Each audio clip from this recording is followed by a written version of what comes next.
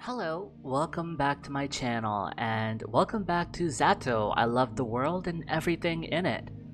Last time we did the entirety of episode 1 with Ira.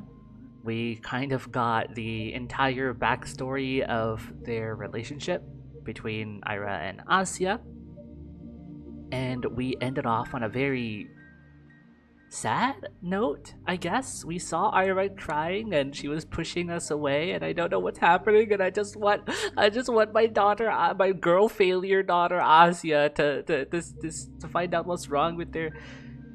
And we're hopping into episode 2. Marina, let's go. December 19th. Wait, I don't remember if there was dates before. Oh no, I missed the dates, did I? I'll have to go back and check.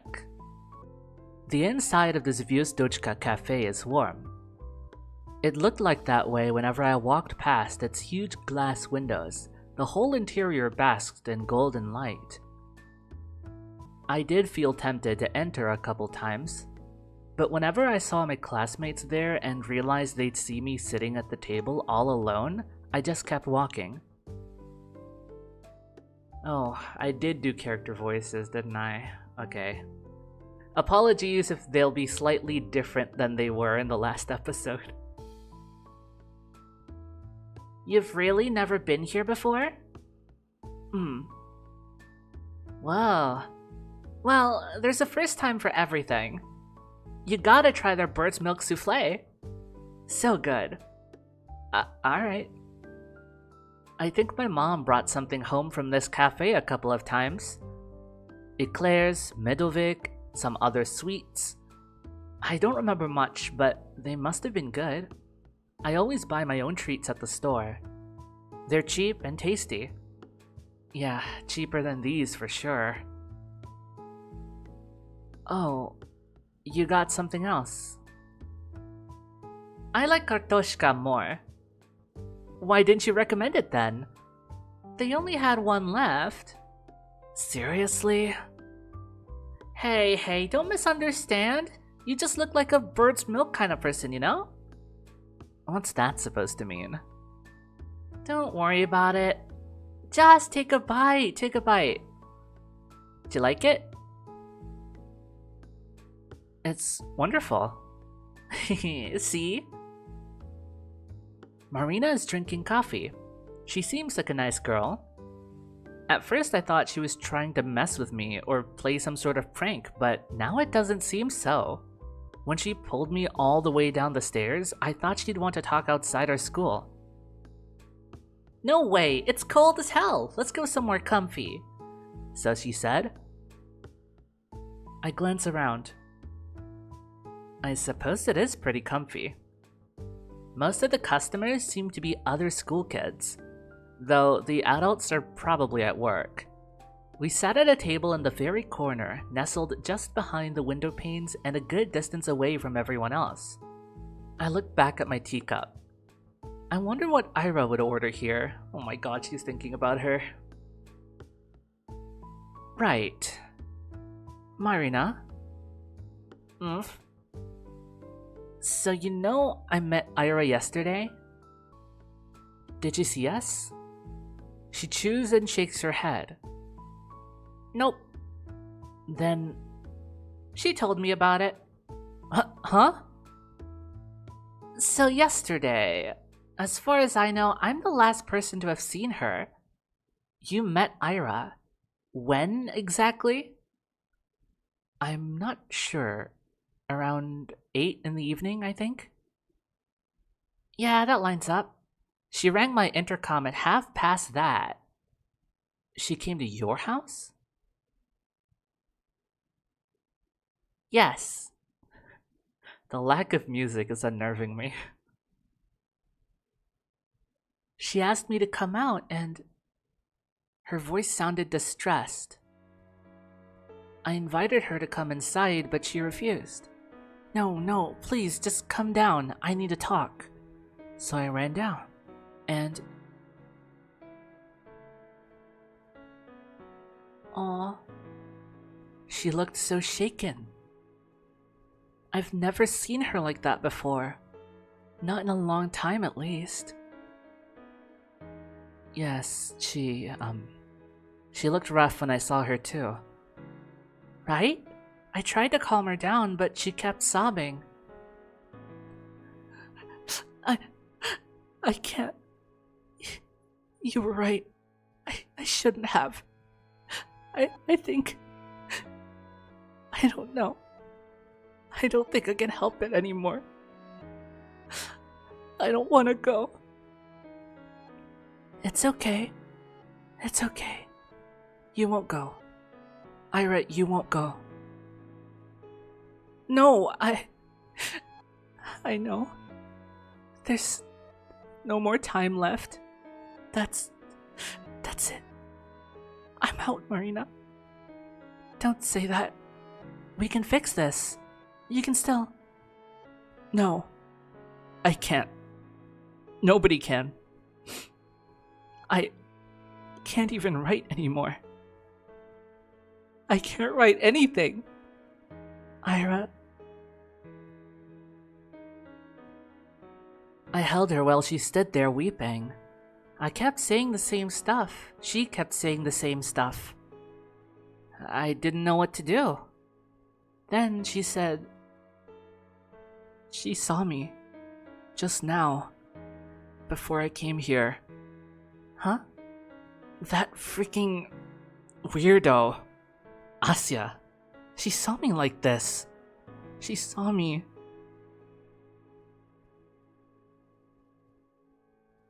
Weirdo. Her words, not mine. She laughs. Don't take it personally. You know how Ira is.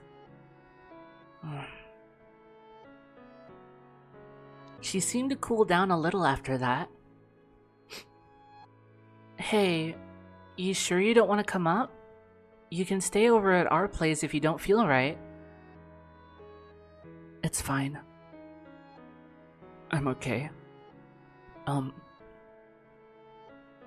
be going then. Wait, come on, just like that? Yeah. Bye. You're kidding me! And then she left. You didn't try to stop her? Eh? I mean, I can't, like, restrain her. And hey, I could ask you the same thing. You didn't hold her down with hands behind her back, did ya? No, I didn't. I did just watch her walk away, didn't I? But judging by Marina's story, looks like those two really were friends. What did she say again? She hasn't seen Ira like that in a while? So she's been in a similar state before, and now she's all messed up. All because she'll be forced to leave. So, why can't we tell anyone about this? Well... How much do you know about Ira's family? Admittedly, not much. I know they've had some issues because of, Ira's behavior. They say she'll be expelled and sent away after this quarter. That's about it. Huh. Well, you're not far off. Her parents have been catching lots of flack. Yes, but I still don't really understand it. What do you mean? I mean, even if they're getting criticized, sending Ira away? It just feels like they're giving up on her. Well, what do you suggest they do? Huh? We only have one school. If Ira gets expelled, she has to study somewhere. That's true. But it feels wrong. There must be other options. I guess some people learn at home, but I'm pretty sure you gotta be disabled to get approved for that. And who's gonna teach her? Her dad works at the institute, her mom's a nurse. No one has time for that. Wait, I thought her mom was... I don't like it either. But I can see where they're coming from. I look down at the cake I've been aimlessly picking at. She's right. I was so quick to cast a moral judgment. Did I expect their whole family to move just because of Ira's poor attendance? Did I expect them to come begging on their knees for the board to keep her enrolled? It's just so childish. I understand, but what does this have to do with keeping silent? Do you know Ira has a little brother? A little brother? I had no clue. She does.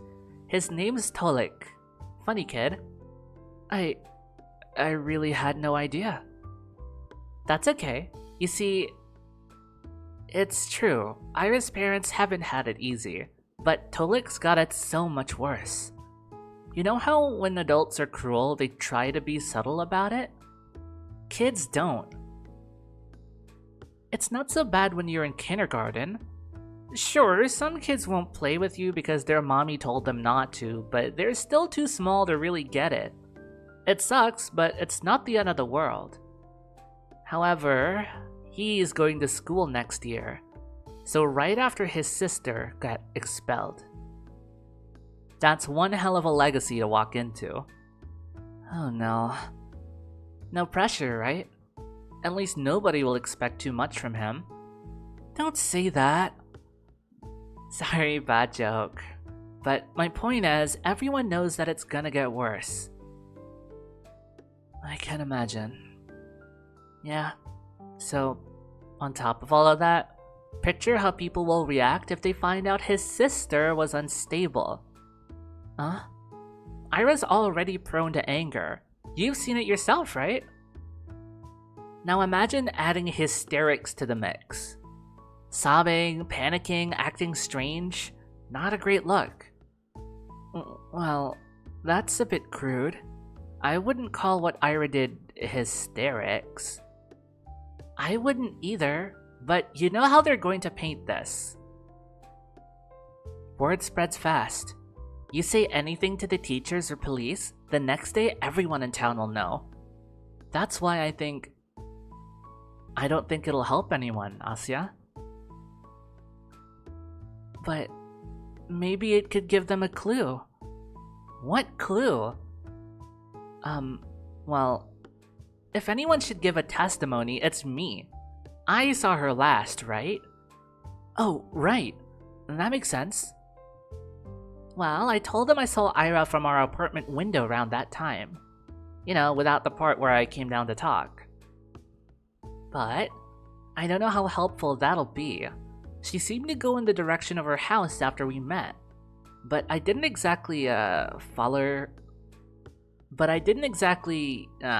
follow her home. So, not much of a pointer. At least they know she didn't leave the city. Border control could tell them that much. Right. This sure is a pickle. I've had my doubts about reporting from the start, and now Marina has solidified them one by one.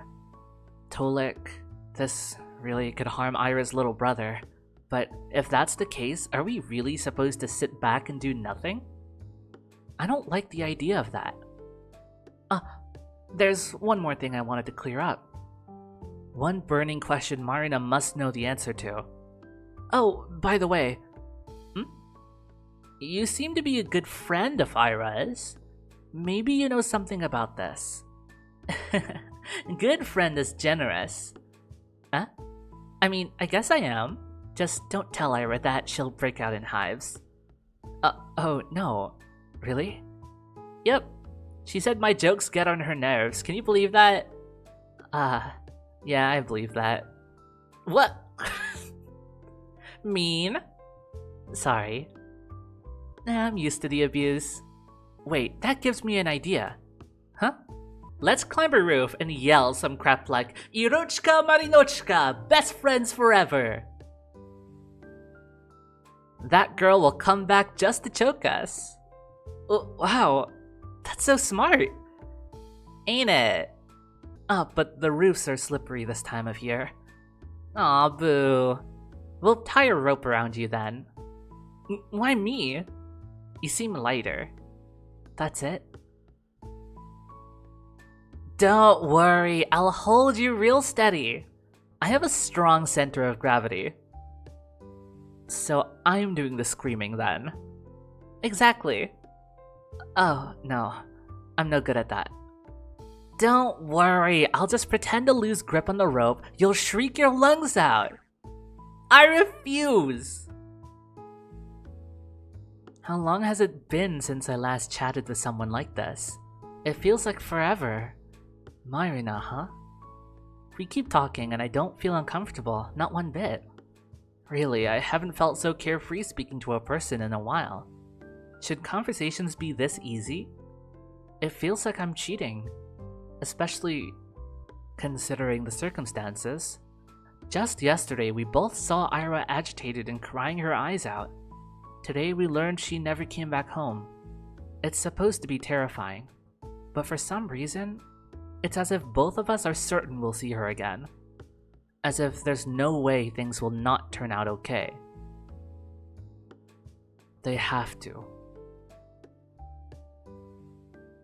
Oh, what the hell? Huh? Crap. Why now? So they finally let you in, huh, Shibina? This place has really gone downhill. Hey, Vatic. Marina? Huh? These two know each other? Look at you, getting a replacement already.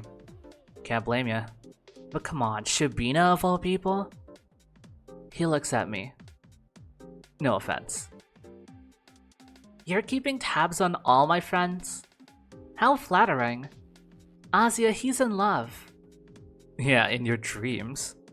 It's just funny how you always gotta have someone like that around. Someone like that? Marina menacingly lifts her coffee cup. You want this on your pants? Ooh, scary. You want to get banned from your single hangout spot? I won't. It'll just be a happy little accident. With your aim?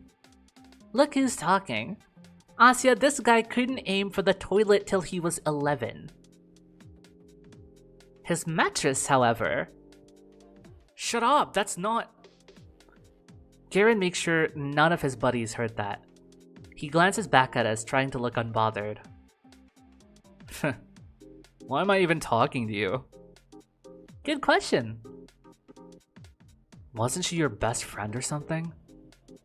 Huh? Jeez, why does everyone keep saying that? I mean, maybe I'm wrong. You seem to be having a snazzy time without her around. Having a good laugh and all. And... You were joking about it too. Huh? In class. You laughed when they declared Ira was missing. Well, she ain't my friend, is she? That bitch attacked me. That's not the point. You don't think she's really missing? I don't give a damn. And you don't really seem to either. Why should anyone? You're exhausting. Don't worry, the feeling's mutual. Well, whatever. I just came in to check if it's really Shibina over here. Thought I was hallucinating for a second.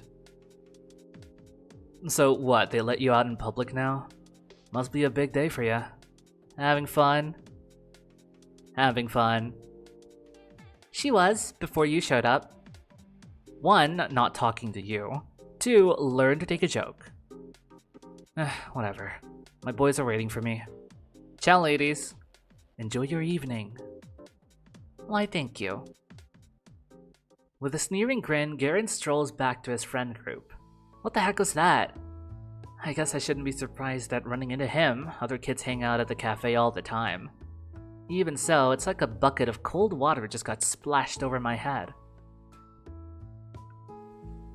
Jeez, can you believe this? Yeah, I didn't expect that. Now seriously, how can a man be so catty? Never thought about it. It's just pathetic. She glares at the table of schoolboys from across the room. Do you two know each other? Yeah. We played together as kids. Oh. It's a boring story. We got along when we were little. Then I grew into a normal person and he grew into a jerk. So we stopped talking. The end. And I suppose that happens a lot. Yep. Well, I'm not exactly sad about it. It's like, bye-bye, don't let the door hit you on the way out. Speaking of which, wanna head out? No fun sitting here with those losers stinking up the place. Yes, let's go. Marina's lovely. I'm really liking her. The cold immediately stings our noses as we stepped outside. The sky is just as dark as it was when we went in an hour ago. It's a deep violet, one of my favorites. Marina huffs and grumpily pulls up her scarf. Man, I wish we had more cafeterias or something. Well, there's the pub. The pub? I guess we could get in. I've been told I look mature for my age. Is she seriously considering it? Also, who told you that? If you want to sit somewhere, we can go to the, library. I realized how lame of a suggestion that was halfway through the sentence. And here I thought I was doing alright. Library? Huh, never thought of that. Well, it's rather nice if you just want to, be at peace for a bit. Well, at peace? Peace and quiet's important, yeah. Self-reflection, meditation, contemplation, like Buddha and stuff. Yeah, I hear you, I get it. Buddha? Sounds great. I'll try it sometime. Thanks. You're welcome? I think I'll go home for today though. Yes, that's alright. I was thinking the same. Cool then. It was nice talking to you, Asya. Sorry about the whole Varek thing. Oh, no, don't worry. It's not your fault, he just came up to us, so... Nah, I kinda made it all worse. That guy just drives me up the wall. Yeah, that's fair. Guess Ira and I have that in common. Did she really throw a frigging chair at him? Yes, she did. Hey. I'm sure she's fine. You are? Yeah. This probably sounds silly, but it's like... I believe in her. No way she would just go and disappear like that. I think I get what you mean. Ira's really tough. Exactly. She's not going down that easy, yeah? Yeah. Yeah. Well, I'll be going then. See you around, Asuka. Bye-bye. See you. Marina energetically waves her mitten at me and runs off down the road. I wave back before going my own way. I shoot a parting glance at the cafe. There's the table occupied by Garen's friends, and ours is... I never paid attention to it, but the table we sat at is half obscured, if you look at it from the outside. At this angle, only Marina's back would be visible to passers-by. If she usually sits there, then... Ira might have sat at this cafe as well. It would make sense with Garen's comment, too. Replacement. She must have only gone there when Marina dragged her in. And they sat in the same spot that made Ira invisible to anyone on the outside. I wonder if that was intentional. I should ask Marina about it. And also about what kinds of sweets Ira liked. And whether she preferred coffee or tea.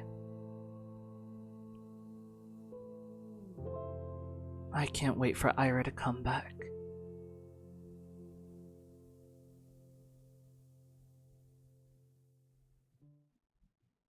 I can't wait for Ira to come back either. I forgot. I totally forgot. Garen came up to us and it just slipped my mind. I wanted to ask Marina about the man Ira was seeing. It doesn't feel like something she would do, but after everything I've learned, I'm not sure if I knew Ira at all. December 20th. We don't talk much at breakfast, but I asked my parents if they heard about her disappearance in the morning. Dad said about what I'd expected. Krachevsky's daughter. Yes, we got a notice. You know Ira's dad? Did you see him yesterday? No, we're not acquainted. I don't think he came into work. I see. Do you think they'll find her? Of course they'll find her. It's not a big city. That's true. But there's still been nothing since the news came out. It's been a day. The police would know if she left through the control post. I suppose. It just doesn't feel like anyone's looking. They are. A few of my colleagues went in for questioning. Really? Nothing came of it. It's just a big waste of time. I don't see what someone's teenage rebellion has to do with us. Mom slowly shook her head. Poor girl. This made me feel a little more determined. It's clear the attitude towards the case is pretty much the same between both kids and grown-ups, but it does sound like there's actual investigation going on. So the police aren't just sitting back. At least there's that. No updates? I haven't heard anything. Yeah, me neither. Boring. The boys at the desk next to me are copying my homework. Everything is already back to normal. The same conversations, the same digs. Hey, at least Shabina here got herself a new friend. Yeah, what's up with that? Got kicked out of the library? I can't go to a cafe now? Look who's getting sassy. We're only curious, you know. It's rare to see you crawl outside your little cave. And what of it? We're just so proud of you, putting yourself out there and all. Want to hang out with us while you're at it? Man, what are you doing? What? It could be fun. No, it couldn't. Shabina, don't listen to him. Well, how about it? Come on. You're probably all sad after your Irochka went MIA. You gotta cheer up a little. She's fine, leave her be. We can go to the movies or something, How's that sound? I don't... Jeez, he's just messing with ya. Vanim, drop it already. Dude, don't ruin it. She was about to agree. You're such an asshole. I wasn't going to. I sigh. It's always gonna be like this now, huh? Ira might come back soon, but once she's transferred, that's all I'll have to look forward to every day. Don't they get tired of this? It's always the same jokes. Although...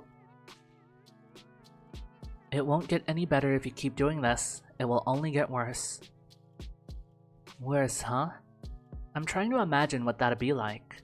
She talked about it as if I were being bullied, but that's not really the case, is it? We've all seen Scarecrow. We know what actual bullying looks like. Nobody's hurting me or destroying my clothes. The worst I have to deal with is some tasteless jabs. If anything, I ought to grow a thicker skin. I imagine she meant the boys would get more cruel, but would they really? Don't guys riff on each other all the time? They always call each other names and laugh about it, right? It's just the way their friendships work. So it's not fair to assume they're trying to make me feel bad. And if they aren't really trying to be mean, what reason would they have to be more cruel? All things considered, they've been treating me rather politely. I mean, I've never been called a dumbass or an asshole. So, I know it was a joke, but speaking hypothetically, would it really be so bad if I went somewhere with them? They may be a bit rude, but I'm also, well, I'm kind of a wuss. So, no. What are you thinking?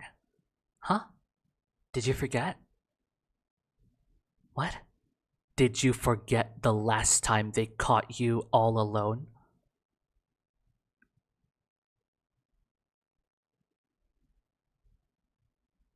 That was a prank.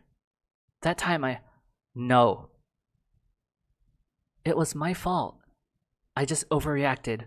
I always do. You will overreact again. It will happen again. But Garen wasn't with them. It wouldn't happen now. It wouldn't be the same. That's right. He'll make it worse. Sorry. You're right. I understand. Asya! Marina. Hi. Marina runs to me across the hallway. I feel a little better right away. Heya! Look, all Asya needs is some girlies to hang around her, and she's fine and dandy. Got home safe yesterday? Isn't it obvious? Yes, thanks. You? Almost died. What? Okay, so there's this hopscotch on the way to my house? She slipped. Can you believe that? They didn't even sand it. That's a hazard. A deadly hazard. Unforgivable. That's what I'm saying. I told my bro to file a complaint, but he just blew me off. Imagine that. That's so terribly rude. I'm basically crippled and he doesn't even care. Oh no. Is it that bad? My butt hurts. Get well soon. We chat about dumb things like that for a minute or two. I still can't wrap my mind around how natural it feels. It's so much fun, but I can't shake off the feeling that we're trying to stave off a question no one wants to hear the answer to. Marina has been nice enough to set an easygoing atmosphere. It's only natural that I should be the one to ruin it. By the way, have you heard anything from Ira yet? If Marina were a dog, her ears would droop. No. You? No. We never had each other's contacts. I see. Shoulda figured. I doubt she'd call me even if she had my number. Marina was the person Ira went to. If she did get in touch with anyone, it would have had to be her. Her or... actually, I wanted to ask you about something. Oh, what is it? I look around. The hall is rather crowded, more than I would like. I'm not sure it's a good place to discuss this. Marina seems to understand what's on my mind. Hey, how about we talk about it after school? You don't have any plans, right? I'm free, so yes, that would be great. Sweet. I got 5 lessons, so meet me right after. Alright. Later then. I gotta get back to my friends. Okay, see you. She returns to the group of girls on the other side of the hallway. So Marina's pretty popular. Well, duh. She's a really outgoing person. Seems like the type that can get along with just about anybody. I'm just not used to people like that paying any attention to me. It just doesn't feel real. As if it's breaking some sort of unspoken rule. As if it's yet another way the universe has allowed me to cheat. The school day passes slowly. The boys don't talk to me after our short morning exchange. That's good. The room felt like it was buzzing with gossip only yesterday, but everyone seems to have already lost interest. What more is there to say? I figure that's how it works when someone you don't exactly care for leaves the picture. If Ira had never stood up for me, I'd probably feel the same. The Russian lesson drags on and on. They called me to the blackboard last time, so I should be safe today. My thoughts drift to a different place, and my eyes wander. The windows. Thin frost engravings have begun appearing on the glass. Later than I expected. Maybe the humidity levels haven't been right. They always draw it swirly in cartoons. I wonder why. The frost I tend to see is nothing like that. It looks a lot more like an imprint of a prickly pine or a clear surface shattered into fractals. A maze of edges expanding and folding over one another. It forces you to focus and unfocus. It pulls you in like a kaleidoscope. What the fuck?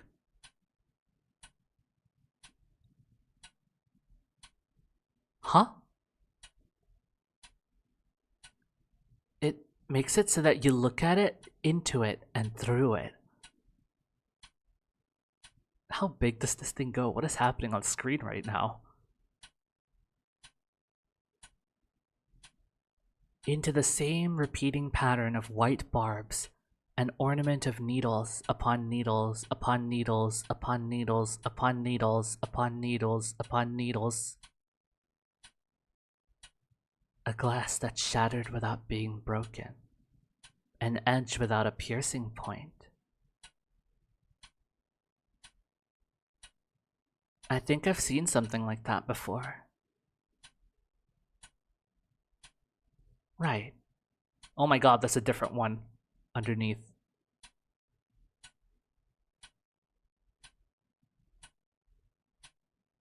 There's multiple ones. It's just like that time. The pattern manifests itself in jagged lines. It draws closer and closer. It invites me in. I almost understood something back then. I almost realized something very good and important. I wasn't in the right state at the time, but maybe now, maybe that's why I'm seeing it. Maybe it's time. If I just look closer, strain my vision. The concentration of sharp edges is so dense, my head and skin and eyes begin to sting. Is there a form? A shape?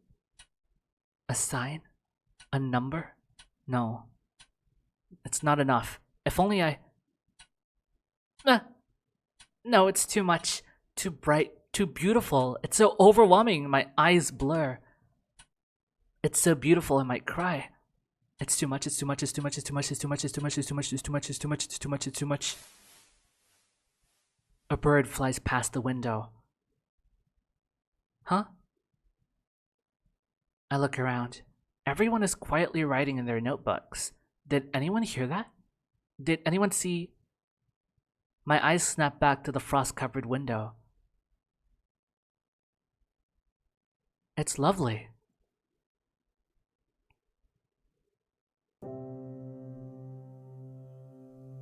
The snow is falling lightly on the yard. The long gray clouds glide placidly across the tundra. I stand by the main entrance and wait for Marina to show up. She should be free at the same time as I, so why isn't she here yet? It's been a couple minutes. A thought occurs, or rather an unpleasant memory. The letter prank from many weeks ago. Could she have... No, that can't be it. Marina isn't like that. I walk down the steps.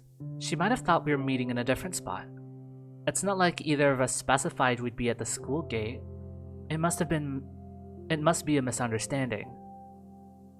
Maybe she had PE and used a back exit? I'll scout the perimeter just in case.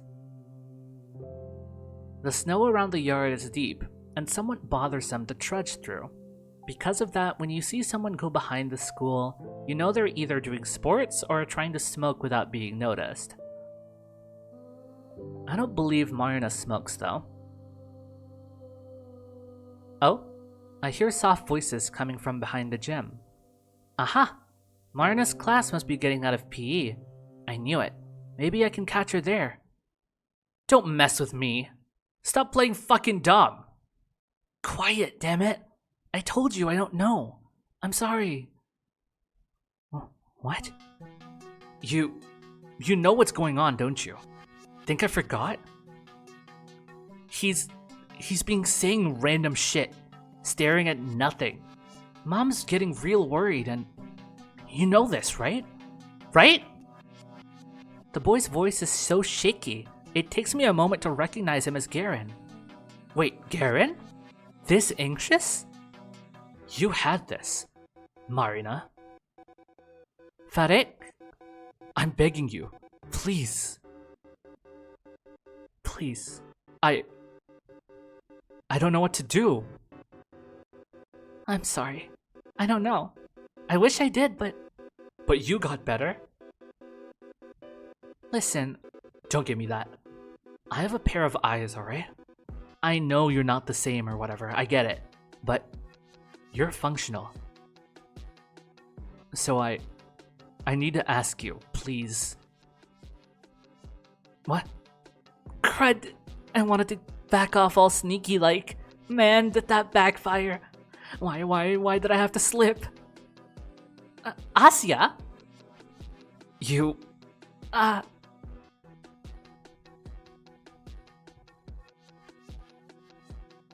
Before I know it, Garen pulls me up by the front of my coat. You little bitch. Think you can eavesdrop on people now, huh? I didn't. Hey, let her go. She was listening in on us. No, I said let her go. He grimaces but loosens his grip slightly. So, Shubina?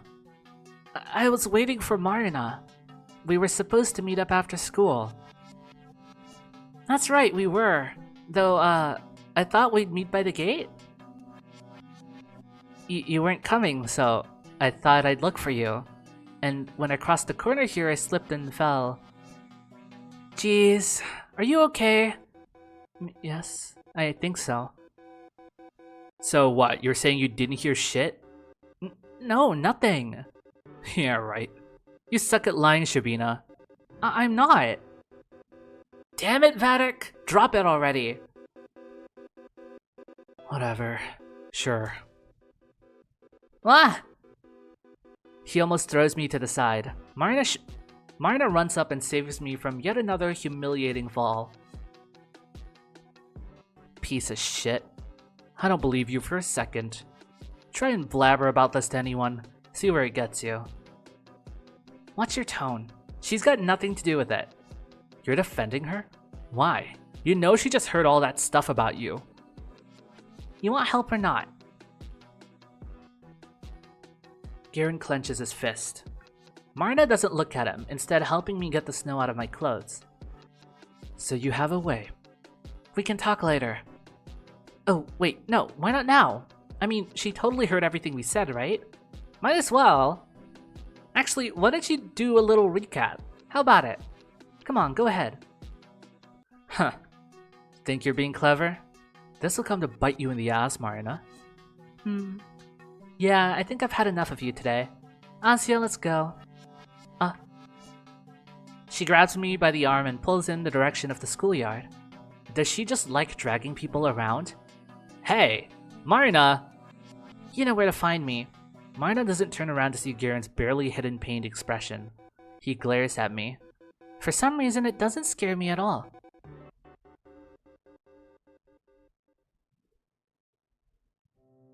Before long, we're out on the street. Marina runs her hand across her face with a frustrated moan. What a mess. Sorry you got dragged into that, Asuka. No, I'm alright. I should be the one apologizing. Man, I knew I should have brushed him off. That jerk came up to me and said he needed to ask me something real quick. Really?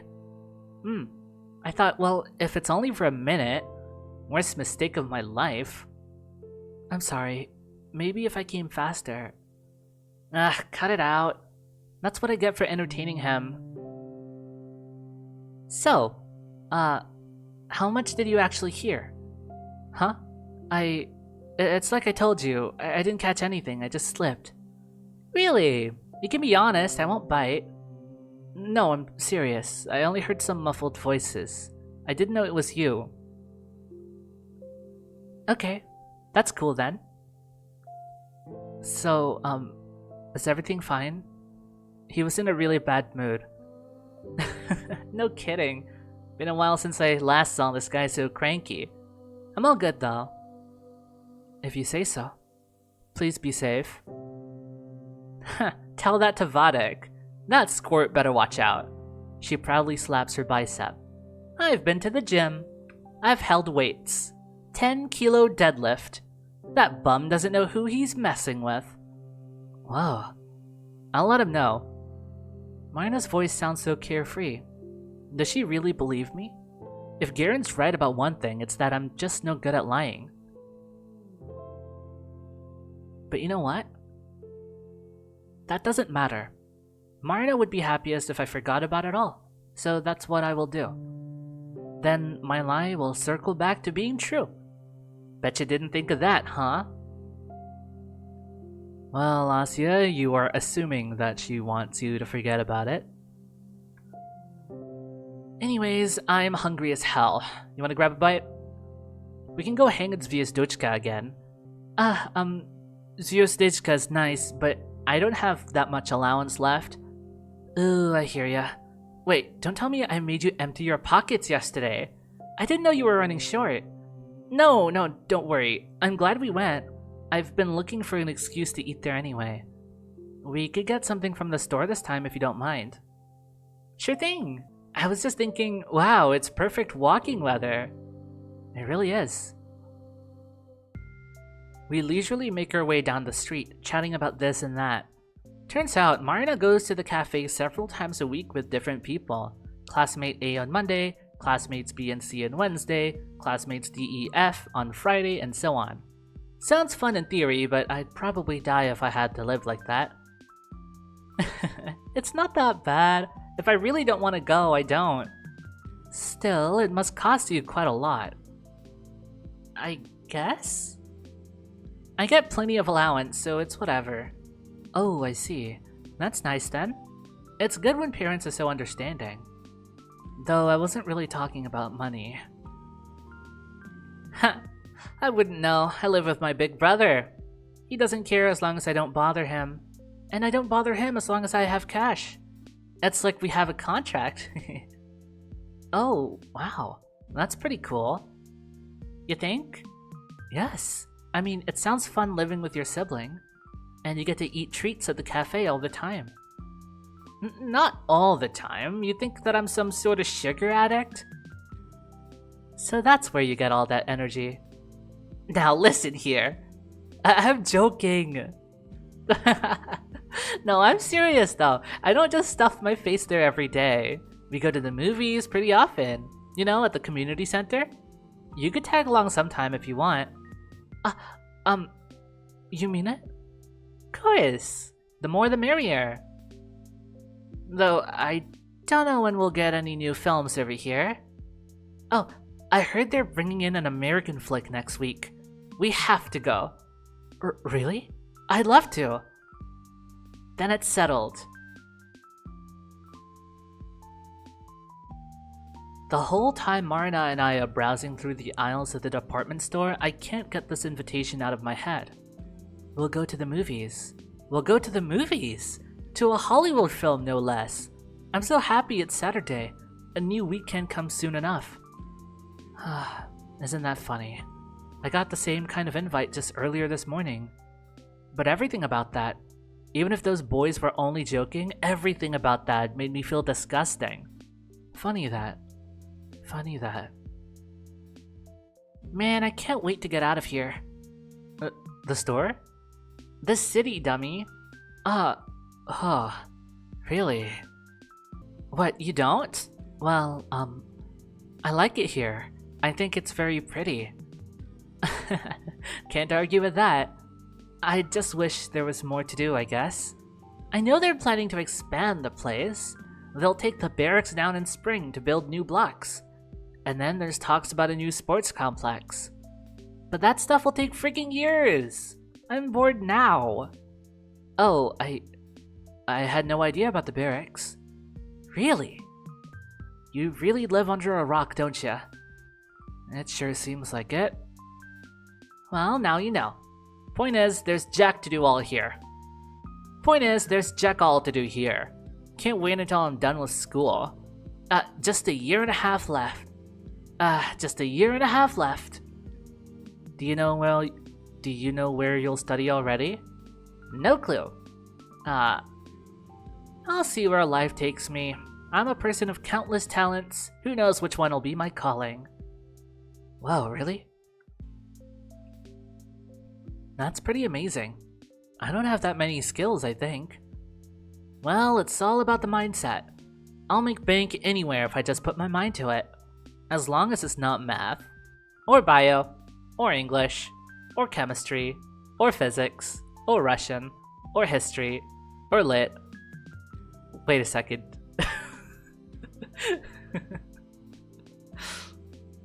So, how about you? Got any plans yet? Well, I'm only good at writing essays, so probably something in the arts. Oh, I thought you were like a top student or something. No, not at all. I do my homework, but when the teachers ask me something in front of the class, it's like my head goes empty. I don't do very well on tests either. Huh, that's surprising. You look pretty brainy. Thanks? No problem. Both of us end up getting fruit juice and sausage rolls. For a while, we walk down the main street and I listen to Marina tell me funny stories. I don't contribute much, but at least she seems to enjoy making me laugh. I probably come across as boring. Perhaps I'm way too easily impressed by mundane things. I look into her smile. It's lovely, and I'm not sure I see anything behind it. But Marina is a very nice person. With nice people like that, it's hard to tell. But maybe she thinks I'm lame but doesn't realize it. Maybe she's stifling that feeling down out of the goodness of her heart.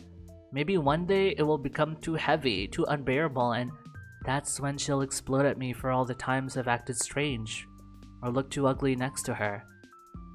That day is getting closer with each passing minute. It's rapidly approaching and she's none the wiser. But that's fine. I know it's coming, so I will prepare. Until that day, I'll enjoy my time with Marina to the fullest. This small repose didn't come out of nowhere. I understand. Ira, who was supposed to be here until the tail end of December, went away. The same Ira that came as an answer to all my prayers. Bringing her to me probably cost the world a lot of effort. And when all of that effort was cut short, well, Garen called me a replacement at the cafe. Maybe that's true from his perspective, maybe even from Marina's. But from where I'm standing, Marina is the substitute for everything that Ira stood for. My hope, my shield, my happiness. It makes sense she appeared as soon as Ira vanished. In fact, it all lines up so perfectly, I'm surprised I didn't notice it right away. Of course, that's what it is. But then I'm not certain why it isn't working like it should. It's not Marina's fault. It's not the fault of the universe either. That leaves only one other suspect. Me. Something in my brain just refused to connect. It feels amazing to have someone like Marina go out of her way to talk to me, even if it's only because Ira is missing. Nevertheless, I can't appreciate it fully. I can't get lost in it the way that I'm clearly meant to. As if it's not enough. As if I still keep thinking about Ira all the time. It's only been 2 days since I last met her. 2 days are no reason to panic. Of course, I saw her crying, but it's probably okay, right? Her taking some time for herself is nothing new.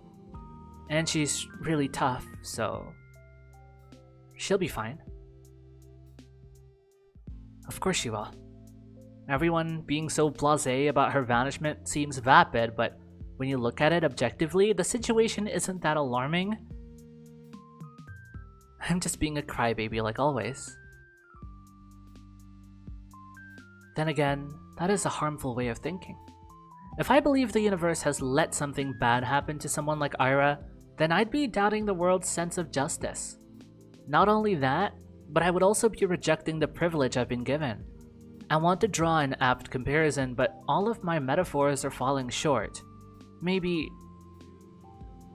I'm like a child who was gifted a doll, lost it, and then started to pout when the replacement wasn't identical to the...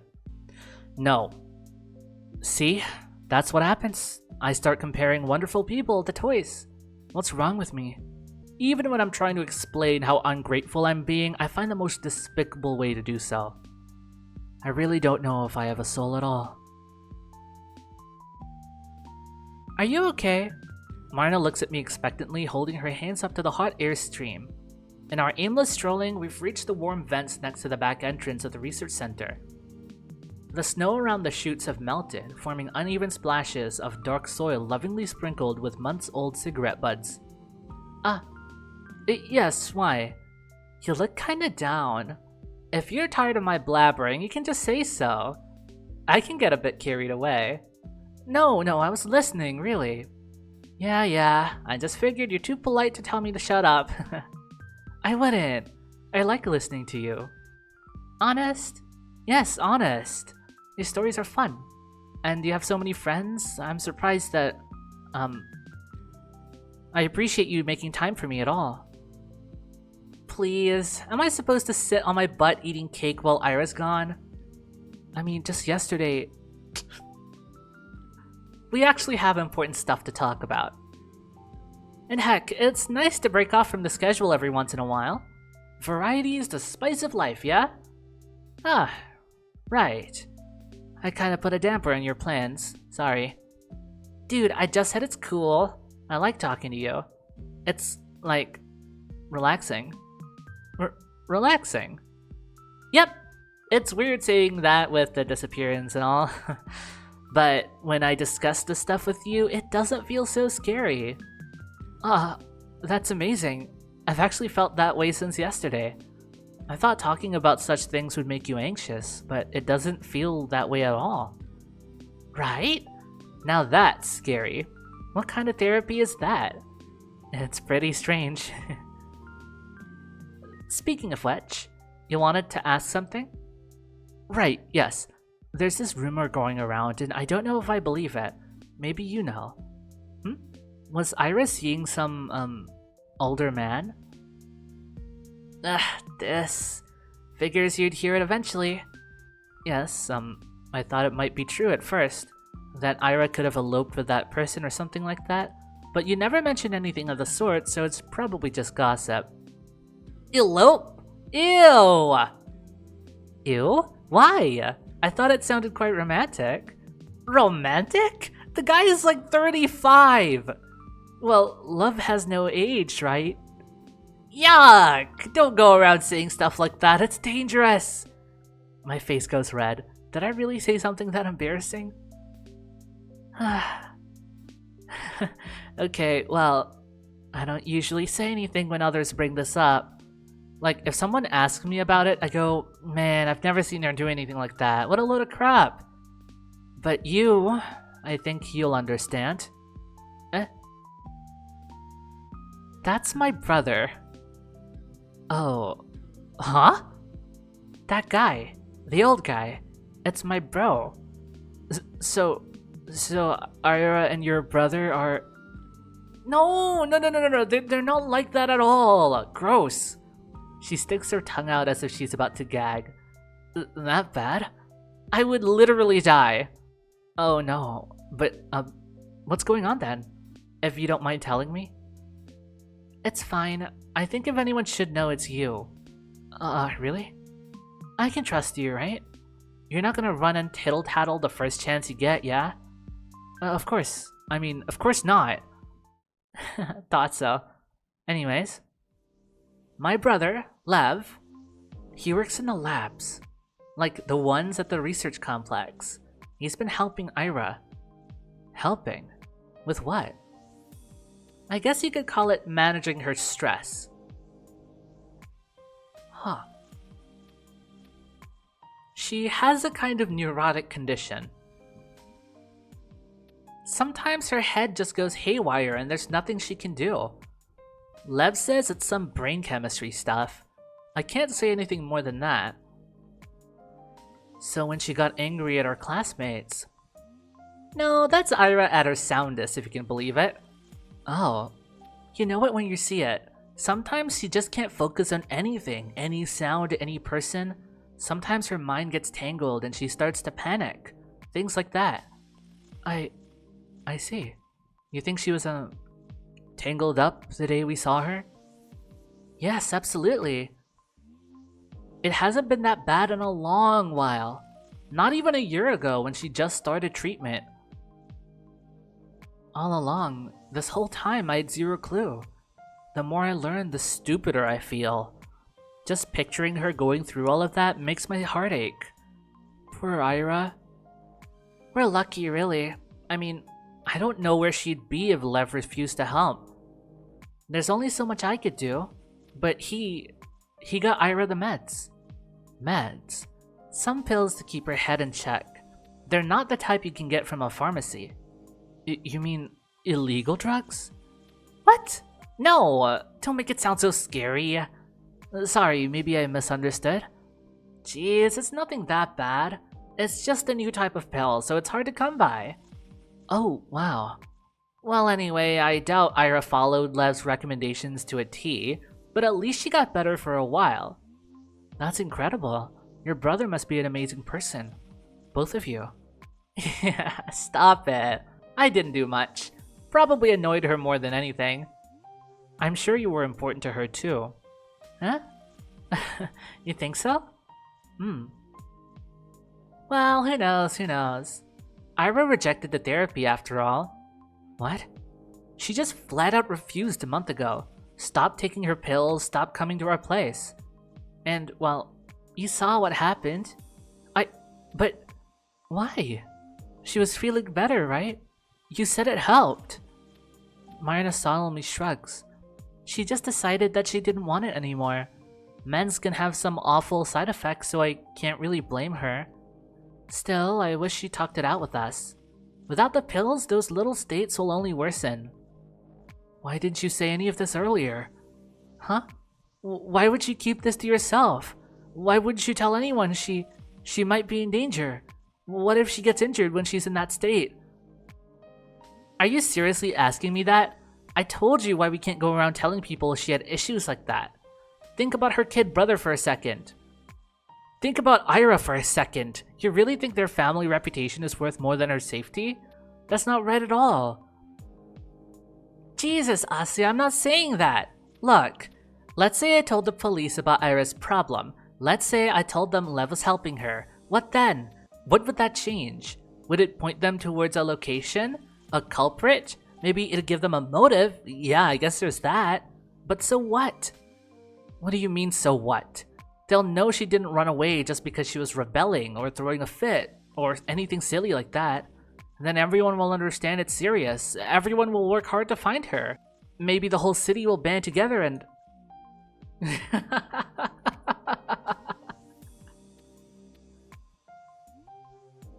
Marina's bitter laugh is sharp enough to sting. They'll take it seriously. Band together. Asuya, you should be on TV or something. Listen, Asienka, that's not how it works at all. You mean the police? The world.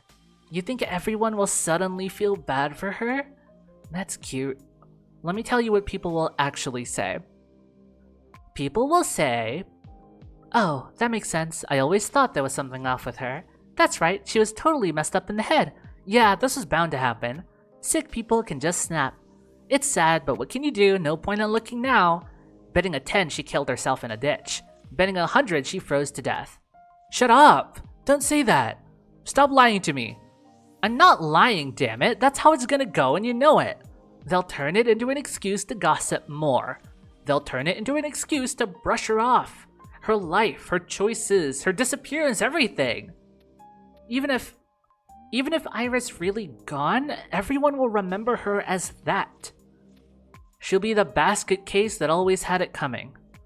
Does that have a nice ring to you? That's just not right. That can't be right. It's a hard pill to swallow. Marina, be mad at me all you want. You have no idea how mad I am. But if I betrayed Ira's trust like that, I'll never live it down. I hate myself for the rest of my life. So why are you telling me this? Because she told me you look up to her. So I believed you would understand. Maybe I was wrong. You think Ira would want us to tell everyone about this? Think she'd come back and thank us? Send a blessing from beyond the grave? Don't talk about her like that. Huh? Come on now, Asuka. You gotta face reality. You know how everybody will react when... No, that's not what I mean. I wiped the tears and snot that have apparently been pouring down my face. Don't talk about her like she's dead. Marina's lip trembles. She quickly sniffs her nose and fixes her collar. I don't really believe she's dead, you know. I just want you to understand, alright? Ira kept silent for a reason. I don't know if she's right or wrong for that, but I get it. When people learn about those things, it never turns out good. It's just degrading. I understand. Do you? Yes. You're probably right. Not about everything, but about Ira. I can understand that. But, Marina, you're also afraid, aren't you? Huh? If everyone learns about your family helping Ira with her condition, they'll suspect Lev, right? Well, you said he got her this rare medication. Did Ira's parents know about that? No, but I don't think you're allowed to do that. Are you? Marina, you're a little selfish, huh? No, I'm just... It's okay. I know you're worried about Ira. Really. You helped her because you cared about her, right? Your brother, too. Of course we did. Yeah. So, please, don't pretend you're keeping quiet only for her sake. Or for the sake of Tolik. I mean, I'm not pretending. I know. I just wanted to say, I don't think it's bad that you're also worried for yourself. That's all. Yeah, sure. Why not? I'm scared to get in trouble. There. You don't have to say it like that. What? I'm saying it. I'm putting it out there. I don't want to get in trouble. I don't want my brother to get in trouble. I don't want him to lose his job. Is that what you want to hear, Asya? Marina, please. I don't want to fight with you. You're the one who started screaming at me. I don't want to fight either, you know? I'm sorry. I shouldn't have yelled. Please forgive me. Jeez. Why so serious all of a sudden? It's not a big deal. Maybe. I thought it was important. Sorry. I don't apologize. I feel like a total bully now. Oh, sorry, I'll stop. No, cut it out. Don't look at me like that. Don't look at me with those puppy dog eyes. Alright, I'll look away. You... For crying out loud. Marina chuckles and lowers her head. Her smile is wry and tired, but for some reason I don't feel sad looking at it. Something about her defeated expression makes me feel hopeful. That doesn't sound very nice when I put it like that. Sorry, I got carried away as well. Oh no, not at all. You weren't rude or anything. No, really, I'm not usually like that. I don't talk like that. I know. And you're right. I said it in a nasty way, but you're right. I can come up with 100 of these noble excuses, but they're just that. Excuses. I'm just trying to keep my nose clean in the end. It's really lame. That's not true. You need to look out for your own family too. All of the good you did for Ira's sake still matters. Please don't belittle it like that. Maybe it does. I don't know anymore. Everyone's just looking to save their own skin at the end of the day. Every man's an animal, yeah? That's not what I meant at all.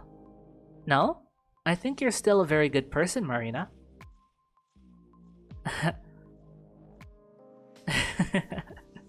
You're a funny girl, Asya. What? Really, I don't know what to make of you. I don't know how it works, but I just want to trust you. How to explain? It feels like you never judge a person. Really? At first I thought you were, like, really innocent. Not dumb, but maybe a little dumb. Sorry. I don't think that's really true, though. I don't think you're naive. You know, I can usually make an easy read on people. With you, though, well, maybe it's because I only met you yesterday, but you're really nice, Asya. Nicer than I could have ever hoped to be. No, please don't say that. Nice is meaningless when applied to me. I'm not really charitable. I'm not really kind. I'm not really honest. I've been nothing but a hypocrite this whole conversation. But Marina says all of these things so genuinely.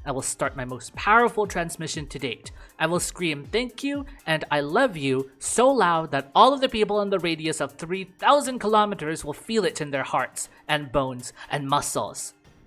And their TV signals and radios will break. And the next day, the whole world will report a radio signal of unprecedented strength blasting from the communism peak.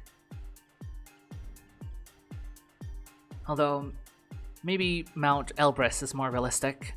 If I remember right, Dad climbed it when he was in university. At least he has a pin from there tucked away in one of the drawers. Maybe I should ask him about it. No, better not. He's tired after work. I should go to my room. Tomorrow is the weekend, so I can stay up late. I don't need to do any homework today either. I have the whole evening to myself. I will rest. And starting tomorrow, I'll work harder than ever before. I'll love this world with everything I've got.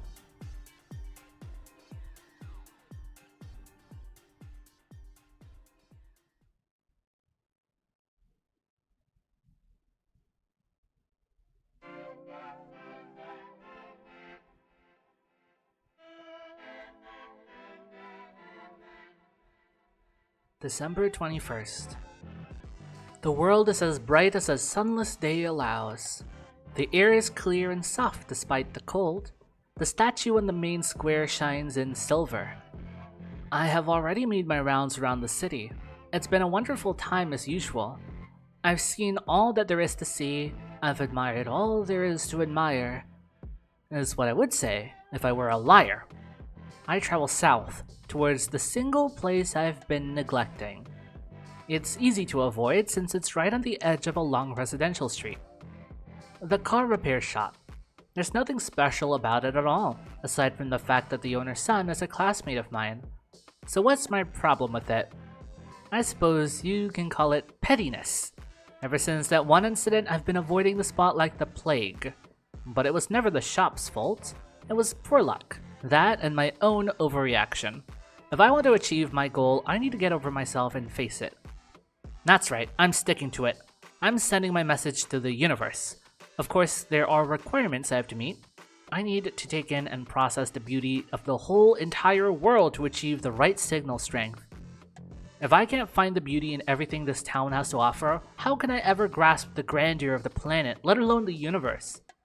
I'm well familiar with every other part of Vorkuta 5. So excluding one area because of an old joke gone wrong is just unfair. I'm sorry, car repair shop. I'll fix my mistake. I momentarily freeze up, then scoot behind a corner. Just now, was it Garen walking down that side of the road? I peek out just to check. That's right. He's marching quickly, hands in pockets. A couple times he turns around as if to make sure he's not being followed. Huh. I wait until he's a good distance away before I come out of my hiding. I'd rather not encounter him after what happened yesterday. Yeesh. He's never been this crude with me before. I mean, there are plenty of people on the street, so maybe I'm being overly cautious, but better safe than sorry, right? The road ends. There's the workshop. It's bathed in pure white light, almost as if it's glowing, inviting me in. I take a look around and don't see anyone. Just cold and empty cars, some crates stacked by the building, concrete slabs. The snow keeps softly flowing from the hills. It's quiet. I take a peek through one of the windows, but the only thing I see is my reflection. They fixed it, then? Is there really nobody inside?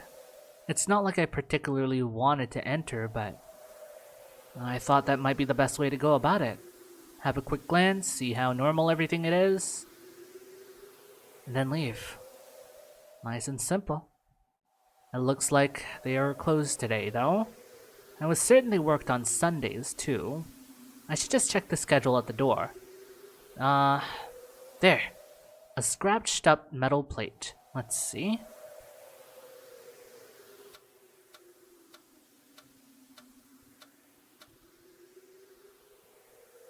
Every weekday is 9 to 8, and on weekends it's 10 to 6. Should be open.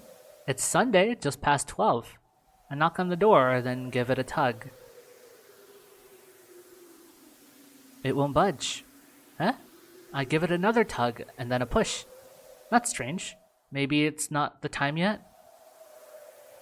But when, if not today? Would the universe really hold me back like that? No. Let's not jump to such conclusions. The mechanics are probably on lunch break. Of course, though I don't believe they had it listed. Did I miss that?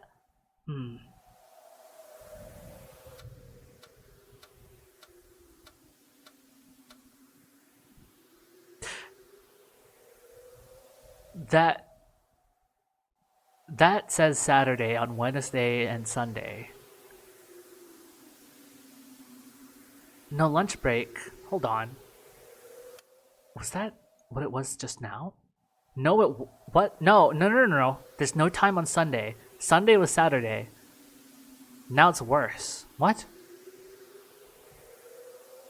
So it's not me being inattentive. Then why? Oh, maybe it's some sort of holiday today? I'm bad at keeping track of things like that. Still, shouldn't there be a notice or... Wait.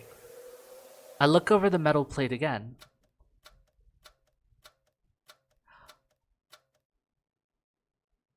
I'm scared. Asya, this might be an SCP, so I think you might want to step away from the shop. Huh? Yeah, no, that's definitely different again. Wait. The that doesn't seem like... What? I rub my eyes and blink intensely. Did I not get enough sleep? I'm just not seeing straight. I shouldn't have read so much before I went to bed. I need to focus. Focus. Okay.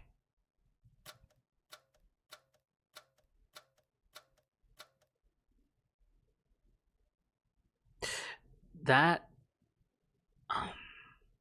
Huh?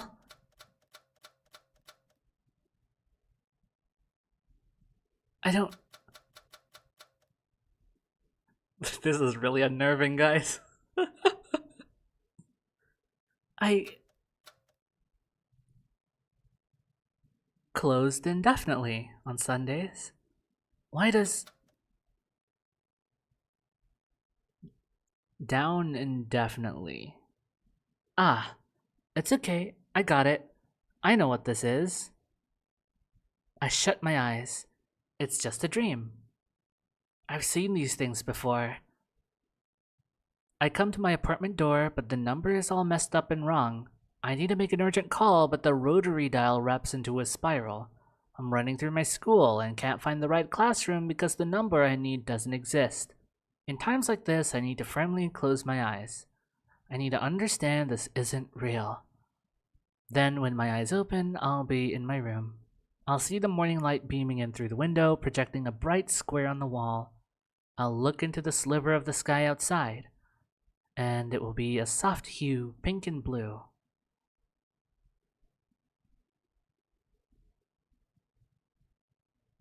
I open.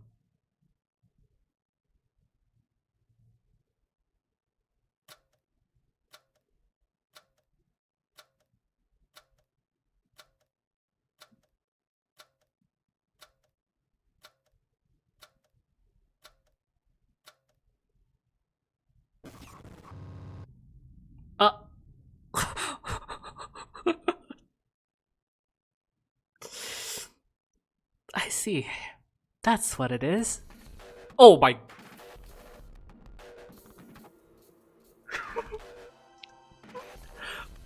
Guys, I was not told this was a horror game.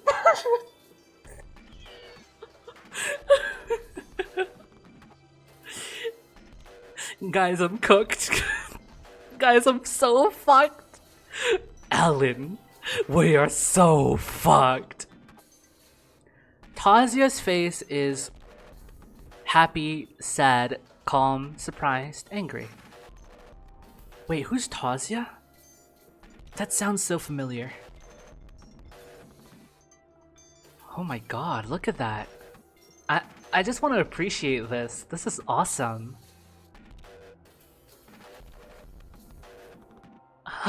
I don't even know if I want to verbalize this cry. What? I stumble back. What is this? What's going on? My vision's clear. I look around. It's all the same. Is this a prank? There's no one here. Is this a prank? Garen's played a lot of pranks. Garen. Yes, it's him. On the way here, I saw him walking. He was nervous, walking in the opposite direction. He was a little... Wow, this is quite the prank. You sure outdid yourself. Did you set it out? How did you do this? How do you know, Garen? How did you know? I wonder how you did this, Garen. Please tell me. I'm dumb. I can't figure it out. You must be very smart. You must be shrewd. That's really amazing. You're really amazing. It's amazing how I'm surrounded. You really helped me out today, Vadim. Oh my lord. Today I've set out to fall deeper than before, to fall deeper in love. Right now I'm so full of love, I feel like I'm gonna vomit. I'm so grateful. My fingers won't stop shaking. Thank you, Vadim. I won't forget this till the day I die.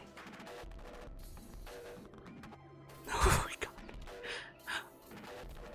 The window still won't let me peer inside. It's way too bright, so all I see is my own silhouette. The snow falls neither harsh nor light because there is no snowfall, only snow. No, I misunderstood. Who said that I can't peer inside? Oh. I don't want to look inside. That's me. That's me behind the glass. It's you? I'm looking in and looking out at the same time. I'm looking in and looking out the window. I see. What do you see, Asya? What do you see from inside of the sealed body shop? The same thing you see from the outside, Asya. The same blue sky. The same infinity. The same unfashionable coat. Oh, what was that? That's... Jammed signal C.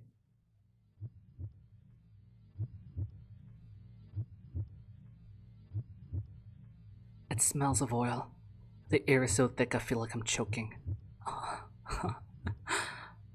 It feels like I have grit under my nails. My hands are cold. It's dark. Am I covered in dirt? Everything's lined with sour dust. As if the void sticks to my skin and coats the inside of my mouth and lungs. It's almost enough to make me puke. Come, take my hand. That when that he the kid. What are they saying? Are they addressing me? Do they know that I'm here? Are they laughing? The voices have become completely unintelligible. The wall between us is becoming thicker by the second. I have to cry out to them. Maybe this time. Nothing comes out. Or does it? It's like my words collapse against the wall before they reach them. A wall. That's right. That's a dark metal wall. A closed door. A lock firmly shut. I've been banging against it, yelling, all to no avail. My body is too soft. My words are too weak. My outline is too blurry. Of course I can't break through. I'm no more than a shadow. A dirty, dusty, grimy shadow that leaks of petroleum and sweat. Why is a shadow afraid of the dark? A raindrop shouldn't fear the ocean. A fragment shouldn't fear the whole. Perhaps it didn't know it was a shadow. It lived too long thinking it was something so much more solid. It believed the notion of agency existed in its world. What a naive little shadow that was. The time has come for it to face the truth. The blurry shadow slumps down head against the wall. The voices are a muffled mess, but there's no need to pay it any mind. Soon the shadow won't have the ears to hear them with. Soon the shadow won't have to concern itself with anything. The smell of oil is sharp, but soon there won't be anything to smell it. The floor is cold, but soon there won't be anything to touch it. The pain is piercing, but soon there won't be anything to feel it. It's a good deal, isn't it? The shadow doesn't resist anymore. The void opens its maw. Get out. Huh? What? My head tilts upward. A clear voice. So clear it's like the words were spoken right into my ear. Who? I spin around.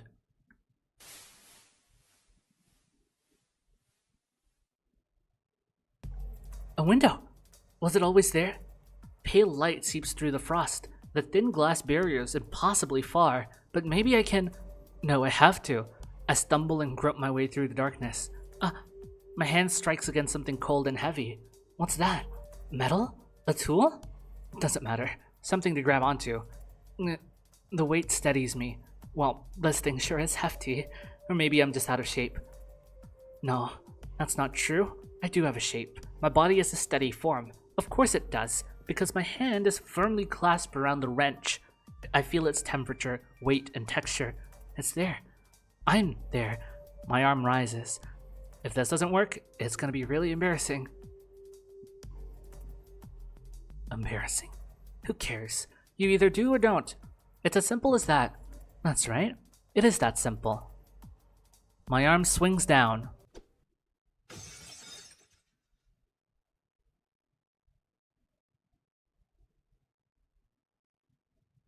You...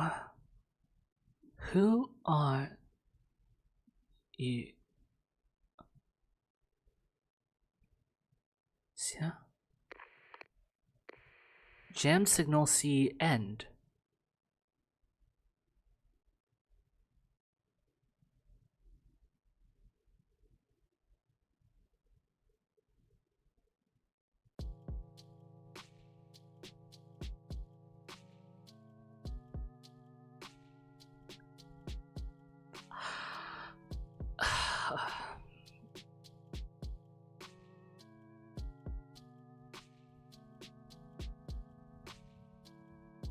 What the fuck was that?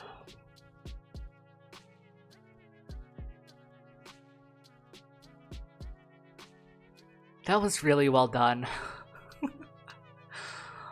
Wow, I'm actually really impressed. That was super cool. But also that was so... I don't know. I'm just so curious. I have so many questions. Signals, huh? Ase was talking about signals a lot, about her own signal. I don't think this world is a simulation. That'd be kind of boring. I don't know.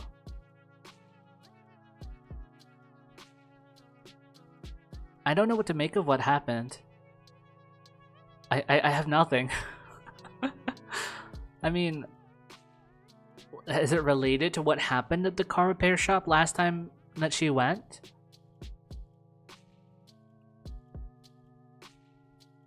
It's really funny because it took like 4 hours for us to get to the first like actual full-on horror moment.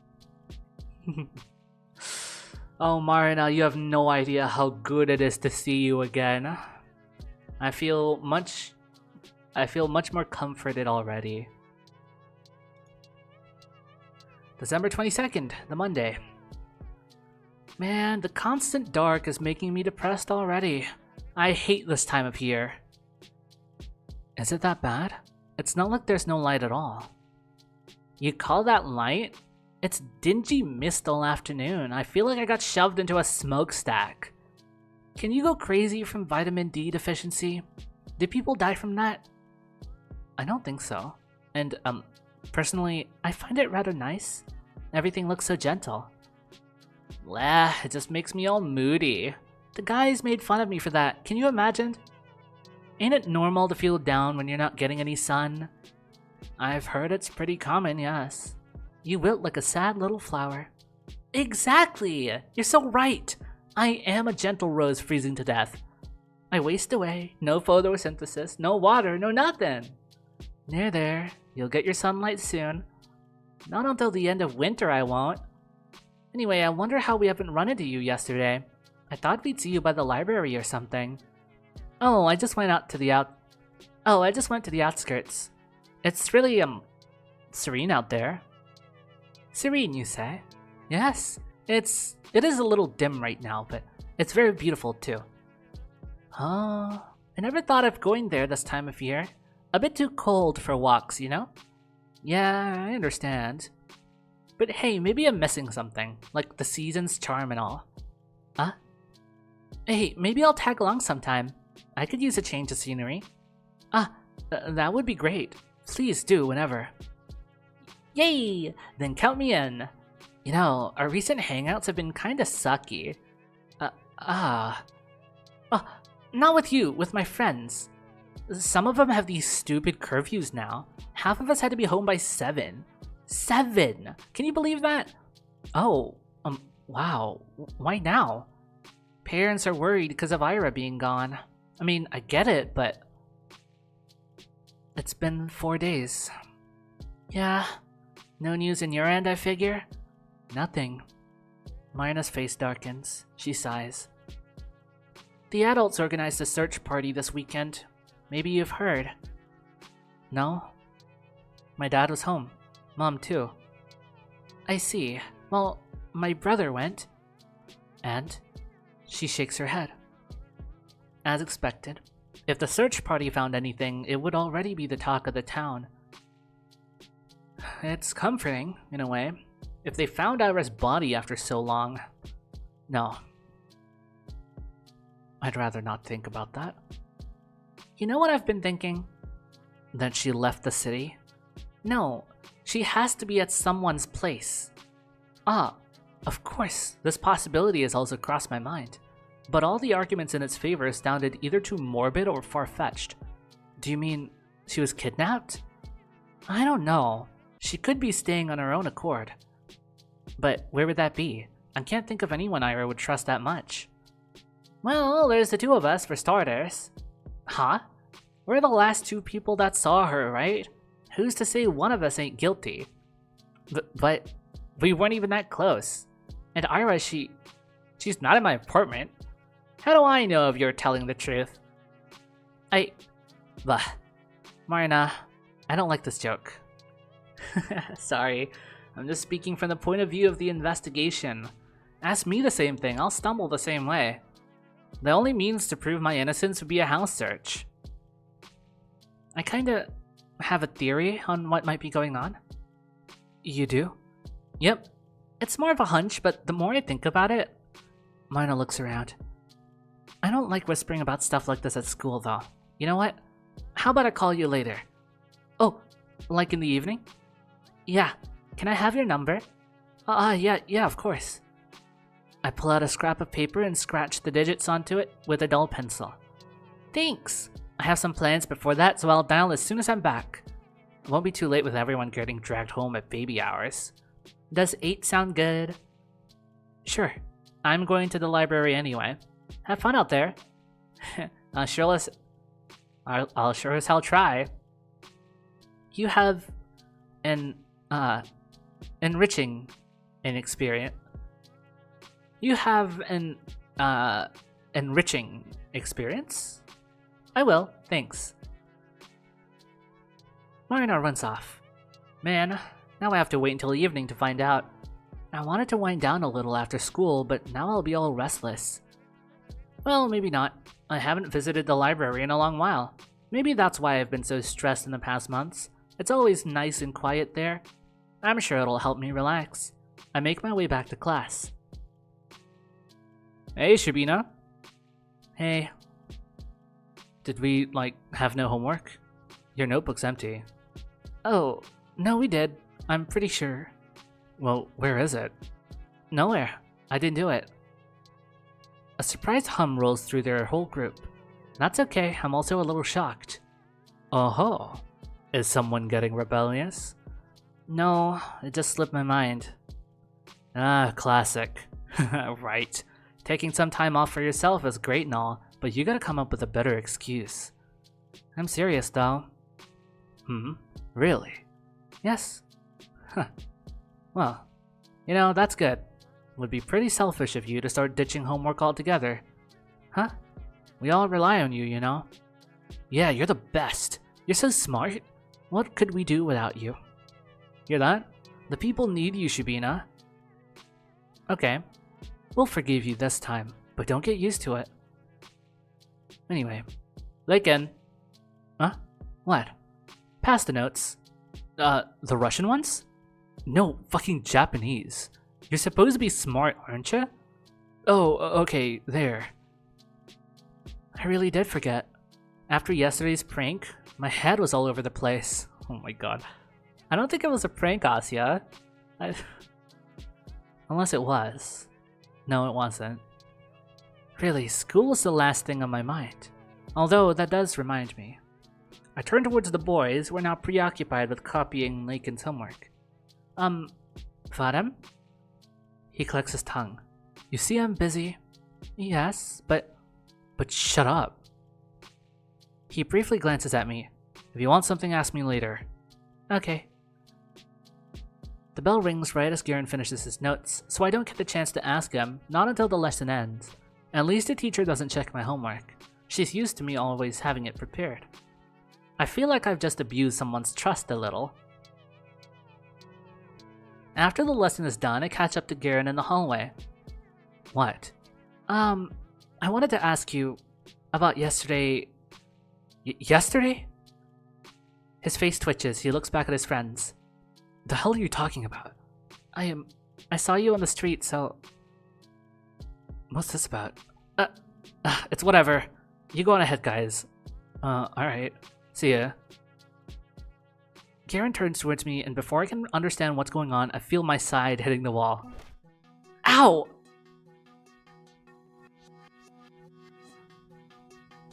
What the fuck did you see? He dragged me. No, more like he threw me behind the nearest corner. What the fuck did you see, Shabina? What do you want? I saw you walking from there, so I know you did that. The prank. What? The prank at the car repair. I just wanted to know how you managed to do that. And also how you knew... What? What prank? What are you on about? I know you did that. Don't pretend. I saw you walking, looking guilty. It's okay, I think that's a pretty funny prank. I mean, I'd rather you didn't prank me like that anymore, but I've never seen anything like it. How did you do that? It was like a magic trick. Magic? The hell? Sabrina, are you high? The hell do you think I did? Change the schedule. The one on the door of the car repair shop, I saw it. Why would I do that? Come on, Vadem. I know it's just one of your jokes. If you don't want me to, I won't tell anyone. It's just that it's pretty obvious. I just want to understand how you knew about that. Garen takes a step back, looking me up and down. Did you have a weird dream or something? No, why can't you just answer me? He sighs, then runs a hand through his hair. I know you don't get out much, but stores change their working hours all the time. It's freaking normal. No, not like that. It's not about the hours. I want to know, how did you know I'd be going there? How did you know about Tazia? He stares at me as if he's so confused, as if he doesn't get it. But I know he does. He's just pretending not to for some reason. Garen's afraid he'll get in trouble for messing up the metal plate. Duh, of course. That has to be it. He really didn't think this one through, did he? Okay, I don't know what happened, but you're talking nonsense. He turns away. Thanks for wasting my time, I guess. He's leaving. He's going back to the hallway. No, he can't go. Wait! I grab onto his sleeve. He shakes me off. Damn it, get off me! I said I have no clue what you're babbling about. But Tazia's... I don't know any fucking Tazias. He walks off hastily as if I were contagious. Why? This doesn't make any sense. Garen has never had any issue admitting to a prank. Didn't he take pride in pulling them off? So if he managed something so elaborate, shouldn't he brag about it to the boys? Why is he so dead set on playing dumb? It sure seemed like he had something in mind when I mentioned seeing him from across the street. So it's not like I made anything up. Even if he's scared of being charged for defacing the timetable, he's going a bit overboard with the whole Oblivious Act, isn't he? No, maybe I'm looking at this from the wrong angle. I'm being too cynical. I'm expecting too little of this kind, beautiful world. Garen might not be thinking about himself at all. I didn't even consider this possibility. But what if he's feeling... Isn't fear? What if it's regret? It's never happened before. He's never been one to show remorse, and why would he? It's just all harmless games. But maybe he's realized that yesterday was a little too much. So when he saw how scared I got, he chose not to tell anyone. He thought it would be better to act like it never happened, just like those boys did. Of course he never apologized, there's nothing to apologize for, but not gloating about it. For Garen, it's as good as saying sorry. Karen, it must have taken so much from you. Is that why you looked nervous? You were already doubting yourself, regretting your actions as you fled the crime scene. I'm sorry. I didn't understand what you were feeling right away. I didn't get why you denied it all so fervently. But it's okay. I see it now. I didn't hear their conversation with Marina. That's a false statement, but if I pretend it's true, if I didn't do anything with that information, if I don't change the way I see either of them, then it becomes reality. It cannot be objectively disproven. Nothing happened at the car repair shop. If both me and Garen believe that, if both of us act like that is the truth, it will become just that. That's incredible. I never would have thought he'd do something like that. I didn't know he understood such things. I'm still not sure how he learned about Tasia saving me, or how he knew that I'd go there again. I'm sure he's heard about the incident, but I suppose stuff like that is not important anymore. You've offered me the option to undo what happened yesterday. It's very special coming from someone like you, and I appreciate the sentiment. I won't refuse. Thank you for that, Vadim. Thank you so much.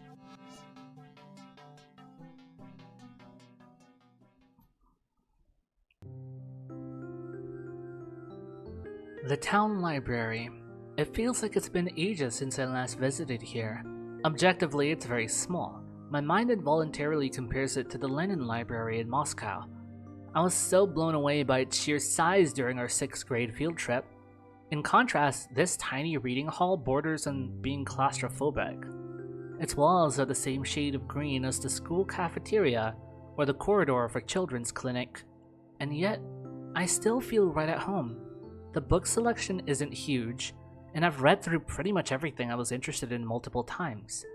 But it's a quality over quantity kind of thing. We have some wonderful editions of the classics. I've heard most small town libraries get low quality prints, so I suppose that's where our closed town privilege comes in.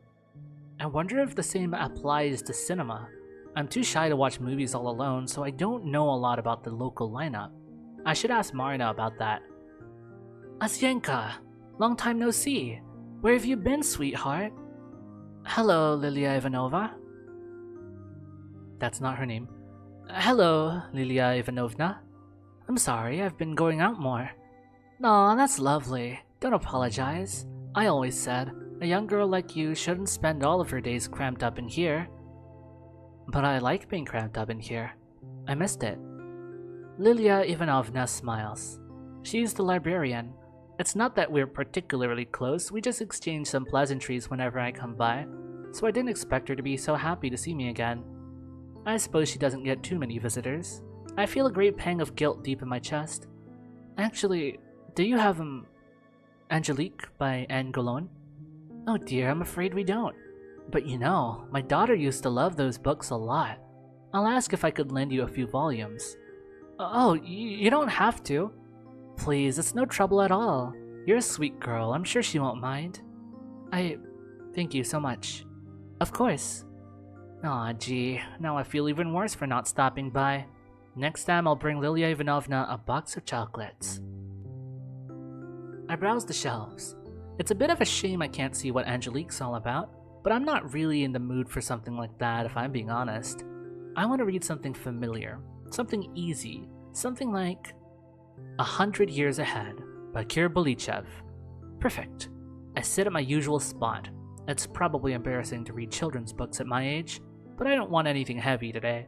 I don't want anything sad. I've read this one so many times before. If I were caught by Nazis and the only way to live was to recite a passage from this book, I'd probably survive. Why would the Nazis want that? Listen, it's a hypothetical situation. Oh, right, there was this adaptation made last year. Everyone really liked it. I thought it was okay. I mean, it wasn't bad. I'm glad more people saw the story, but that's not how I imagined the stuff from the book at all. And another annoying thing, now I just keep imagining the movie version as I read. Crap. I need to keep the way I've always pictured it in my mind. I need to really focus. My concentration increases with each flip of the page. I need to keep the futuristic tech in mind. I need to keep the future world in mind. I need to keep the present world in mind. I need to keep the aliens in mind. I need to keep the milophone in mind. I need to keep everyone's face in mind. I need to keep Werther's face in mind. I need to keep Kolya's face in mind. I need to keep Alice's face in mind. I need to keep Tazia's face in mind. I need to keep her face in mind. Keep it in mind. Keep it in mind. Keep it in mind. Gah! This isn't helping me relax at all. I shut the book and slumped down on the table. Maybe it wasn't a good idea to read this. I wanted something I wouldn't need to think too hard about. Well, it's no biggie. The kids section has plenty of other stuff. I get up and go to grab something else. A fairy tale will do. Morozko. This is a really good edition. Something about it always fascinated me in the way I found hard to place. Perhaps it was the tone. The folk version had a more morbid ending compared to the published story. That's how it often is with fairy tales. But this retelling, something about it has always felt off to me, even when I read through it as a little kid. It felt like the text was covering up something I shouldn't see. Oh. Are you warm, my lass? I am, Morozko, Mashenka responded, shivering. Morozko leaned in lower, cracking and clicking. I really think children like being scared. Even when there's no reason to, they'll try their hardest to come up with one. You can stare at a beautiful book illustration and refuse to trust it. You can read a short and sweet cautionary tale and imagine something horrific. Are you warm, my lass? Are you warm, my beauty? I am, Morozko, Mashenka responded, teeth chattering from the cold. The frost grew stronger. The girl's cheeks burned bright red. She breathed white mist, her fingers barely moved. Are we all thrill seekers as children? Maybe it's a simple survival instinct. Always prepare yourself for the worst. Always imagine a scary face staring from the dark. Always think twice about what hides behind a smile. Are you warm, my lass? Are you warm, my beauty? Are you warm, my dear? Oh, so warm, Morozko, the girl responded, her voice growing silent. No, that doesn't sound right. What a depressing life it would be if we always had to scare ourselves into experiencing its best moments. At least I'm not like that anymore. I don't imagine scary things when there are none, because I know the world better than that. I know there is way more to love than there is to despise or fear. It's not some impulsive, emotional choice. No, it's the only rational conclusion to everything. Then Morozko took pity on the girl. He wrapped Mashenka in a heavy fur coat, covered her in a blanket of snow, and warmed her up. Right, I'm flipping through one stunning picture to another. This is far more enjoyable than the original. The folktale is predictable. It's so simple and crude it's underwhelming. The good girl respects the rules of the ritual and lives. The bad girl breaks the rules and rides back to her mother as a frozen corpse.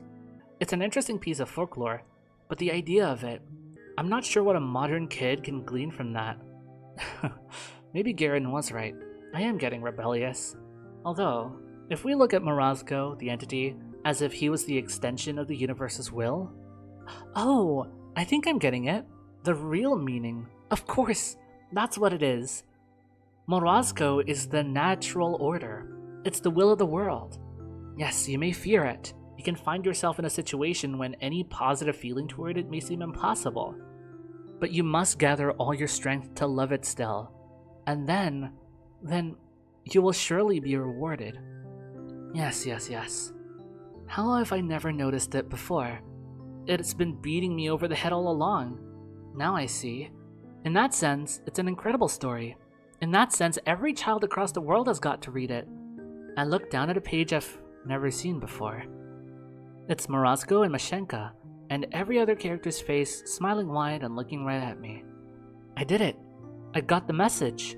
The lesson you've been trying to get through to me all these years. I finally understood it.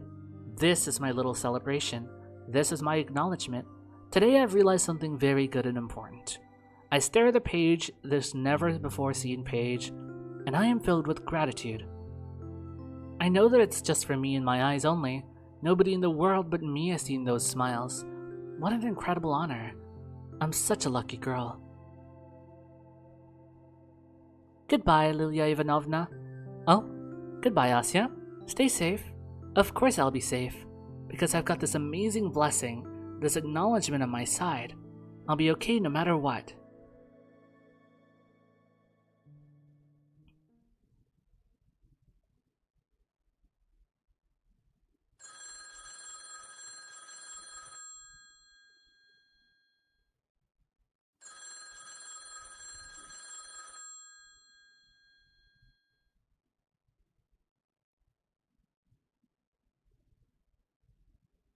Hello?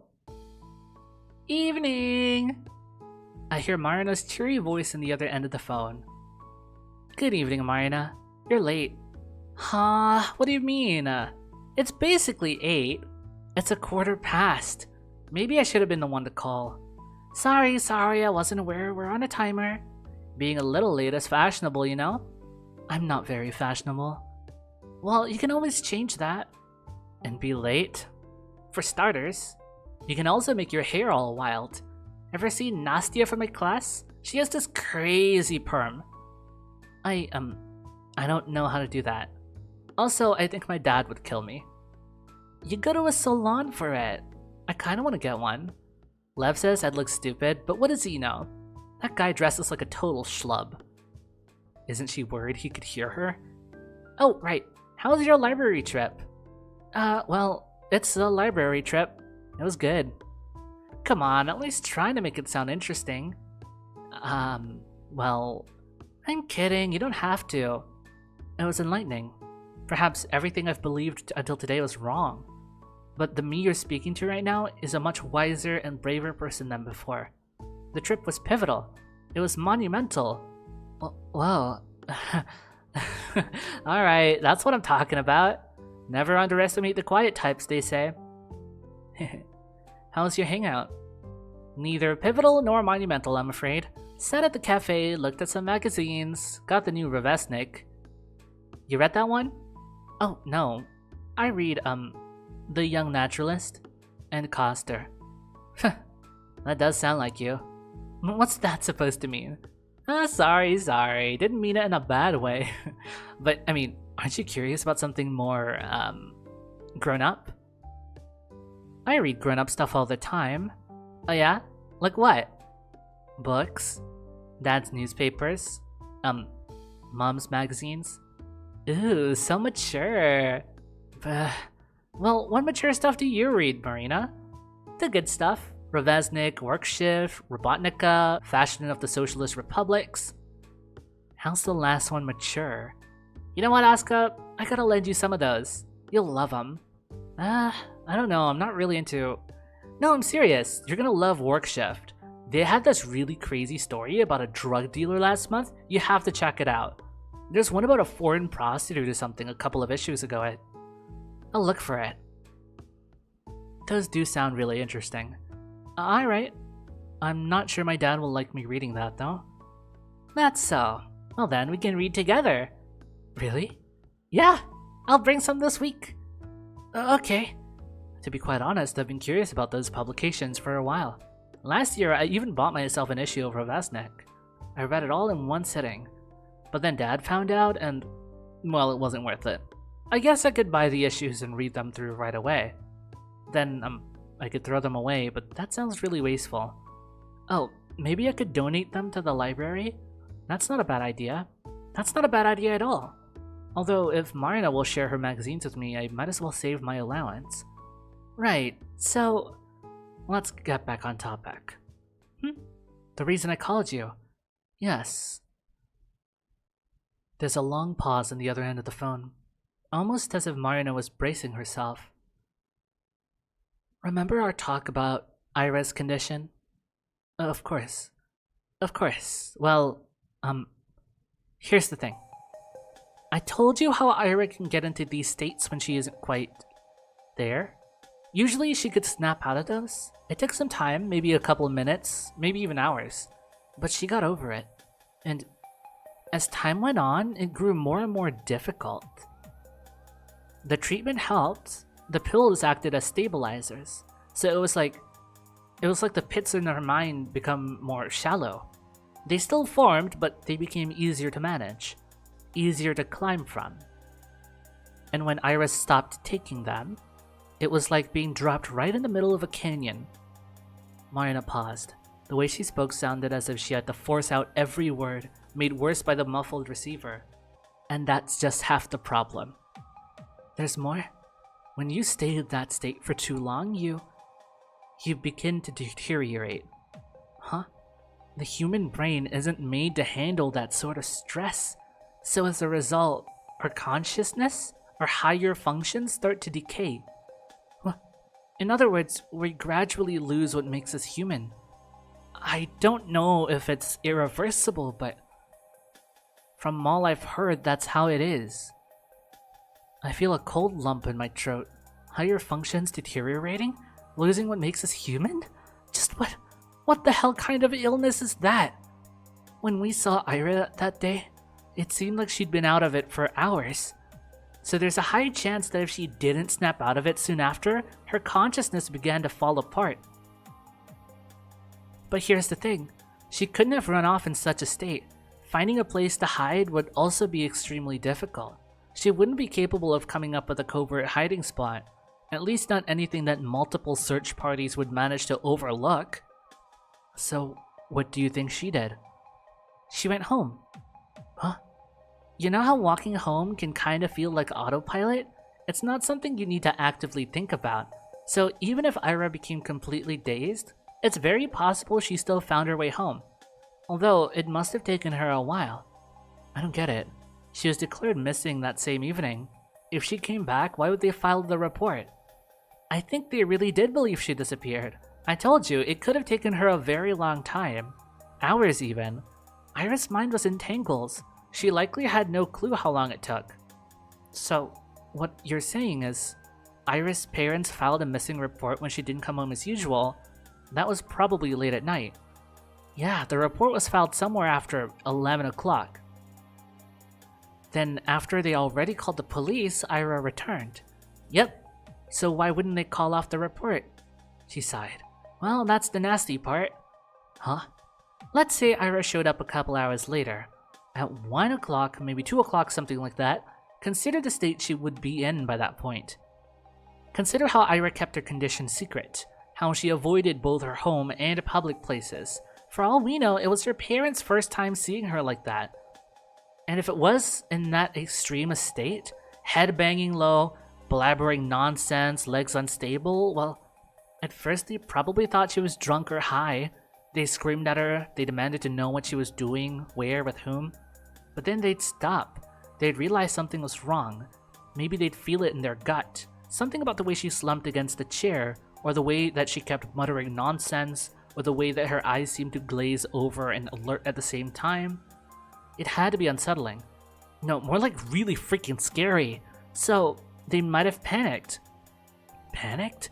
Well, maybe that's the wrong word. They tried to be rational. A panicked kind of rational. Do you remember our talk at the cafe? Yes. Their family has a reputation to uphold. Whatever remains of it, at least. Their daughter's already the problem child. The difficult, the unstable one of the bunch. What do you think people would say to Ira coming home looking like she shot up God knows what substance? Or better yet, returning way past midnight, mumbling like a lunatic? You're not saying that. I'm saying that it would be inconvenient. It would exacerbate every problem the family already had. So in their minds, the best short-term solution would be to wait it out. Wait for Ira to come down from whatever drug she was on. They would announce that she returned only when she's presentable. But if she never came down, they probably thought she'd be okay by morning. But if not, well, then wouldn't they take Ira to the hospital? I doubt they would. They wouldn't want the public to see her in such a state. And Ira's mother is a nurse. She'd probably try to handle it by herself. But wouldn't they say that she was sick or something? Why keep the report? She still came home under suspicious circumstances. Perhaps they thought it would be better to come up with something first. They thought they'd let her recover and then declare she's back. But before they knew it, a couple days have already passed. Calling off a report like that so quick would also be pretty embarrassing, you know? This all sounds a little far-fetched, but also, I can't deny the possibility. I don't know Ira's parents personally, but even I'm aware of how dire their reputation is. Would they really go this far to protect it? Are people really capable of things like that? Crap. Crap indeed. But if everything is just as you say it is, and Ira still hasn't come down, that means, yes, her condition is only getting worse. We have to do something. I look around. The TV is still playing in the living room. For a couple of seconds, I stare at the door, holding my breath. Asya, you good there? Yes, Yes, sorry. It's okay. I just need to be quieter. Oh, I see. But yeah, I agree. I tried calling their place before, but it's either no response or one of her parents. So that's useless. I also thought we could ask Tolik, but we gotta skip school for that. Why? He goes to kindergarten. The only time that we could talk to him alone would be when the kids are let out to play. But that would overlap with our lessons. I can't really skip. That's fine. I can. Really? Sure. Lev will get a call, but it's no biggie. If you say so. Yeah, I'll go there. Still, there's no guarantee that asking him will work, so I'd like to go to Iris' place, see how things are with my own eyes. Yes, I that would be smart. But I think it might work better if I'm not alone. You want me to tag along? If you don't mind. We can meet up after your classes end. You have how many lessons? 5. Okay, great. 12:30 at the gate then. You in? Of course I'm in. Awesome. Then I'll see you there? Yes, see you. Wait. Can I write your number down as well? Yeah, of course. I'll mark it down on the notepad I've been doodling in. Okay, got it. Now you can annoy my brother all you want. I'd never. I'm just joshing. Good night, Asya. Good night. Beep.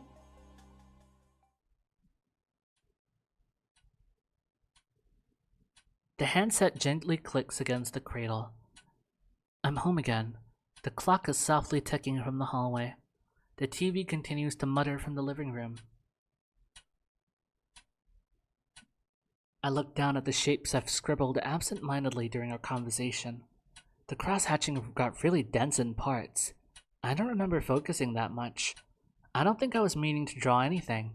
I don't think I was, yet when I look at this shape more closely, when I scan its dark, blurry outline, my eyes glide over its hunched back, then down the wave of hair, then deeper, closer towards where its face was meant to be. The shadows shrouding it are much too heavy. There is just one thing my mind can parse. 2 things. I smile as Ira's frightened eyes are locked with mine. I miss you. I really, really miss you.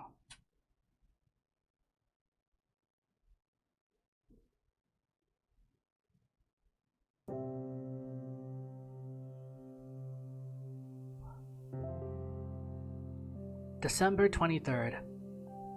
The sky hangs low. The teacher's droning on about some historical battle by the blackboard. I can't force myself to listen. The only thing that matters right now is what Marina and I have set out to do.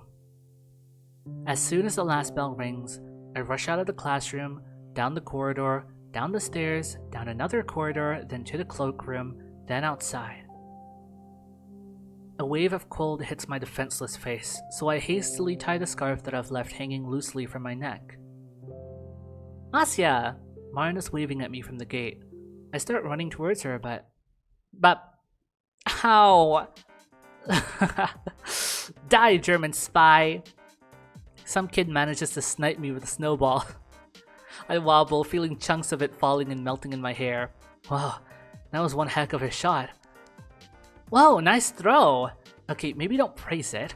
I mean, who the hell do you think you are aiming at ladies like that? Ladies? What ladies? She's with that spy! Get her! Huh? A barrage of snowballs fly at Marina, though unlike me, she successfully covers her head. What the hell? Gleb, Danya, I'll tell your moms! They don't like you anyways. Grr. Asya, let's go. Grab my hand. Yes, let's... We run across the yard, our poor sides catching the brunt of the artillery fire. Jeez, where did they learn to throw like that? Honestly, it's pretty amazing. They must be great at lapta. Do children play lapta anymore? The hell's that about? Stupid kids. When I get their asses... Marina huffs, slapping snow off her battered coat. I do the same until a rather unpleasant laugh sounds nearby. Nice run in your hands. Huh? Kieran walks through the schoolyard to us, completely unfazed. Marina grits her teeth. Vadik. Hey, you there. Why aren't you firing at him, huh? Oh yeah, why aren't you guys? Say it loud and clear. 'Cause you're our boss! Aye aye! Heard that?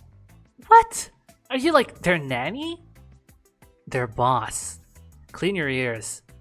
A boss? What does that mean? We have a contract going, is what I mean. A mutually beneficial agreement. Capitalist pig.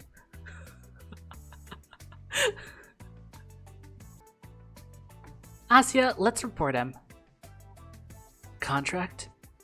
It's simple. I let them see some of my hotties card deck. In exchange, they give you two a little workout every time you cross the yard. Great show, by the way. What kind of card deck? Wouldn't you like to know? It's like normal playing cards, but with sexy chicks printed on them. There's naked ones too. Whoa. Where did you even get that? Found it in my brother's room. He had it stashed in the back of a drawer. How classy. Show. Fat chance. Do I look like I'm giving up freebies? Psh. Bet that stuff's all crusty anyways. Crusty? Nah, they're in pristine condition. Meant only for the initiated, which you're not.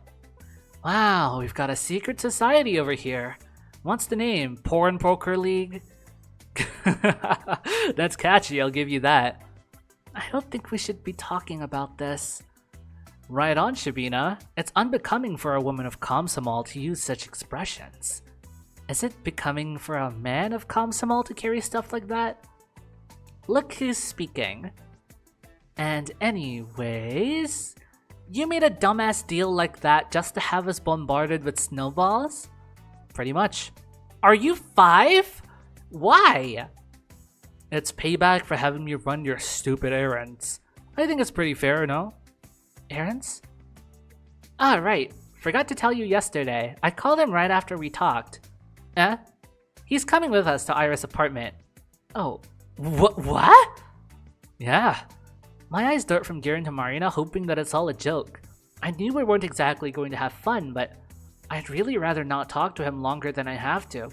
Why? I have a hunch that simply asking them to come inside won't work. That's when we'll have a use for Vatic's brainless brawn. Brainless? Me? Aren't your own grades in the shitter? Huh? They're not, but thanks for your concern. And even if they were, since when are grades a mark of intellect? That's such an outdated idea. You know, Albert Einstein got really crappy grades and he's like the father of modern physics. I'll tell you more. The whole idea of graded academic performance reeks of classism. It goes against everything the Great Revolution stood for. If it were up to me, this whole rotten system would be abolished. Marina, are your grades really okay? Let's go to Iris' place.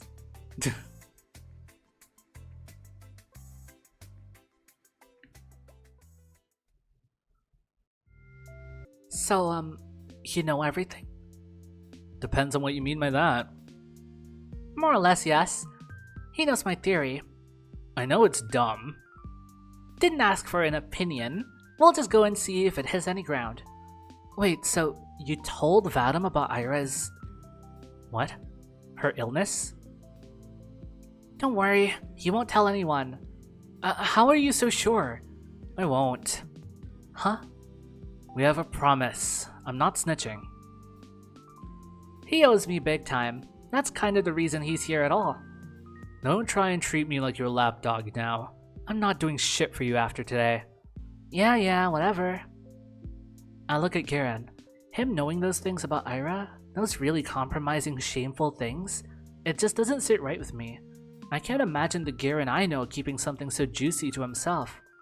Though then again, I couldn't have imagined Garen feeling self-conscious about a prank that might have gone too far. Right. It's not that Garen is incapable of being honorable, it's that I am entirely too prejudiced. And anyways, I always knew that chick was psycho.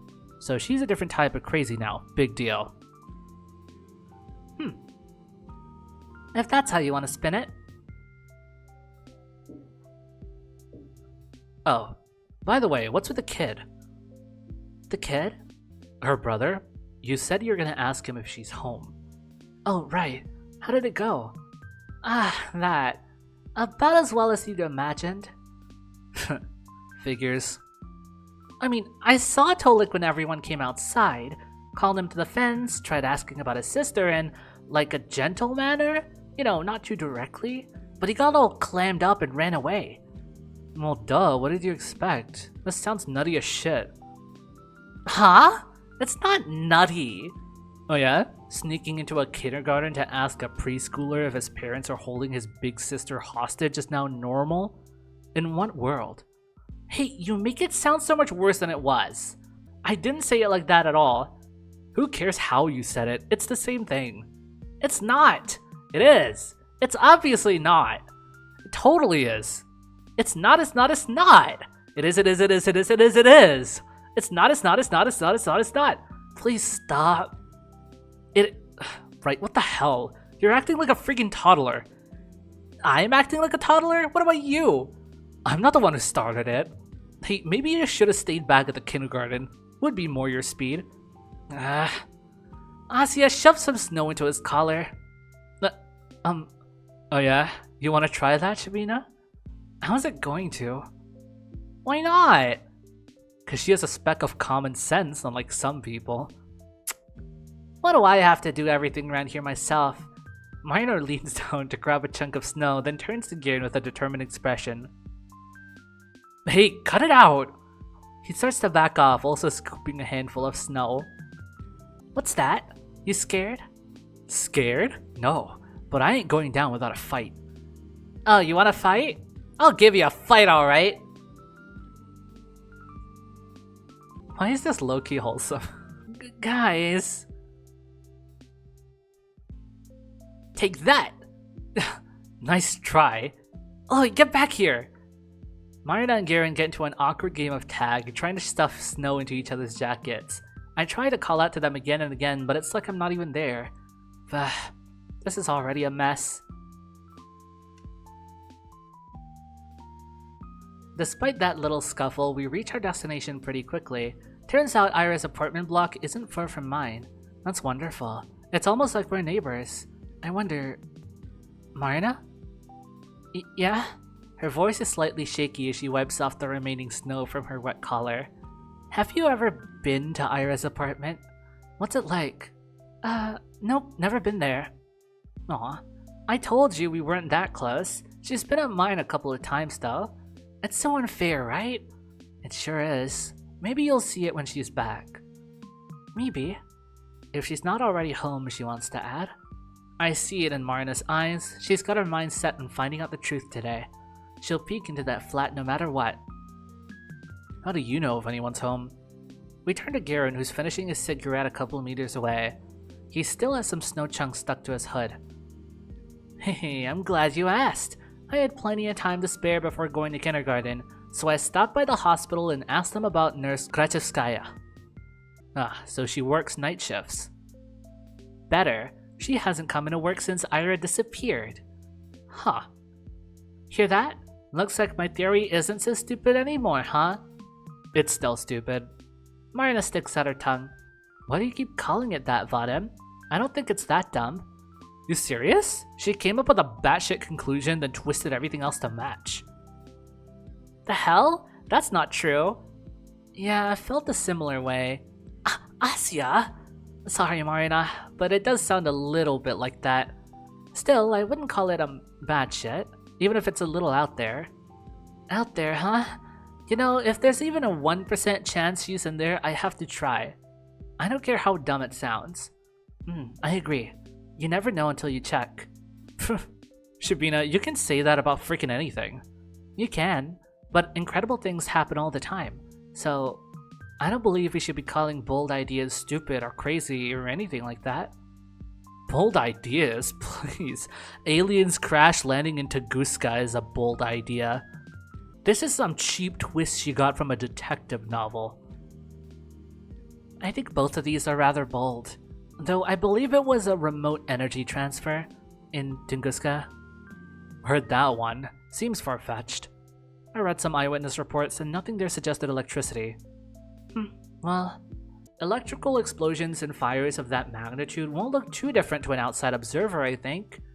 And it doesn't have to be electricity, right? There are other forms of energy out there. Nikola Tesla could have given something else a try. Please, Tesla is the electricity guy. You'd think he'd randomly start playing with, I don't know, plasma? Actually, I was thinking of something like lasers.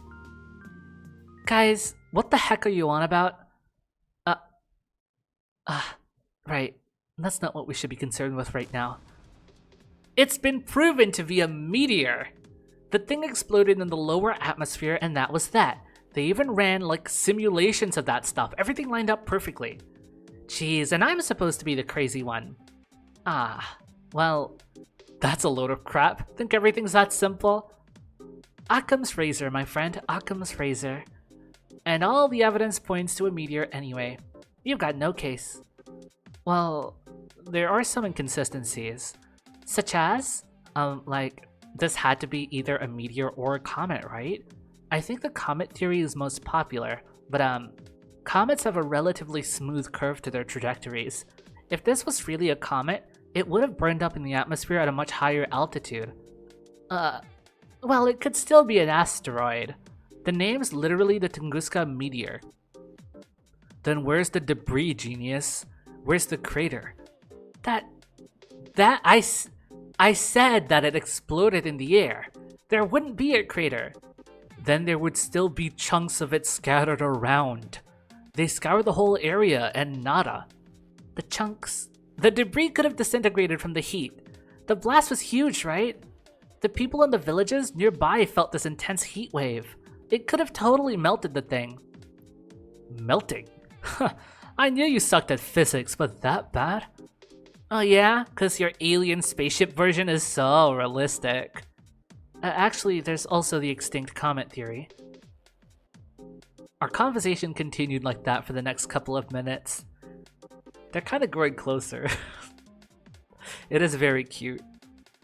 Wow, I'd never have guessed I could discuss a topic like that with my schoolmates, especially Garen.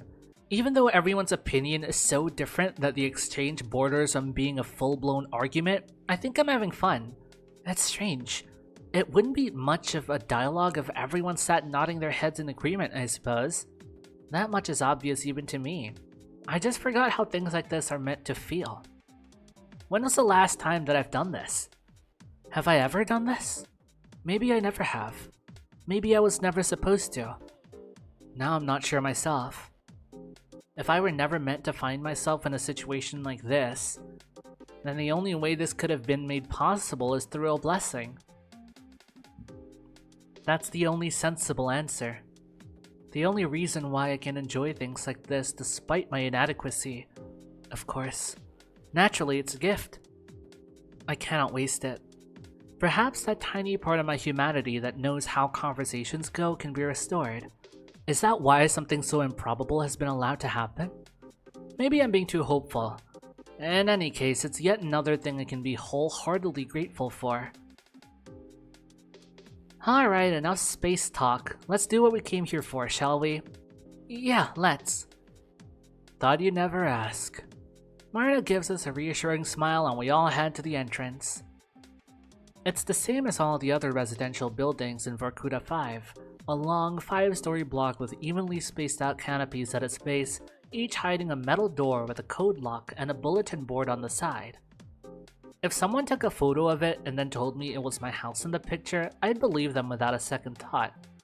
Nevertheless, stepping closer to it, looking at it, knowing that this is the roof under which Ira grew up, slept and dined, it almost fills me with a sense of reverence. You know the code? Yep, my classmate lives in the same building. And what if we run into her? Calm down, we won't. Marina types in the code, the lock clicks. We're in. It's slightly dark and warm. Now, past familiar looking mailboxes, up a familiar looking staircase, one familiar looking floor after another, we make our way to Ira's apartment. Oh, it's on the same floor and in the same spot as mine. That's so cute. Marina takes a deep breath. Okay, I'll do the talking. Your guys' job is to stand next to me and look polite. Understood? Yes, sir. I nod. Satisfied with the responses, our negotiator fixes her hair and rings the doorbell. A couple seconds pass in silence. Marina's about to reach for the button a second time, but that's when we hear steps approaching from inside the flat. Then pause. We stand still. I can almost feel it on my skin, the person's gaze from the other side of the door scanning us through the peephole. Finally, there's a snap, and the door opens in a narrow light strip. A woman's face peers out, looking disheveled. Her tangled hair is the same shade as Ira's. Yes? Good afternoon. We're Ira's friends from class. We nod politely. Friends? Yes. Yes, we've been really worried about her. I can't imagine what it's like for you. I didn't know she had friends at school. Why wouldn't she? Ira's the coolest girl I know. Right, guys? Yeah. Yes, the coolest. And very kind. Agree. We went to the cafe like all the time. How come she never told you? In any case, I apologize if it's any inconvenience, but I promise it won't take you long. Last Monday, I lent Ira one of my brother's books. If it's not too much trouble, I would like to have it back. He needs it for work. Sure. What's the name? On the Stability of Closed Systems. It's a paperback. On the stability of... She read things like that? I was surprised too, but but seems like she's been interested in structural dynamics for some time. Wish I had her passion. I'm just too dumb for stuff like that. Best I can do is share some studies. I see. Something softens in the woman's eyes. Okay, I will go look. Oh, that's alright, we can... The door slams shut and we hear the sound of a turning lock. Then the steps retreat into the apartment.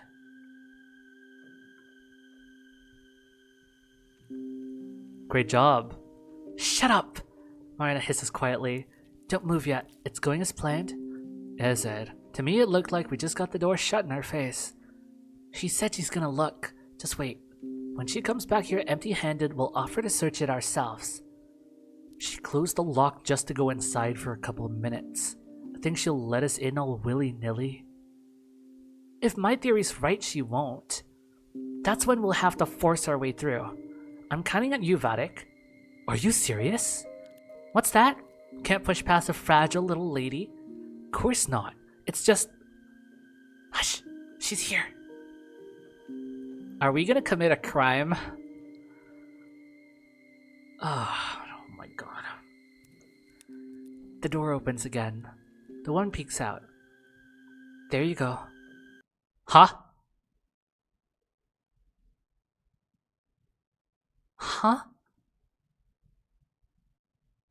A hand emerges from the slit holding a small softcover volume.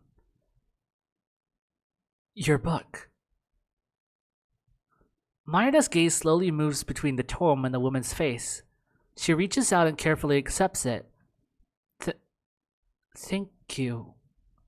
Thank you for being friends with her. The door shuts.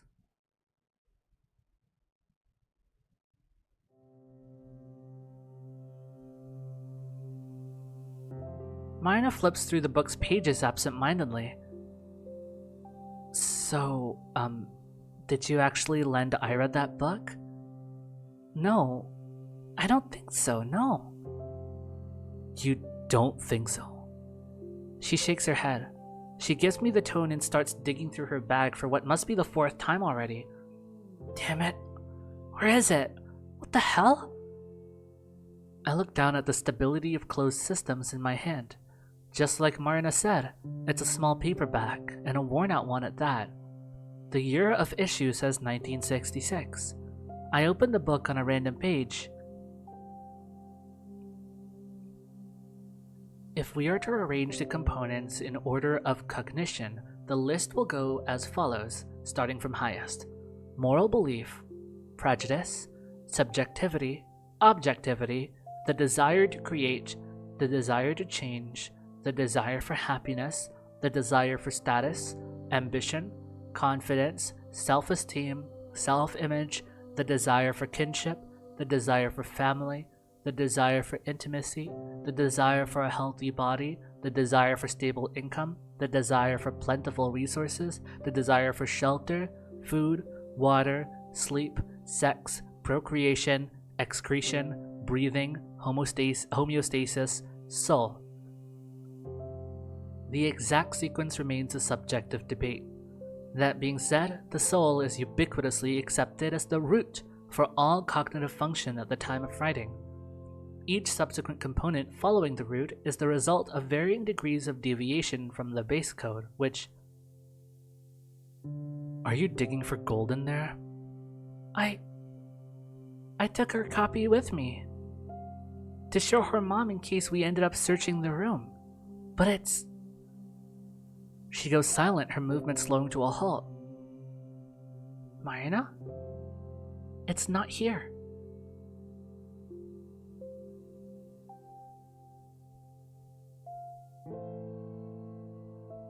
Again, it's this idea of rewriting reality because of belief. If, you know, it's like what Asio is talking about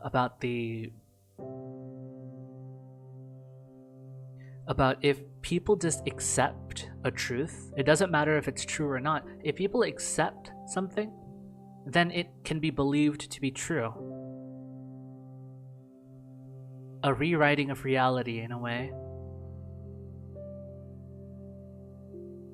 It's funny because just yesterday I was watching this Taiwanese horror movie called Incantation, and it also had a theme of reality is what it is based on our interpretation of it. If we are to will something into existence, that just is reality. In a way, it kind of reminds me also a bit of what René Descartes said about, you know, je pense donc je suis, cogito ergo sum, or I think therefore I am, which is to say that you are kind of proving your existence by saying that you are thinking.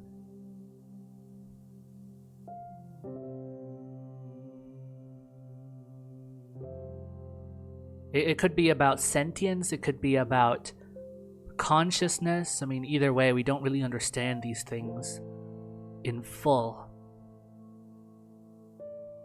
About what a consciousness is, what even counts as a consciousness. But we kind of know when there is one. When a creature has consciousness, we can observe it. But it's not something we can really put a finger on exactly what it is and how it is formed and what classifies as a consciousness. We can just kind of point at patterns and you know, we give inanimate objects sentience as well because of our sentiments. Sometimes we attach life to things that don't have life. Humans basically impose.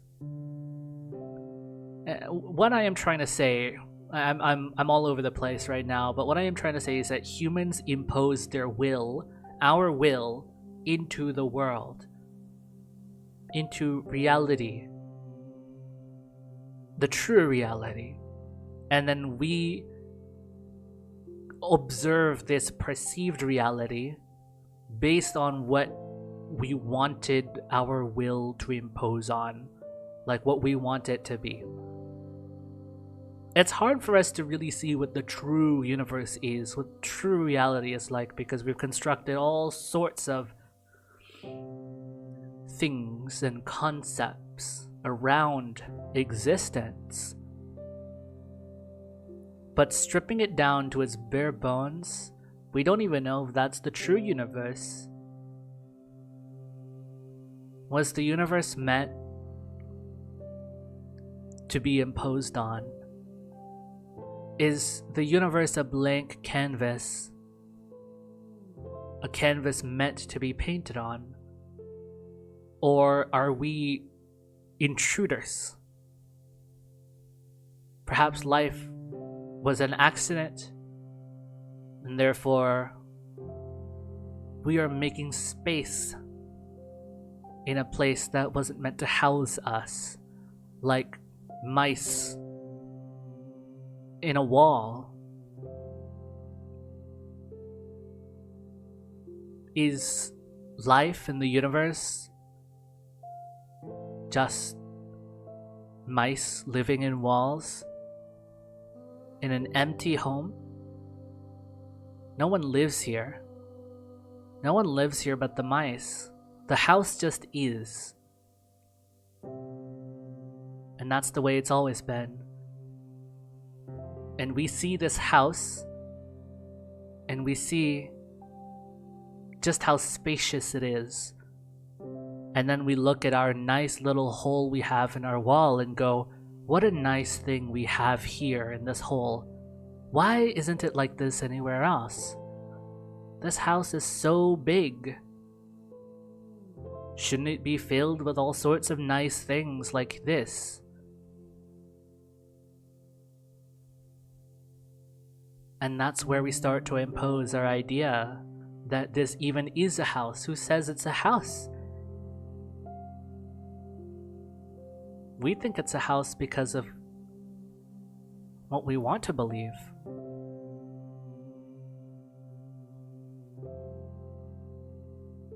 It could be an ocean, but an ocean is a home too. It's kind of a house. Space, in a sense, is kind of a house of a bunch of different planets and stars. Is there such thing as outside? A true outside? Perhaps that is true reality, beyond our grasp, the fourth dimension, in a sense. Or whatever out of reality, out of universe is, perhaps beyond the borders of our expanding universe. In the non-space of the universe before it expands to that point.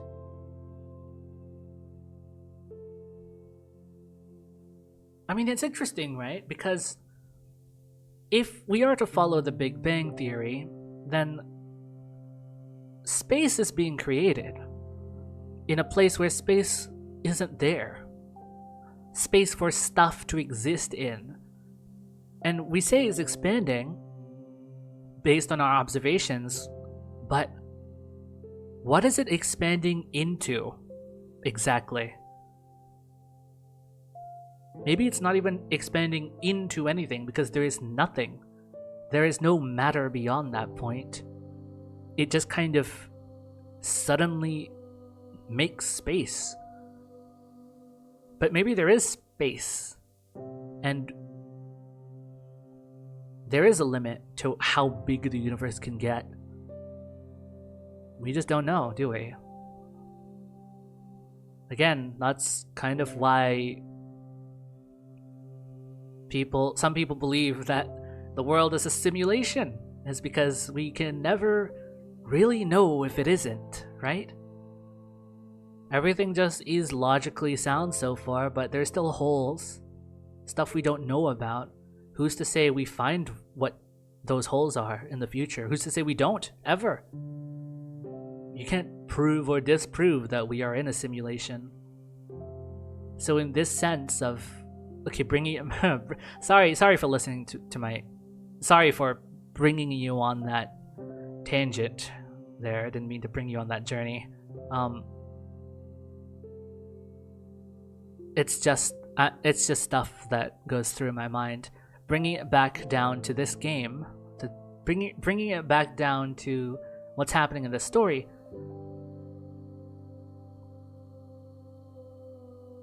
Something is wrong, right?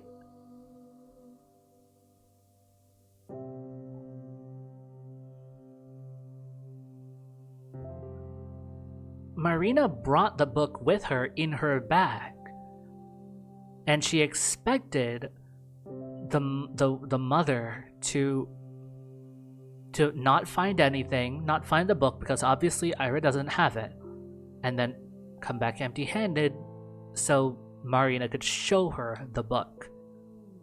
But somehow the book teleported from her bag to the apartment. Somehow, the idea, the concept of Marina's lie being true was imposed upon the world.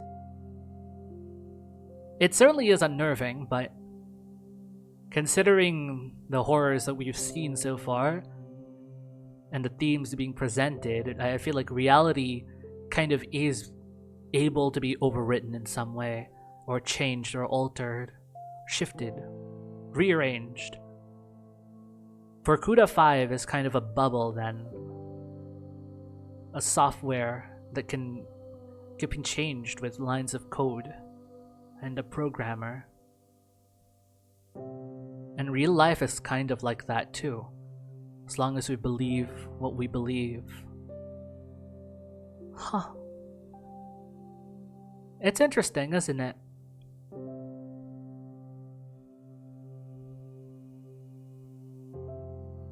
We fill in blanks in our mind, and it seems that this world is filling in blanks too. But I wonder if it surrounds someone. If it's, if you're familiar with Haruhi Suzumiya, I wonder if it's a similar situation, right? Someone's will specifically, not random people's, a specific person's will is changing the world around them.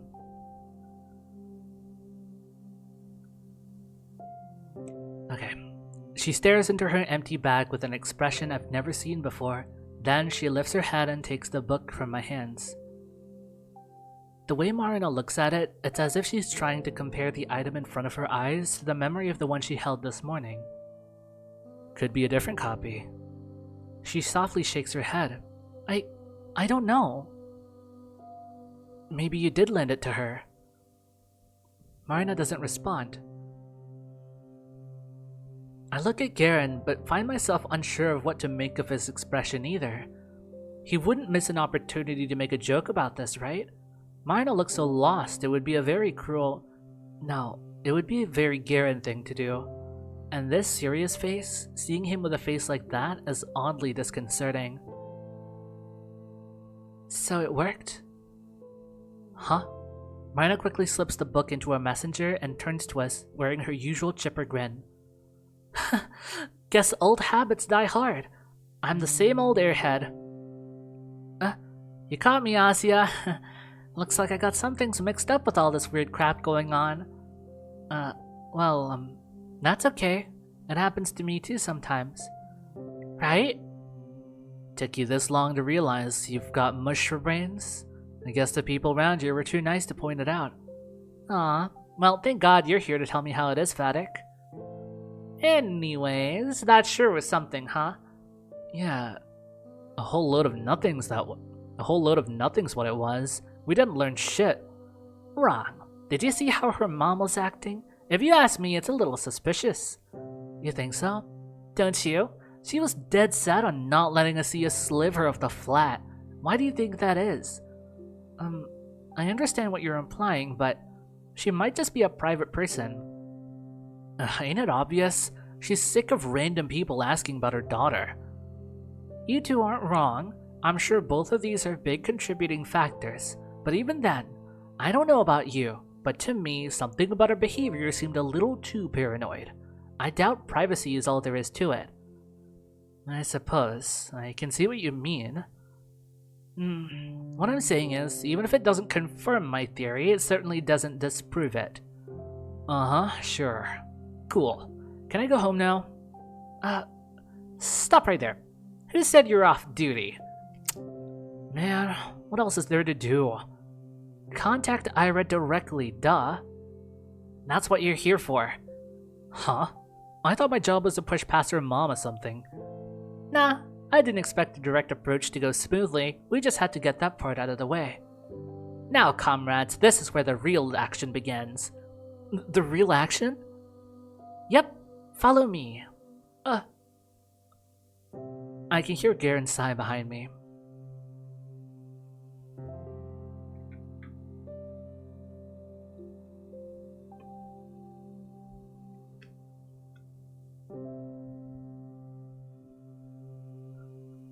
Marina leads us right around the building, stopping on the side that looks out to the neighboring apartment block. And what are we supposed to do here?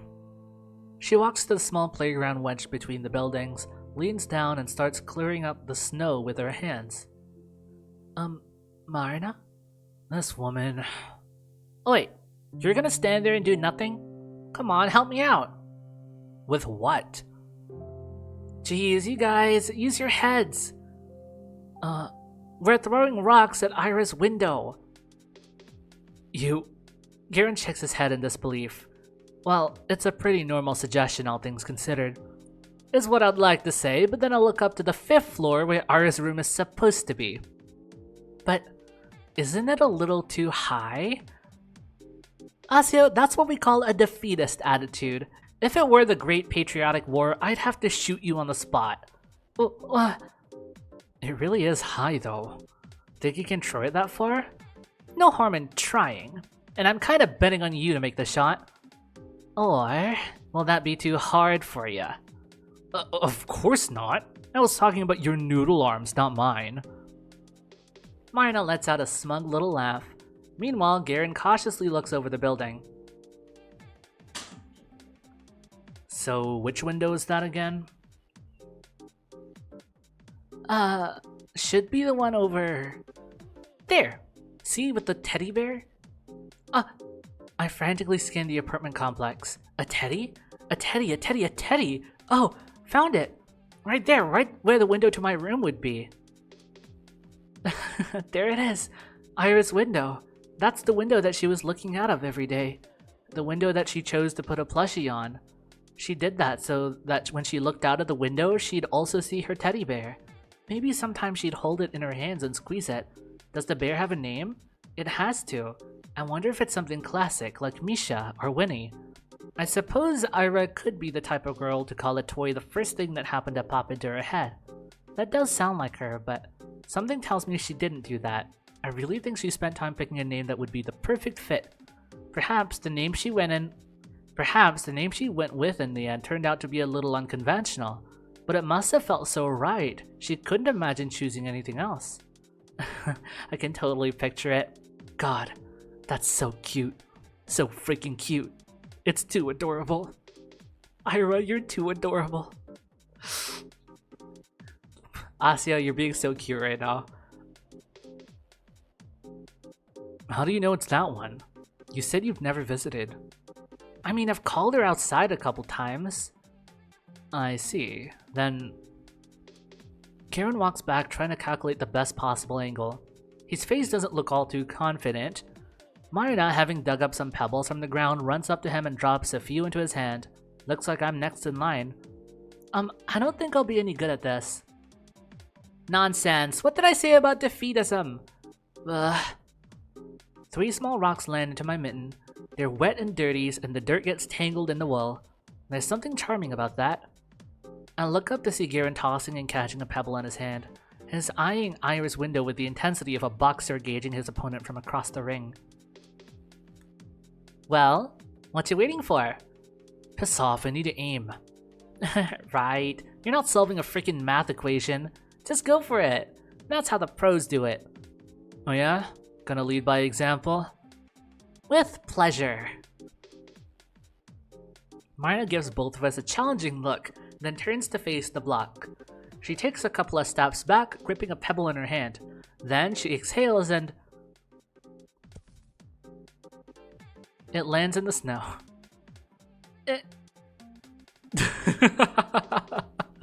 That's not even close. Shut up! It didn't even reach the wall. Hey, listen, it's the spirit that matters. You think the pros get to national level without a couple of fumbles? No, it's a rocky road. Victory starts with a mindset, a goal-oriented mindset. That's true. Oh yeah, sure, you're gonna go far. With a throw like that, maybe one day you'll make it to the Paralympics. Yeah, big talk from the guy who's yet to make one shot. Why are you still standing there anyways, huh? Scared yours won't even fly that far?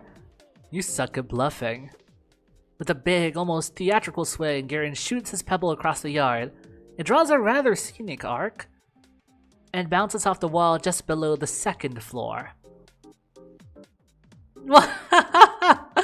That's it! Better than your sad excuse for a throw. Nah, it's nostalgic. Years pass and you still pitch like a toddler. Zip it, Kaplan, or you're catching the next rock. Oh no, we're on surname basis now. He's serious. You bet your ass I am. Listen here. First one to hit the target wins. Loser buys soda. Huh. Sure, you're on. Asya, your turn. But do I have to? It's pretty far. Come on, it's just for fun. Can't do much worse than me. Well, if all three of us are playing, how do we choose the loser? If the winner is the one who ends the game, we can't have two losers, right? Whoever hits the lowest, whatever. Just shoot already. I'm really no good at this. I'm always the last one in PE. I look up to the 5th floor. Man, hanging out with Marina is really gonna run my wallet dry. Bye-bye, allowance. No, she was right. That's a defeatist attitude. I can't let it bring me down. I've heard stories of people lifting cars in times of crisis. That's true. When it's do or die, us humans can pull off athletic feats that should be impossible. So can I. I just need to channel that. I need to get in the zone. Let my inner warrior out. My inner warrior. Yes, that's right. I come from a long lineage of humans. The blood of prehistoric hunters flow in me. The ones that hunted mammoths. The one that chased their prey for days on end. I think I'm feeling it. I feel it. I can feel the adrenaline pumping. Someone's looking determined. Yeah, that's what I like to see. Show us how it's done. I take my swing. I'm sorry, Marina. I may not reach the 5th floor, but I'm not gonna come last. Not this time. This time I'll...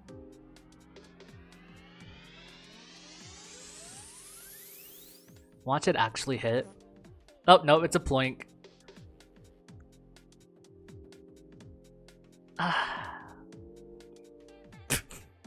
The pebble bounced off the asphalt not even 2 meters away from me.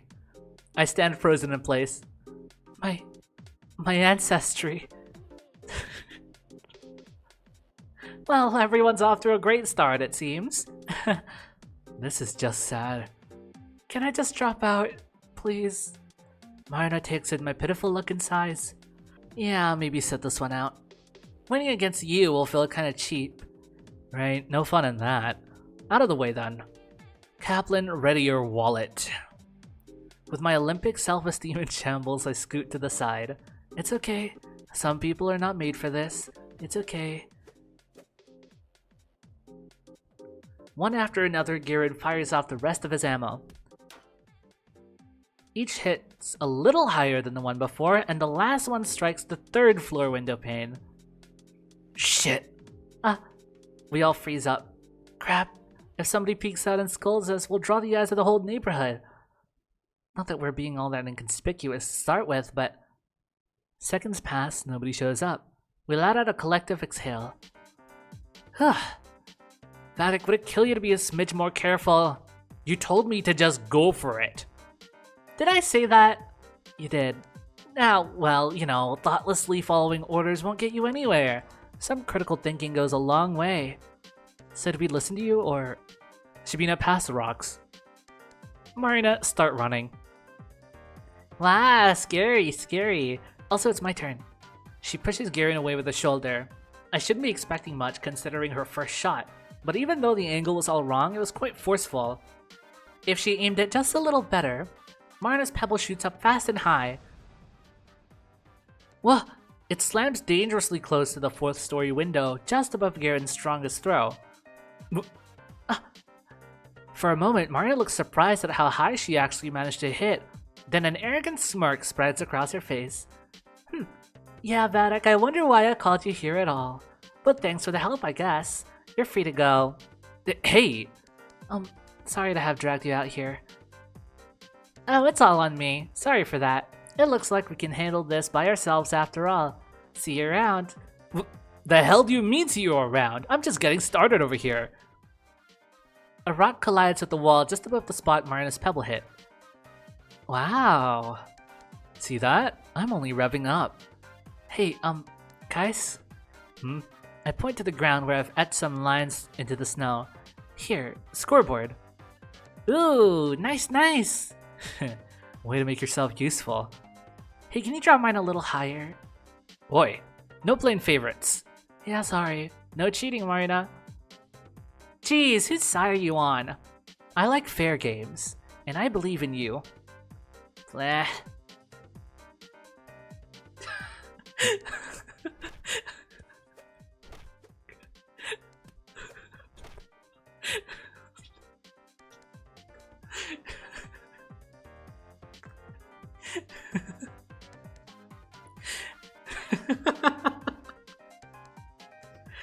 Bam, third floor, bam, third and a half, bam, second and a half, plop, ground, bam, third and a half, bam, first floor, bam, second floor, bam, third and a half, bam, second, second and a half, third, second. The two keep pelting the poor building while I keep drawing notches on the scoreboard. Sometimes I run out to collect the rocks after they fall into the bottom. If you think about it, isn't this game sorta like reverse meteor shower? Rocks flying up into the heavens, never quite reaching their destination. If we captured them with a long exposure camera, they'd leave similar traces in the sky. A sea of dark parabolas, most are uneven, interrupted halfway through, broken. Ouch! I get distracted and a pebble hits my head. Asya! I'm so sorry! Are you okay? Ow! Yes, don't worry. Please keep going. Geez, Shabina, watch where you stand. Sorry. Looking at it now, yeah, Marina's aim isn't the best. Really, it's kind of a coin toss between her sending the rock really high up or straight into the snow. Still, she puts a lot of force into those throws. Karen can see that. In spite of her flawed technique, Marina truly is a worthy opponent.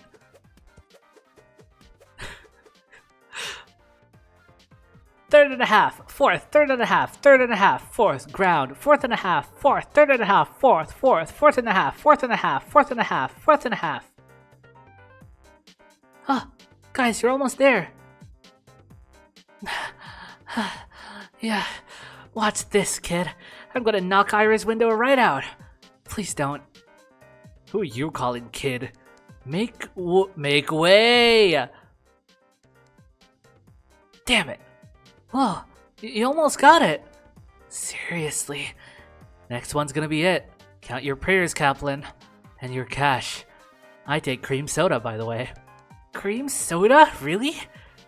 That's pretty cute. How is it? Whatever. Actually, it's not very fair to you, is it, Asya? Huh? What do you mean? Vatic, we can't leave the squire out. Squire? The loser buys 2 drinks. One for the winner, one for Asya. If you're so eager to spend more money, be my guest. Well, I like Duchess. Heard that? Sure did. And for your information, I'll be having Tarhan.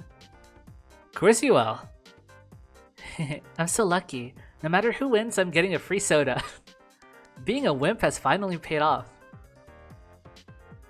Alright, my shot. Get going, Vatic, the store's right around the corner. Just throw already.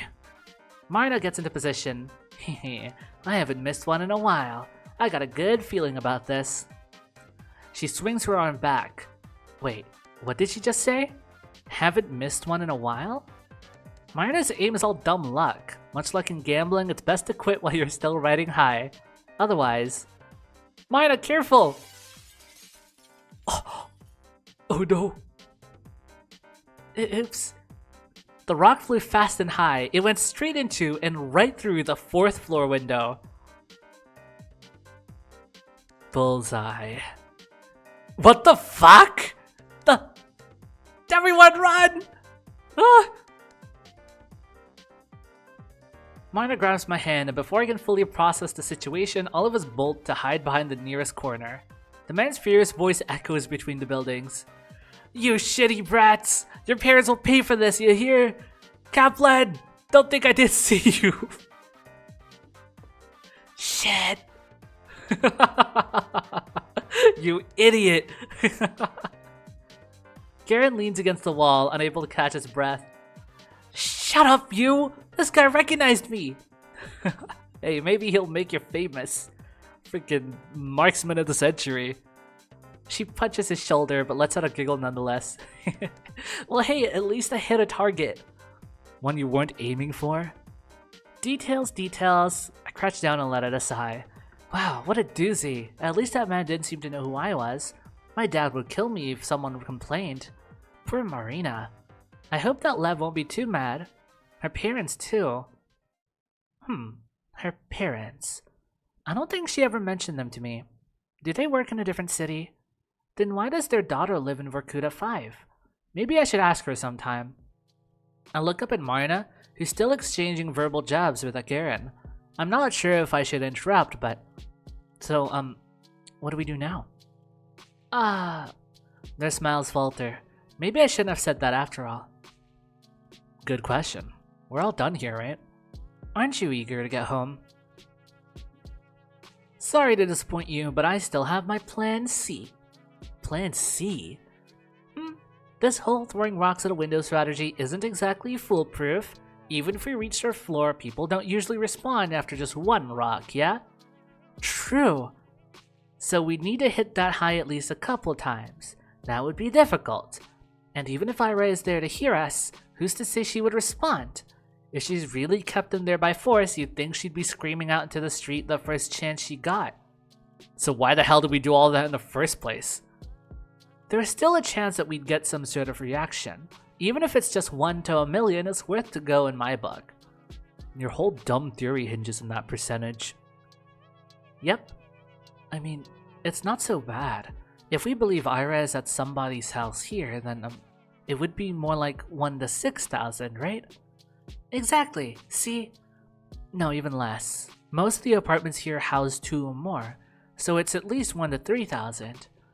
Oh my god, Shabina, who cares? Good thing you barely talk in class. Right. For a minute I forgot who Garen was. Not that I expected to hear anything nice from him, but... Hey, don't talk to her like that. Lay off me. Anyway, why do you need me still?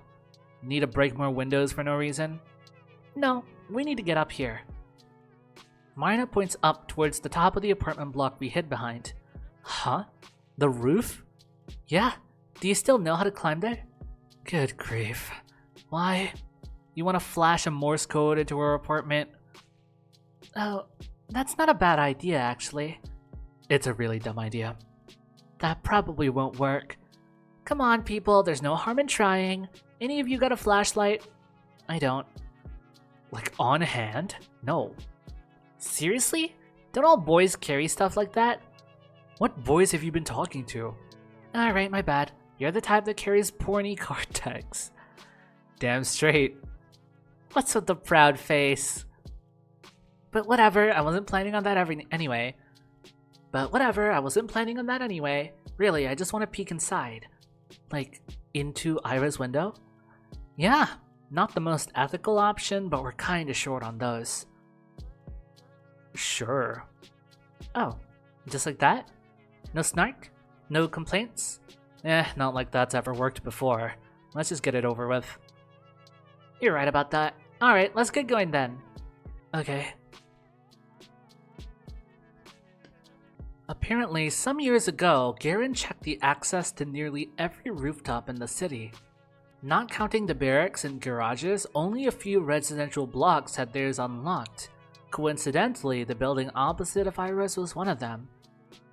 The little door creaks open on the 7th push. We hear the howling of wind as Garen peeks his head out of the opening. How is it? Can you climb outside? No, better not. The slope is all slippery. Oh man, can you see anything over there? Nope. The light's not even on. Let me look. He slides back down the ladder. Marina climbs next. Whoa, what a view! Pretty cool, huh? No kidding. And Ira's block looks so close. Do you think we should have taken some pebbles with us? Should be a pretty easy shot from here. Oh, I can go down and get some. Stop right there, Shabina.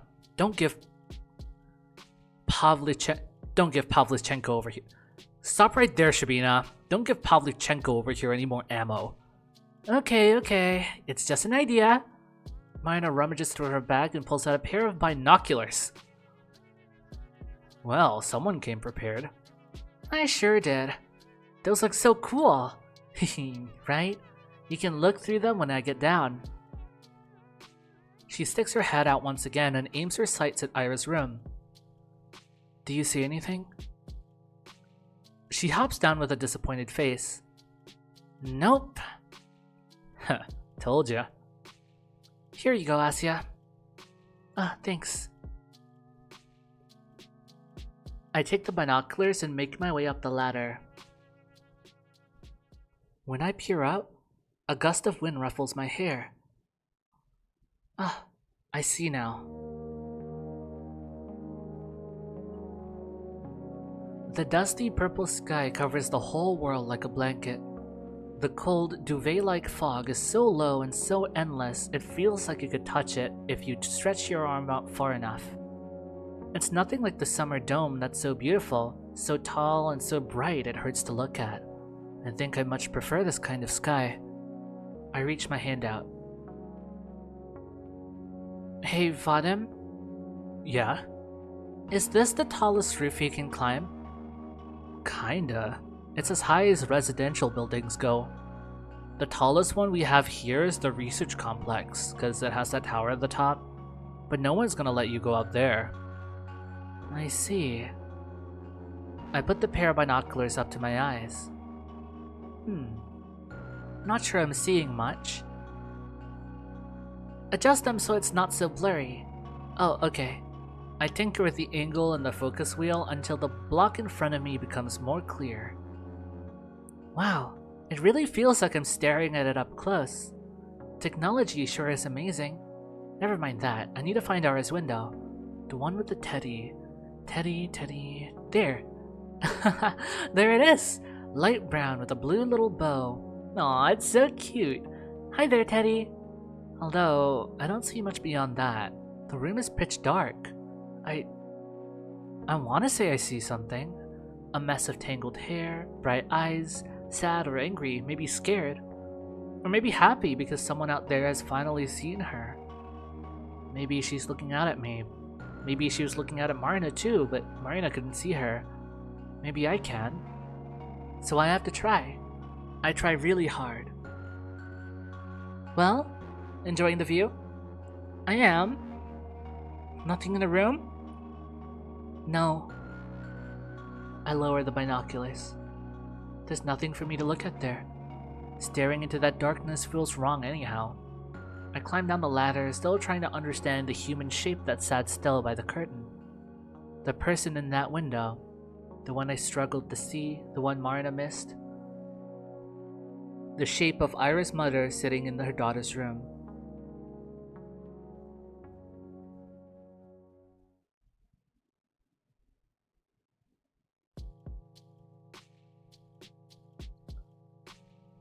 So this was all a big waste of time. Well, I wouldn't say so. Alright, your stupid theory got confirmed as stupid. Awesome. Glad I was here for it. Hey now, the evidence is inconclusive at worst. I really don't think it's true, Marina. Sorry. Z.A.T.O, Asya? Why are you so hung up on it anyways? You weren't doing anything for days and now you're suddenly playing detective? Hey, it's not like that. I just got an idea in my head, so I thought, hey, maybe I'd check. And then maybe I could help somehow. It's true, being unable to do anything can feel really awful. She's been really worried all week, Vadim. Oh yeah, I bet. You know she was out yesterday? Hanging with friends, howling like a hyena. Yes, I know that. Why the fuck do you care? Whoa, okay. Calm down, I'm just telling you how it looked. I don't give a damn either way. Whatever. Oh, actually, you lost. Huh? The drinks. You always remember. How the hell did I lose? Well, the last shot was mine, so...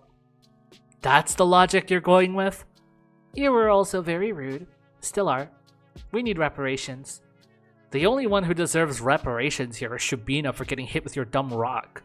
And so do I for being dragged around by you two weirdos. Please, not like you had anything better to do. Isn't the company of two beautiful ladies a treat in itself? Show me the beautiful ladies, then we'll talk. I was planning to go to the cinema with my boys before you called. It was a US movie too. Damn it. Oh right, they're showing it this week. I wanted to see that one. Oh, I remember that. Hey, let's go watch it. Huh? The movie? Like, all together? Well, yeah. Then it won't feel like the day is wasted, right? I guess, but with you? Oh, I see. Asya, he's never taken the girl to the cinema before. He's shy. Aw, really? I've been to the cinema with girls, alright. I just don't want to be stuck in a room with you two. I'll catch the crazy. Better start avoiding your own house if that's what you're worried about. Oi. Well, whatever. We're gonna have a gay old time without you. Who needs a guy who can't stick to his words, right, Asya? What frickin' word? Your win condition makes no sense. Oh, right. I was really looking forward to the soda. Yeah, I bet you were, you freeloader. You're getting one no matter what. How's that fair? It's not. Marina demonstratively turns around and beckons me with her hand. Come on, Asya, let's leave him to his card stash. A guy who's too cheap to buy you a measly duchess isn't worth your time. Really, we should warn all the other girls about him. Hey, it's not about money and you know it.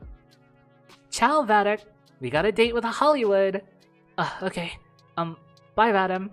Hey, Kaplan. That's a blatant provocation. Wait. Garen catches up to us.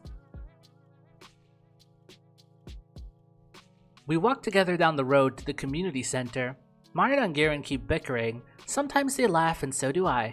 It's not that I have any illusions regarding this. Tomorrow things will be the same they've always been. Garen will still be the same Garen. And Marina? After the Ira situation fades from our collective mind, she'll have no reason to talk to me anymore. It's only natural. I understand that the moment I'm living now, this brief glimpse into what living correctly is supposed to feel like will end soon. So I should appreciate it for what it is. I'm not sure if actual friends are supposed to be this rude to each other, but this is good enough for me. My memory will certainly cast all the interactions of today in a more favorable light.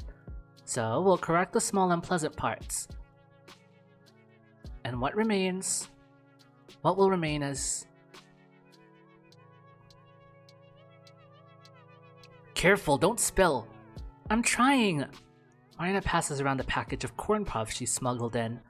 Garen is holding onto our communal bottle of cream soda, the result of a begrudging compromise. I still would have preferred Duchess. By the way, do you know what this one's about?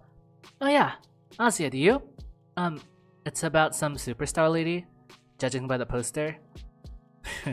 You got half of that right. Marina leans in and whispers. It's about a crossdresser. Oh, wow. Cool, right? Damn it, why are you spoiling it? That's not a spoiler, it's a taste of what's to come. So it's like, hello, I'm your aunt? Oh, I mean, I guess we already have a movie about that, huh? There's some Like It Hot too. They ran it last year. No, you're right! Man, I wanted her to be a bit more shocked or something. Please, guys in dresses are old news. My brother watched this movie that had a totally naked chick on screen. A movie, huh? I'm serious. Like a real Hollywood film.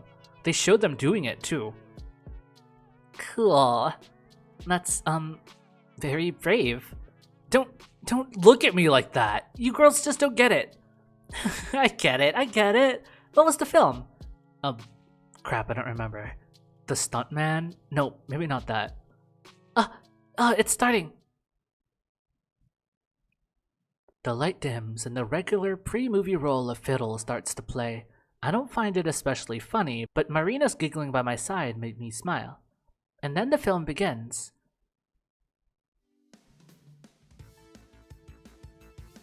The film. What can I say?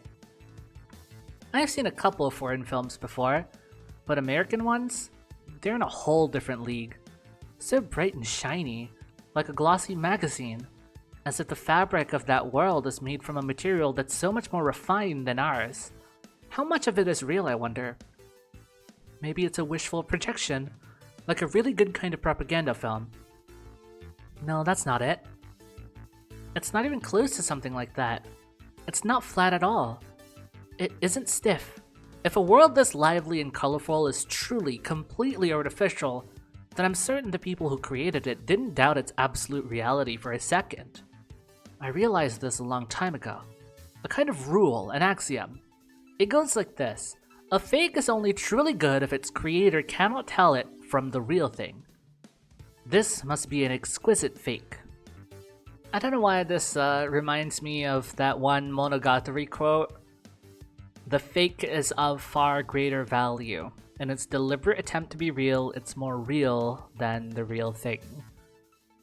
I had no idea if that even applies to this, but it's just a thought. This must be an exquisite fake. Marina laughs, and so does Garen, and so do I, and so does every other person in the theater. My face hurts from the grin that refuses to go away. I keep laughing along even when I can't see the screen. All the colors start to blur, even the sounds. What are they saying?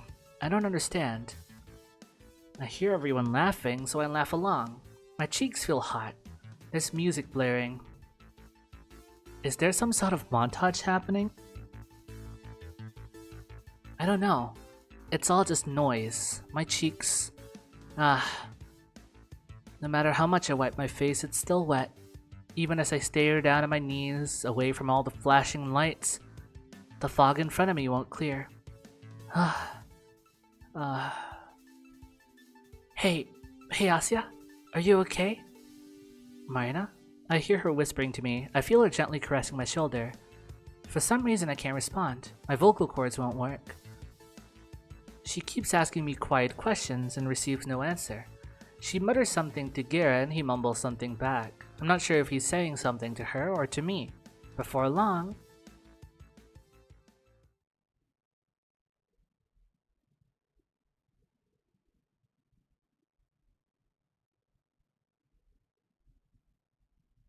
I find myself in the foyer, in Marina's arms. She slowly pats my hair. I don't know how long we've been sitting here. By the time I hear Garen's voice, my throat feels totally dried out. What's going on? Does she feel sick? Something like that. Shabina, hey. You alright there? Something hurt? Be quiet for a minute.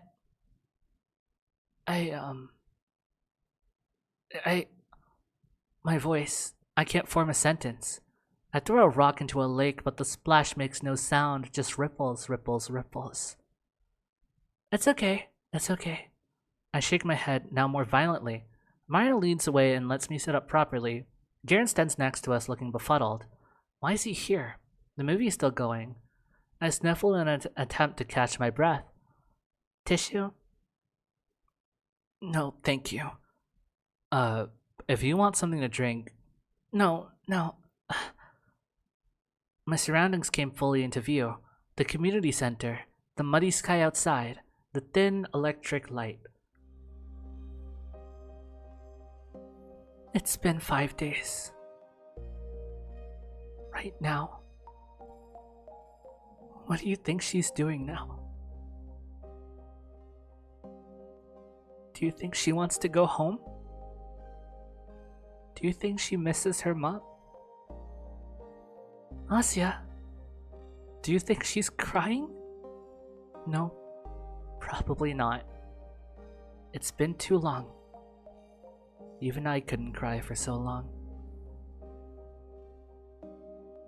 After so long, I think that everyone I knew had just forgotten me. They'll find her.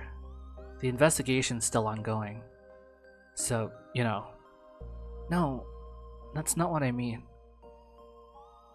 Even if they found Ira today... I sniff again, and before I can refuse, Marina shoves a paper napkin in my hand. I crumple it thoughtlessly. How can we do this? Do what? Everything. watching some movie, laughing, making jokes. All the while, Ira is... So what, you want us to just sit around and cry until she magically shows up? Fatim, No, I know that's impossible. Then what? What are we supposed to do? I don't know. But this... It makes me feel all rotten. No, Asya... Marina tries to hug me again, but I push her away. Sorry. Listen, it's not your frickin' fault. It's not ours either. If you want to beat yourself up over it, sure, go ahead. But you acting like she's dead won't help her feel less sad or whatever. Ow! What? Marina pinches Garen's hand and mouths shut up. But the thing is, I know he isn't wrong. That's just how his world operates. The reality that Garen knows, and the Ira that Garen knows, I'd believe the same thing if I were in his shoes. Sadly, that's not the world I live in. There are things I'm allowed and not allowed to do. I am a swine that wandered out of its pigsty to the grassland, and it's not a world that I was ever meant to see. I can enjoy the view, and thank almighty heavens for the chance to do so, but I can't call it home. I have to know my place. When a pig frolics through the field, it looks ridiculous. When a pig frolics through the field and the horse lays in a ravine with broken legs, it looks repugnant. I understand what you're saying, Fatim, but it's impossible for me to think like that. Why? I know Ira wasn't very polite to you. Or anyone, really. So I don't expect you to feel bad. I understand. But I don't know how I'm supposed to live anymore. You didn't even know her that well.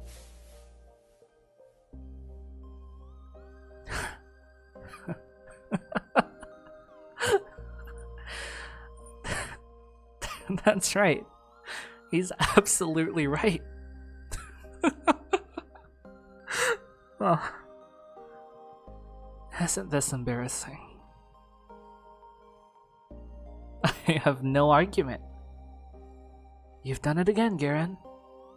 You've driven me into a corner, and now I don't know how to respond without making myself look like a fool. Feel free to laugh. You've earned it. It's a good one. Come on. Why aren't you laughing? Go back to the theater. What? You heard me. Leave us alone, okay? Alright. Whatever. He puts the soda bottle next to me and throws his jacket on. Huh? You're not finishing the film? With a mood like that? I'll pass. Oh, no. I'm sorry. Forget it. He walks out into the snow. Marina and I stare at the door in silence. After a couple seconds, Marina picks up the cream soda and takes a big swig. Ah, damn it. She smacks it on the bench the same way a middle-aged man would slam an empty glass of vodka on the table.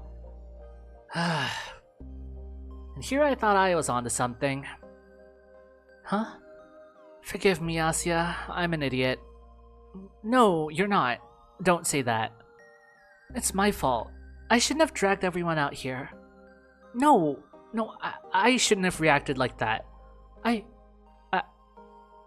just ruined it for everyone. You didn't. I felt the same way. I know it's all stupid. I just thought, wouldn't it be great if I could change something? Or do something that really helped, you know? I knew I had no chance from the start, but I kept telling myself, hey, what if it worked? It's dumb as hell. Sorry for pulling you along like that. No, please don't be. I really... Even if it turned out like this, still... I still had fun today. Oh, so fun's allowed now? I mean... I'm just messing with you. Marna sighs. She gets up and loosens her ponytail. You're a very forgiving person, Asya. I can't imagine living like that. Please don't get me wrong. It's a wonderful thing. I wish I could forgive myself this easily. But I should have known better. I'm too old to play pretend. She turns to me. You want to go home? Or will you finish the film? I'll go home. Thought so.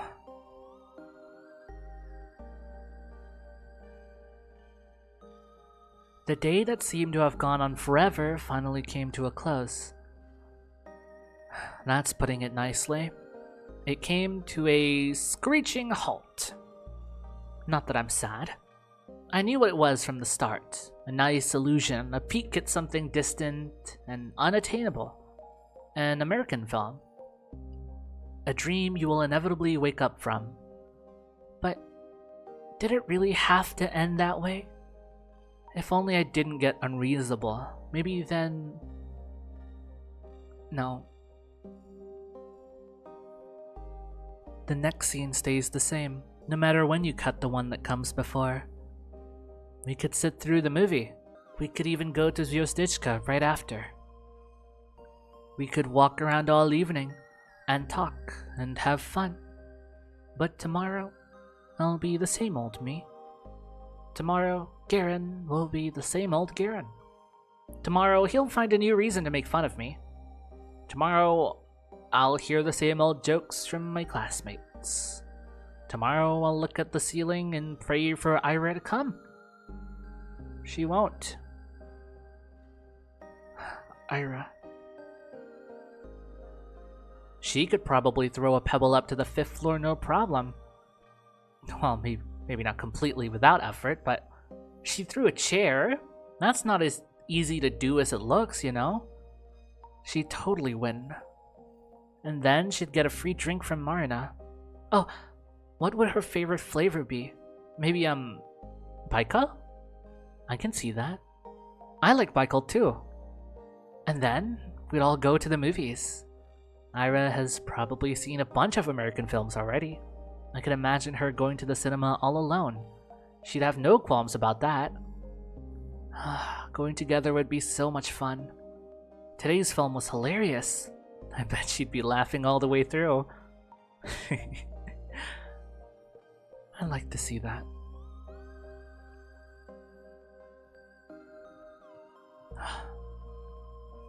I think I got some snow in my boots. Crud. It's my fault for coming up with the idea so late. Oh well, in all honesty, I thought of it when looking down from the roof opposite to Iris. I just got swept up in the conversation and forgot to share. Also, dragging Marina back there after she got noticed would be rather risky. It's nothing I can't handle by myself, though. I don't exactly believe Marina's theory. Even Marina herself never actually believed in it. Frankly, the kind of speculation was plain disrespectful. But even then, there was something I still wanted to do. Snow piles on fast, so the lines need to be as deep as I can make them. I dig all the way to the ground. As far as legibility goes, nothing beats black text on a pure white canvas. Or white text on a black canvas. By the time morning comes, it won't look nearly as striking, but it should still be readable. I climb the little play ladder to check if everything's okay. Yeah, should be good enough. Good enough for who? Iris' mother? Yeah, I'm just being tasteless. It's an offensive thing to write. Acknowledging that won't make it any better. And I'm not so principled as to erase it. I'm selfish, and I need today to end a certain way. This end makes me content. I climb down from the frozen ladder and head home. A message sprawls across the playground under Ira's window. Switch toy if you're there.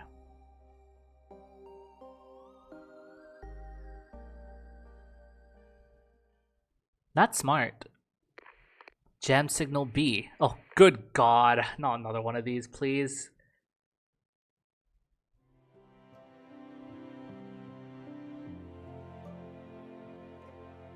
No? Okay.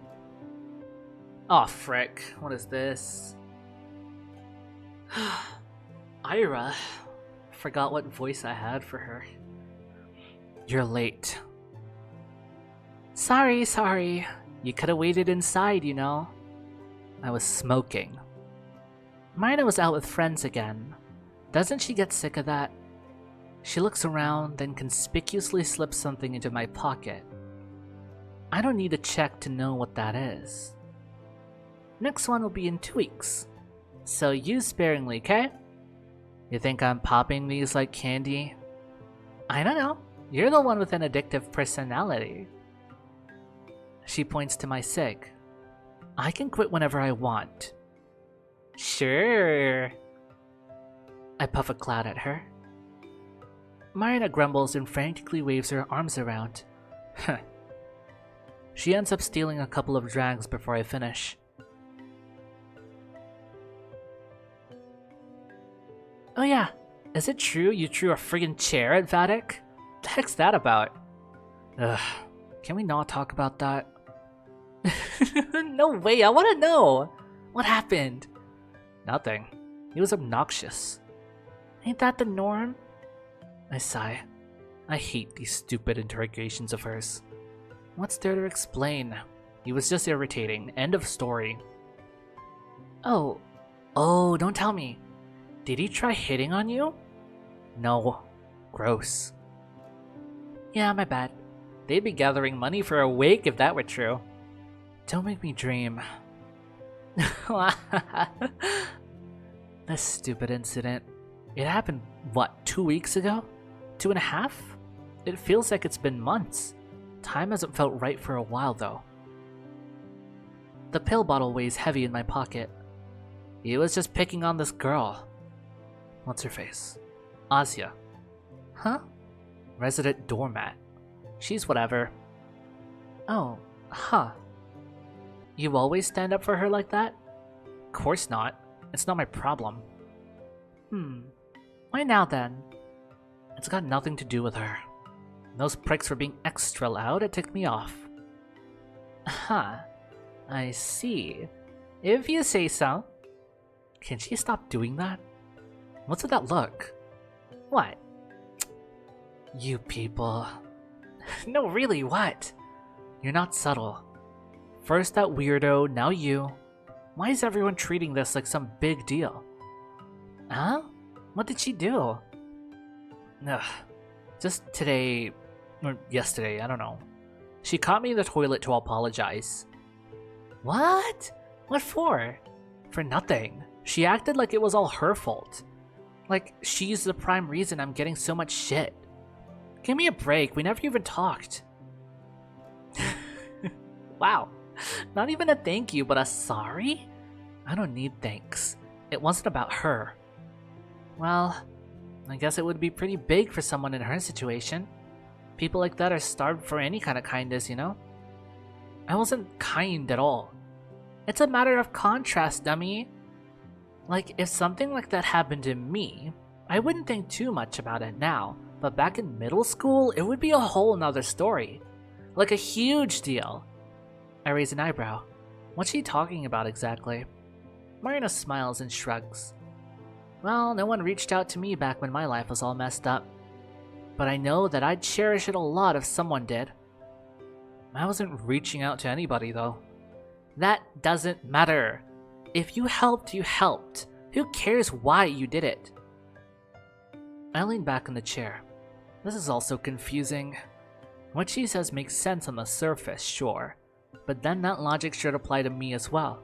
No matter how you look at it, it doesn't. Because then that would mean that Marina... I don't get people like that. She's not a massive tool like the rest of the class, but whatever. I don't want to talk about it. Hey, don't just change the subject like that. What? There's no more to discuss. Really? You're being kinda cagey. I sigh. I told you all there is to it. You can buzz off now. Boo. And here I thought I'd get a glimpse into your stone-cold heart. Not happening.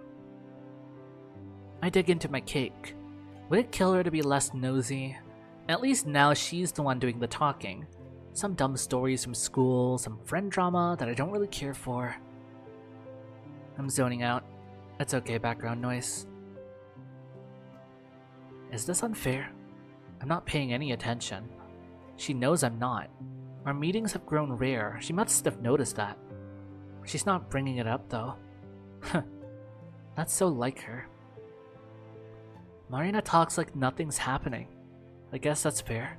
Nothing has happened, nor will ever happen. It's pointless. Everything's been pointless. The pill bottle is burning through my pocket. I don't think I can do this anymore. I listen to Marina prattle on like usual. I thought I'd tell her that I'm done right off the bat, but she has a way of dragging you into some dumb conversation that you can't escape from. No, at some point I could. For the longest time, I could turn around and walk away no problem. So why the hell is it so hard today? Why am I so weak? No matter how much I chew, the cake doesn't taste like anything.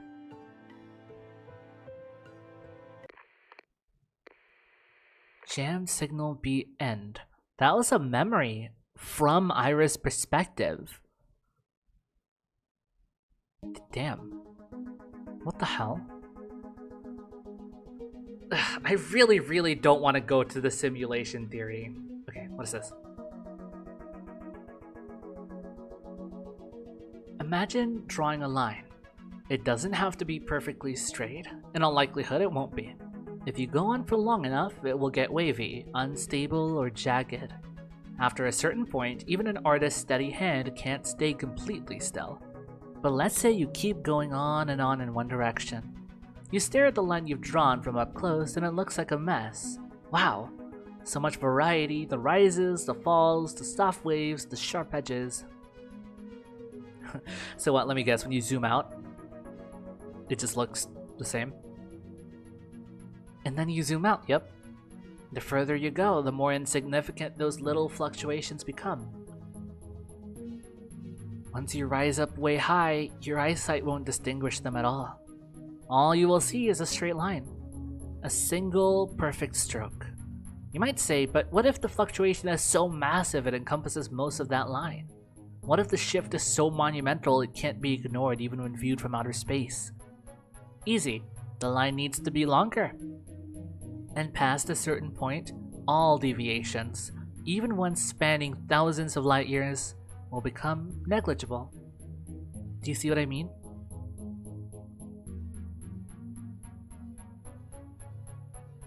Now picture a line drawn across the whole entire universe. A truly endless line. What kind of curve could possibly put a dent in that? An infinite line could only be offset by an infinite curve. An infinite curve. A circle. An endless wheel. A cassette reel that plays everything that has and will ever happen. A cassette reel?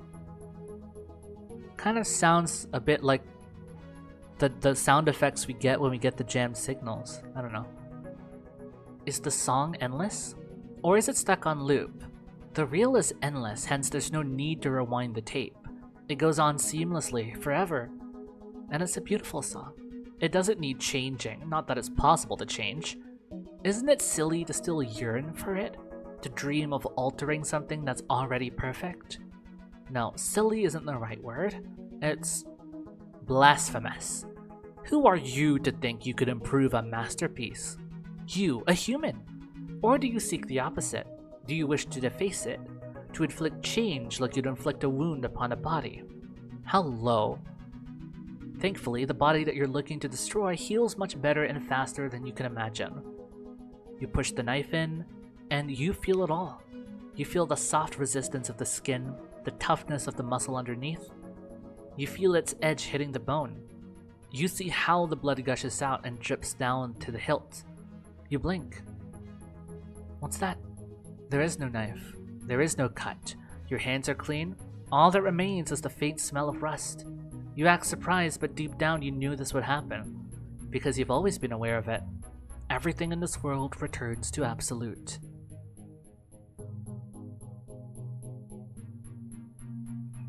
December 24th. The sun rises and falls somewhere my eyes can't reach. The twilight looks down at me with a dull expression. I feel its gaze piercing the school roof and the floor above. No doubt I'm meant to catch it. I need to look it in the eyes and own up to my hubris. But there's a problem. My signal still isn't strong enough to pierce through concrete.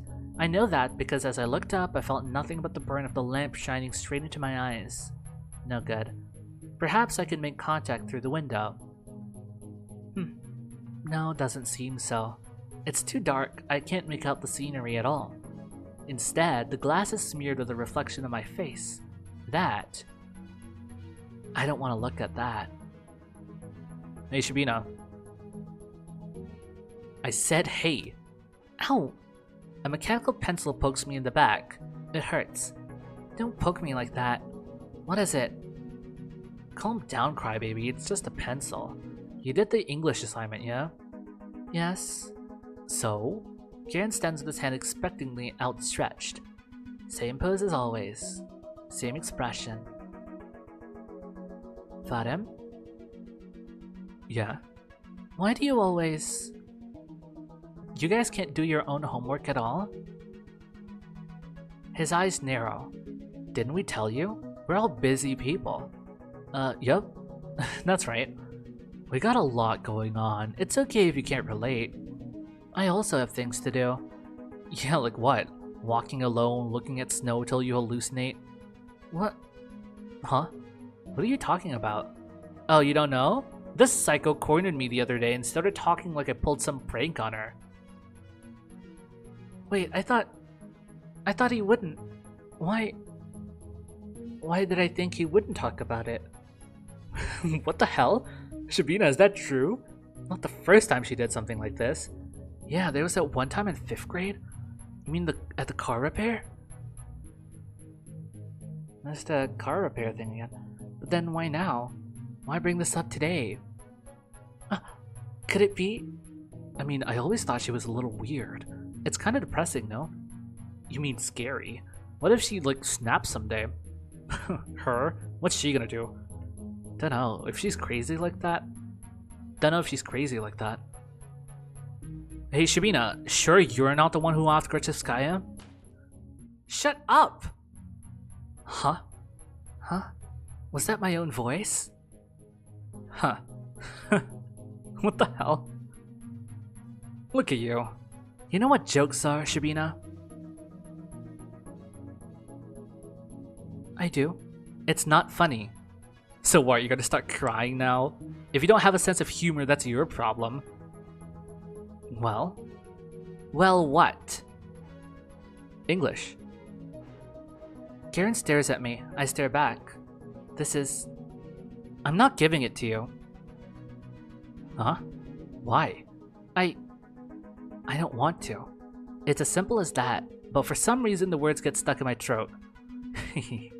Guys, are you seeing this? Shabina's getting greedy. What's with her? Honestly, you were awful unfriendly today. That's not how you talk about your classmates. Careful, what if she bites? Yeah, I don't want to catch what she has. Easy, Shuba, easy. The laughter doesn't stop. Before I can react, Garen grabs my back and throws it to the others. They search through it unceremoniously. I get up and try to get it back, but I'm too weak. They push me away with zero effort. Of course they find what they're looking for. They grab the homework and mess up some of my notebooks in the process. Not in a way that looks purposeful, but I know better. Well, at least I don't carry my poems with me anymore. It would have been worse. Though, maybe if something similar happened, someone like Ira would... Stop. Don't even think about that. Don't you dare. Ira can't be replaced. Not just because there is no other person in the world as wonderful as her. It's not just that. The real reason is bigger than that, far bigger. It's because we've been there already. We've been through all of that, and what came of it? Nothing. Everything's back on the same track. Everything's naturally fell back into place. It's all according to the universal rulebook. Any divergence will be combed into a perfectly straight line, and going by that principle, I see why Garen had to strike that low, why it had to be done today. It was a message. Yes, of course. Now that I look at it, Garen's expression isn't quite the same. Something's off. His smirk, his eyes, his laughter, all of it feels a little forced. Oh, I get it. You're afraid I forgot my place since yesterday. You think that I won't let you live that down. That? What's that? There's nothing to live down, what do you want about? Is what you might say in response. But it's obvious you're just playing dumb, because I heard it. I heard it when you asked why I was crying. There it was. A faint trace of concern. And I saw it too. That awkward look on your face when Marina sat there on a bench comforting me. I'm right, aren't I? That's what got you so scared. That's funny. You really think you need to draw this line? You don't. I never want to cross it in the first place. You act as if I don't know how everything works, as if you need to teach me. But I know I've known all along. In fact, it's you who's in the dark. You really think you're acting on your own accord. You think you're driven by a selfish interest. No, Z.A.T.O, it's not so simple. You don't even realize it, but your purpose is much bigger than that. Right now, you are the agent of the universe's will. You are the force that swings back the pendulum. You're monumental. I can't imagine being granted a role so tremendous while being so ignorant of it. It's kind of beautiful. What you're doing right now, or rather what the universe is doing through you, I can't believe I'm witnessing it with my own two eyes. I used to pray for miraculous changes. I thank the universe for letting me live through all these little fluctuations in the world's natural state. I took them in so greedily, knowing that very soon they will come to an end. But now that the universe is finding its center, I feel just the opposite. The process of the scales tipping back into balance is so beautiful it hurts. It's okay. Huh? He looks up from the homework he's been copying. Yeah, now I can say for sure. I see it in his eyes, clear as day. Don't worry about him. His grip on the pen tightens for a moment. About? Anything. His friends giggle. I don't care. He forces out a scoff. Wow. Thanks, Oracle. The whole group goes on to make a few more digs at me, but they don't faze me in the slightest. Actually, I welcome them. It's just another sign of the world coming to an equilibrium. What an incredible sight. I can feel it. My gratitude, my reverence, my love. My signal is growing stronger. Soon I'll be able to send my message. Soon I'll fulfill my purpose. A bird flies past the window 3 times in a row.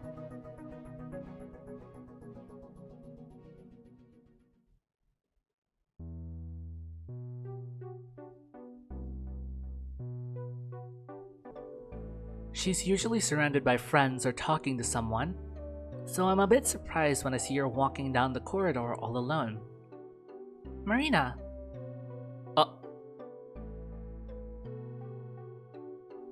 Marina? Your hair.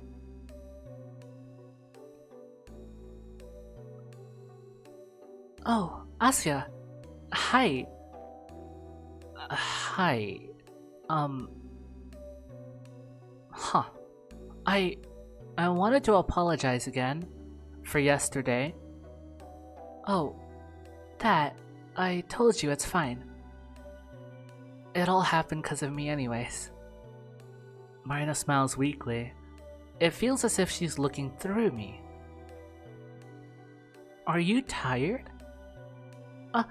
Do I look tired? Crap. You didn't sleep well? I guess, yeah. I hope you have a good rest today then. Yeah, thanks. Why is this? This doesn't feel like our normal conversation. Am I just not saying the right things? Did you want something else? No, not really. Just wanted to, say hi. Well, we got that covered. Yeah, I suppose. Hmm. Looks like yesterday left Marina feeling pretty beat. That makes me feel really bad. But I can't apologize again, that will just be annoying. Should I try cheering her up? She's usually the one leading her conversations, so I'm not exactly used to this. I just can't stand there. I gotta choose a topic. But which one? What's a fun thing to bring up? My head is all empty. Crap. Something fun? What do we usually talk about? Anything about Ira? No.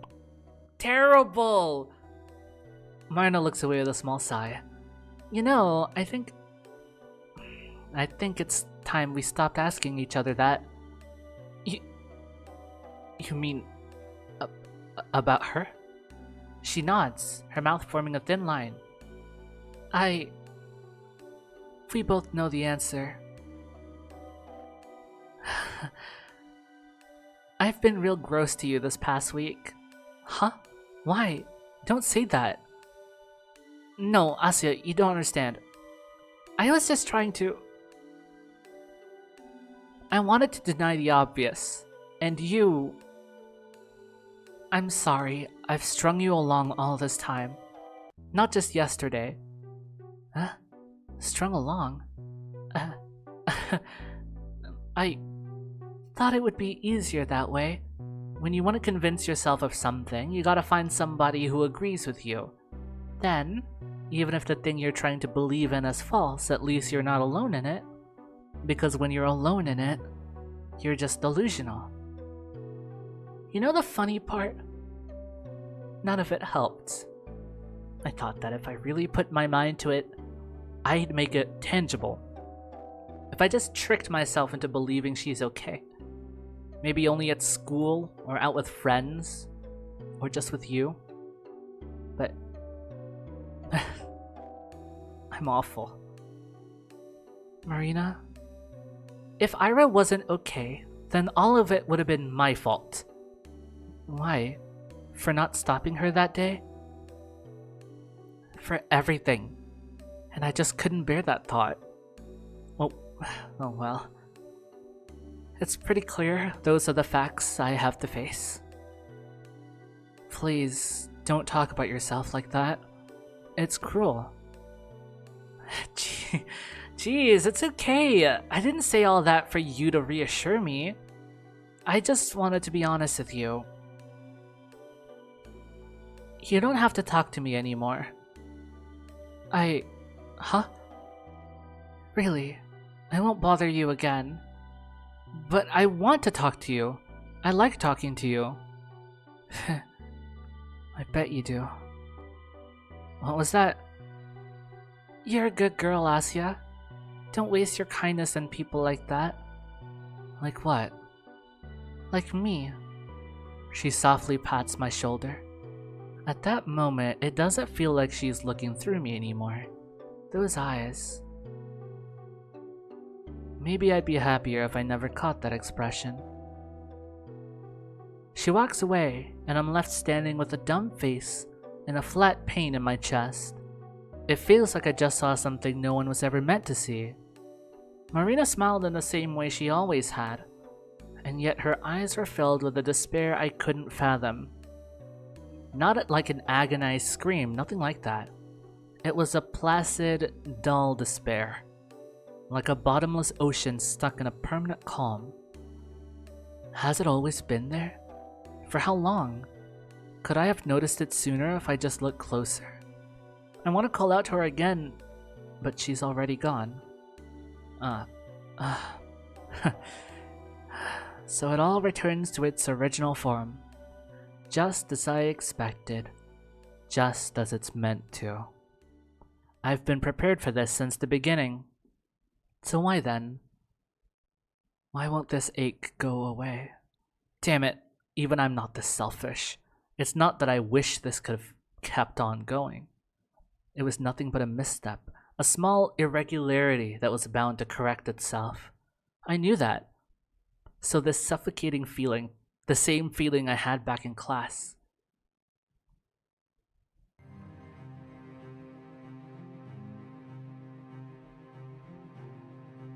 It must be the beauty of it all. I'm overwhelmed. Each piece is falling back into its place so gracefully, it's impossible to tear your eyes away.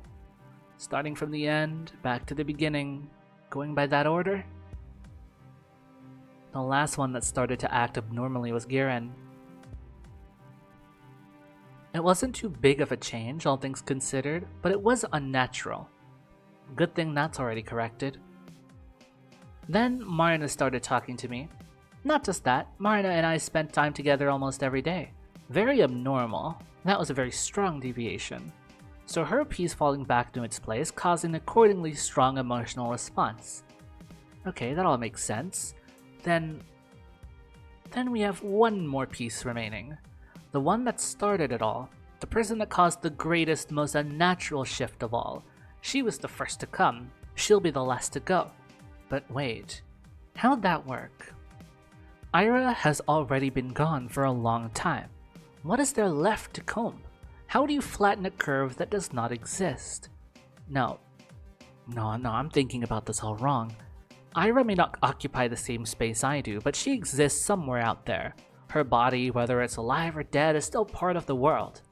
And as long as she exists in this world, as long as there are traces of her still remaining, this abnormality won't go away.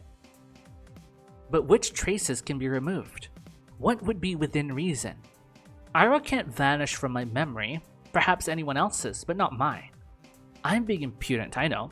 Who am I to say what can and cannot be done? Anything's possible.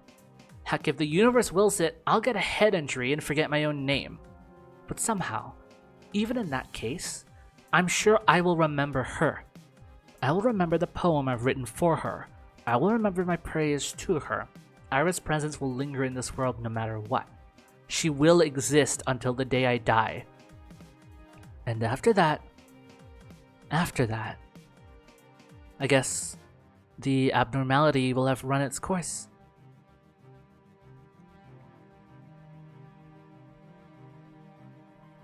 The message is much bleaker now. The snow is deeper, the letters are shallow, but it's still there. I look up to the window. That's what I thought. It's nothing. There is no replacement, only empty space where the bear used to sit. How straightforward. For some reason, I'm surprised at how brash it is. The world is so infinitely complex, yet it chooses to send its message in such a direct and simple way. Honestly, it's pretty cute. I appreciate that. So that's how you want to be. You want to erase all that remains of her. Every footprint she's ever made, every word that she's ever spoken. Everything. Until Ira Grechevskaya becomes nothing more than a memory. Well then, a memory she'll be. I'm looking straight at you. Do you see me? My signal is weak, so you probably can't hear me very well, but perhaps you feel my intent. I said so already, haven't I? You may cleanse all the distortion on planet Earth. You can erase everything and everyone else for good. That's part of why my breath halts when I think of you. That's part of why I love you. But I have to deny you just this once, okay? Are you mad? Sorry, I can't tell. But please, don't be. It won't change anything. I'm a pitiful, worthless gnat. I know that nothing that I do will ever matter. Not to you, not to anyone else. But for Ira, no. For myself, I won't let her memory fade. It's the one thing I won't concede, even to you. Hey, what's that look? I'm being arrogant, I know. So if you wish, please swat me like a fly. I'll understand. In any way you'd like. At any place, at any moment. Erase me from this world. I have to be abnormal too, right? I'm part of the problem, right? Now that Ira exists within me, there's no choice but to smite me. So smite me. Please. Cleanse your body of me. Cleanse yourself of this filth. Heal. Let the world return to its axis. Make everything right. Take everything back. Make everything nice. Make everyone happy. I'm begging you. Please. Please. Please. Please.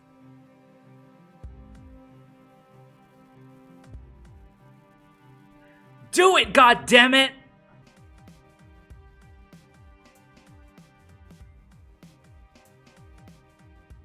That may be too loud.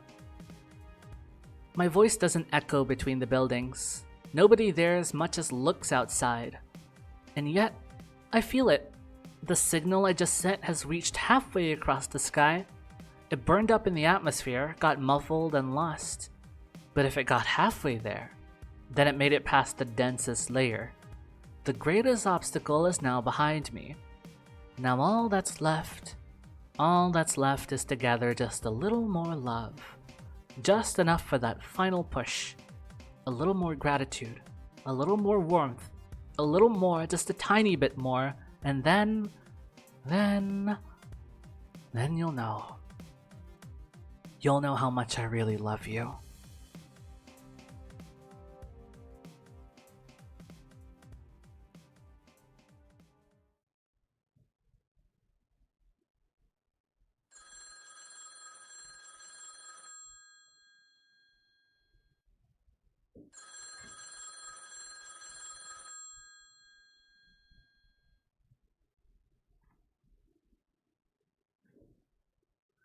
Yes?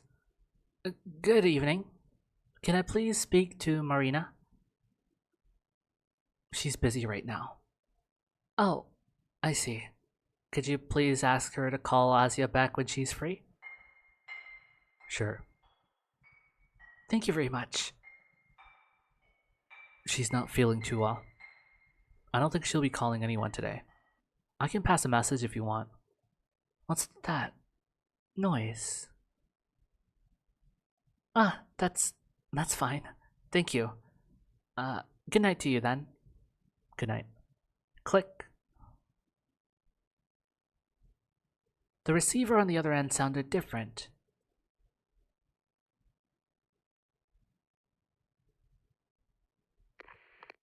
Jammed signal A? We went from C to B to A.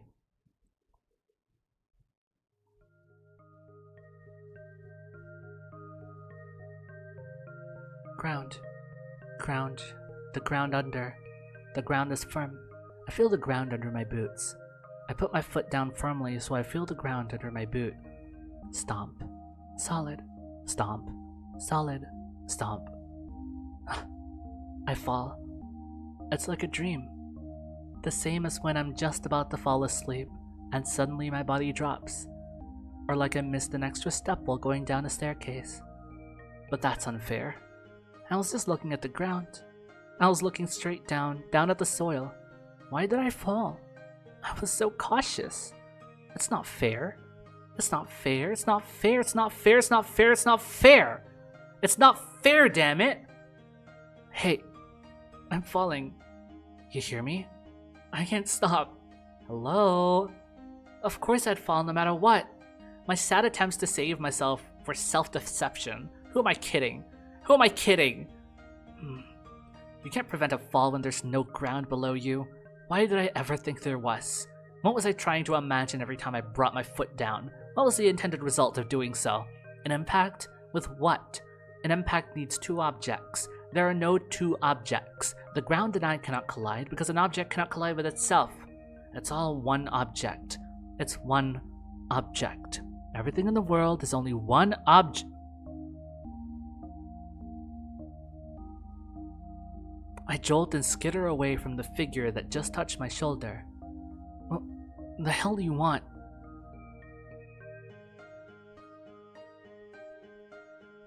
It's blurry.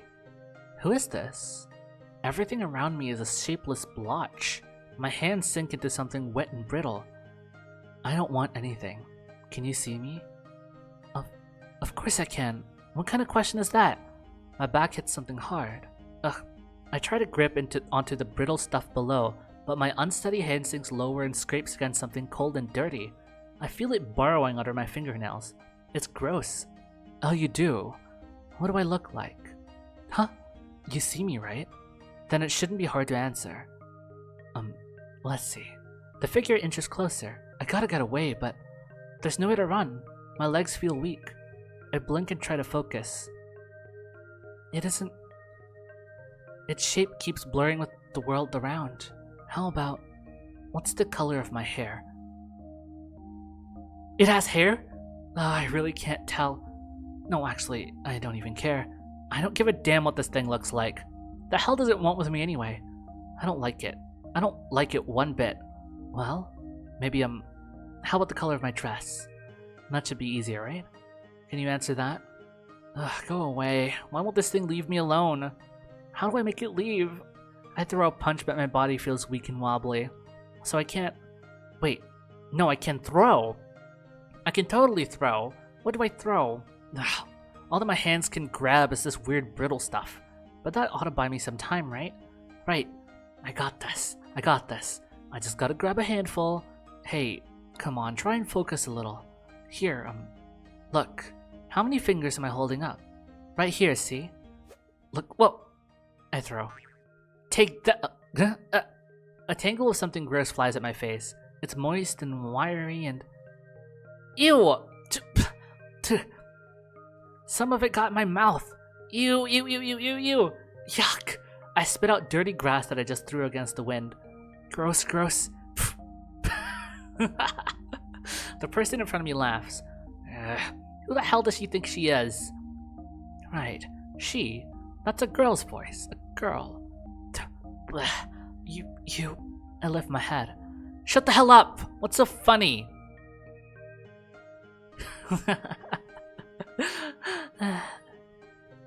The girl wipes a tear from her eye. It's really not that funny. Right, sorry. Sorry. That's one way to come to your senses, huh?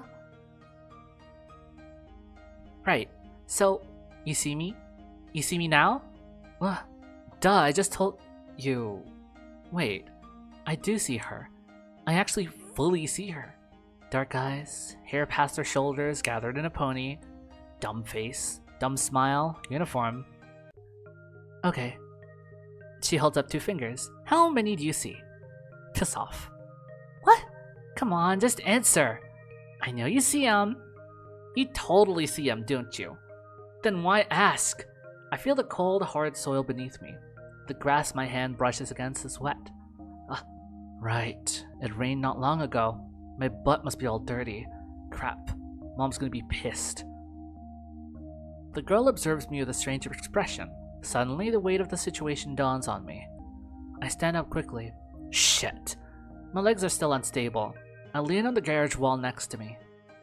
Hey! Careful there! Here, I can... Don't touch me! She steps away. You tell anyone about this and you're dead meat. Pfft.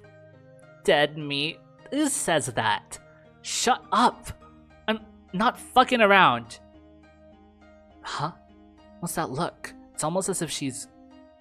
Damn it. Damn it! Do I really look this pathetic? Has this been going on for a while? These episodes. Why would she need to know that? That's just more ammo to be used against me later. It's none of your business. I need to stabilize myself. This sucks. I hate feeling this helpless.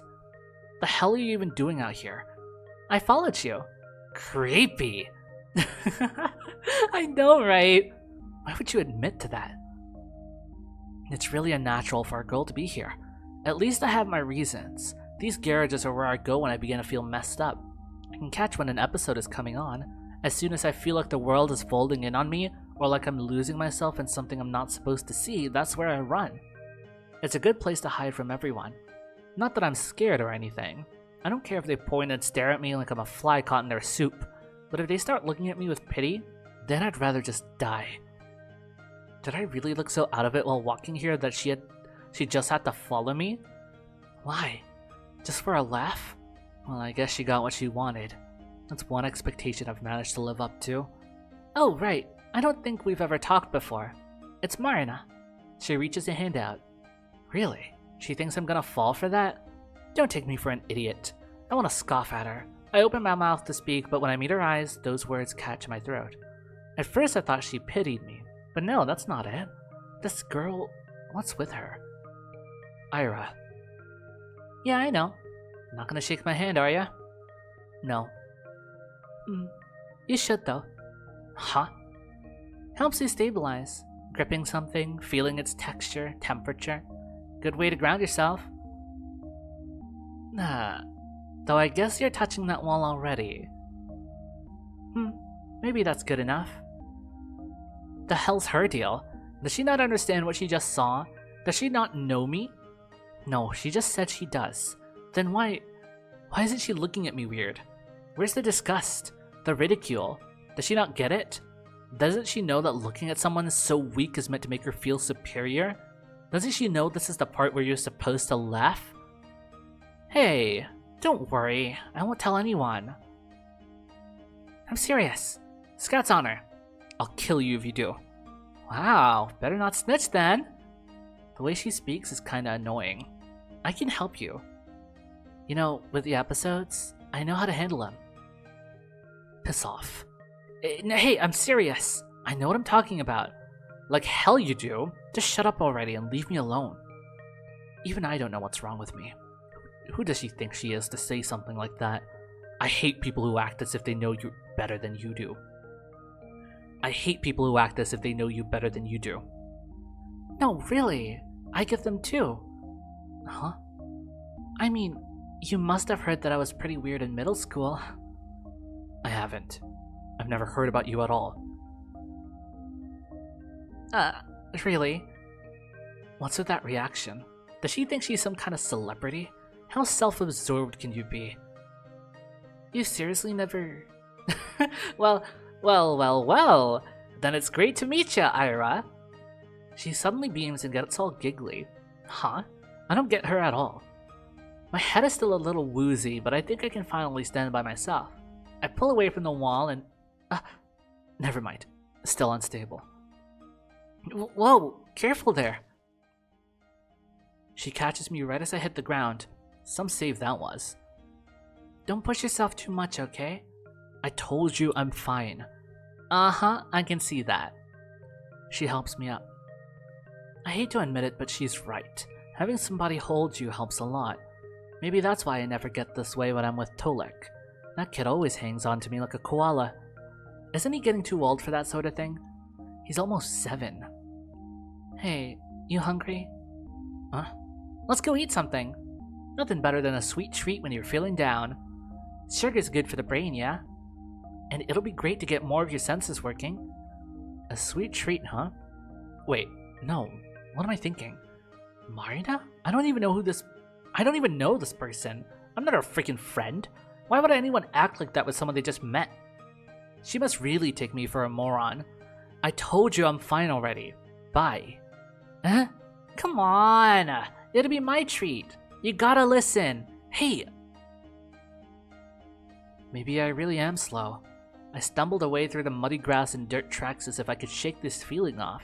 As if somebody finding me like this, as if somebody offering me help was something I just could forget. As if this shame was something I could wash away. No, it was even worse than that. It was so much dumber than that. Don't be stupid. Huh? Do you want to get better or not? I said I can help you. I'm already fine. Yeah, right. How long will that last? How long till you start stumbling around crying like a baby again, huh? The hell did you just say? It'll happen again. Don't you get it? If you keep doing nothing, it will just get worse. I'll handle it. It's none of your business. You think you're being cool or something? Hiding away and clawing at the ground? That's stupid. Shut up. You're stupid. You don't know what the hell you're talking about. I told you I do. Were you even listening? Not really. Rude? It really was stupid.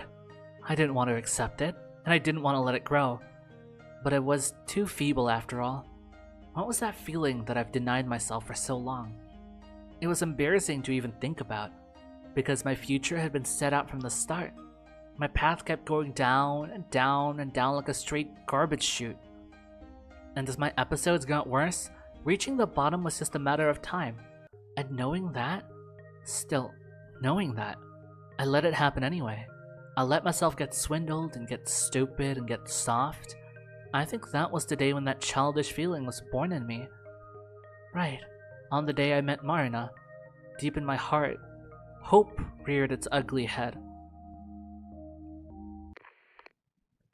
Hope reared its ugly head. I love the way how these end so abruptly. You're always in this feeling of warmth at the end of these, and then it's cut away. You're always meant to feel on edge.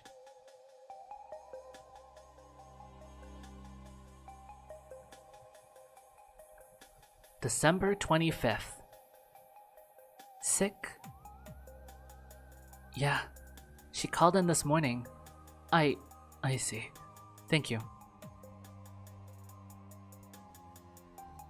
I'm sorry. I understand I'm getting too cocky. Maybe I'm getting too presumptuous because you happen to be in a charitable mood. Maybe I'm too filthy and insignificant to even swat at. Maybe on some level you understand that me denying you doesn't mean I love you any less. I prefer to think it's the latter, but please correct me if I'm wrong. I promise not to question any of your actions. I'm just being a brat. You should never concede to haughty kids like me who'll get carried away. You know that, don't you? You must have known I'd get ideas if you let me go scot-free. How could you let that happen? Did you really not take any offense?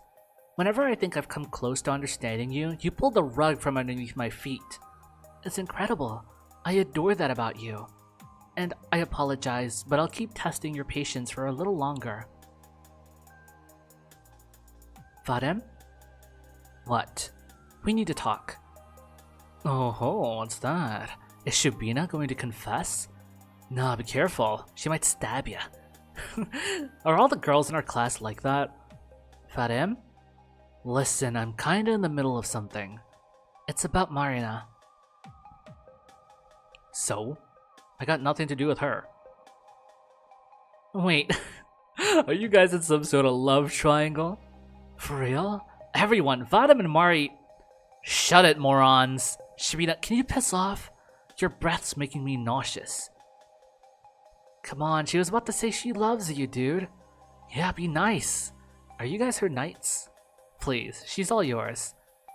No thanks. Hey, she's leaning in, bro. She's going in for the kiss. What? I'll tell them about the pills. You bitch. Huh? Wait, you're going? I'll be back in a sec. So, think you can threaten me now? Do you know Marina's address? Huh? She called in sick today. I wanted to pay her a visit. Sick? Yes. Shit. What? Your visit? It won't change anything. Huh? It's not necessary. Her brother's taking care of her. She'll be fine. Oh! Because Marina is also taking the pills. That's what we learned in the last, recording memory. Is that she also has these episodes, but since her brother's the one taking care of her, of course he would have the pills.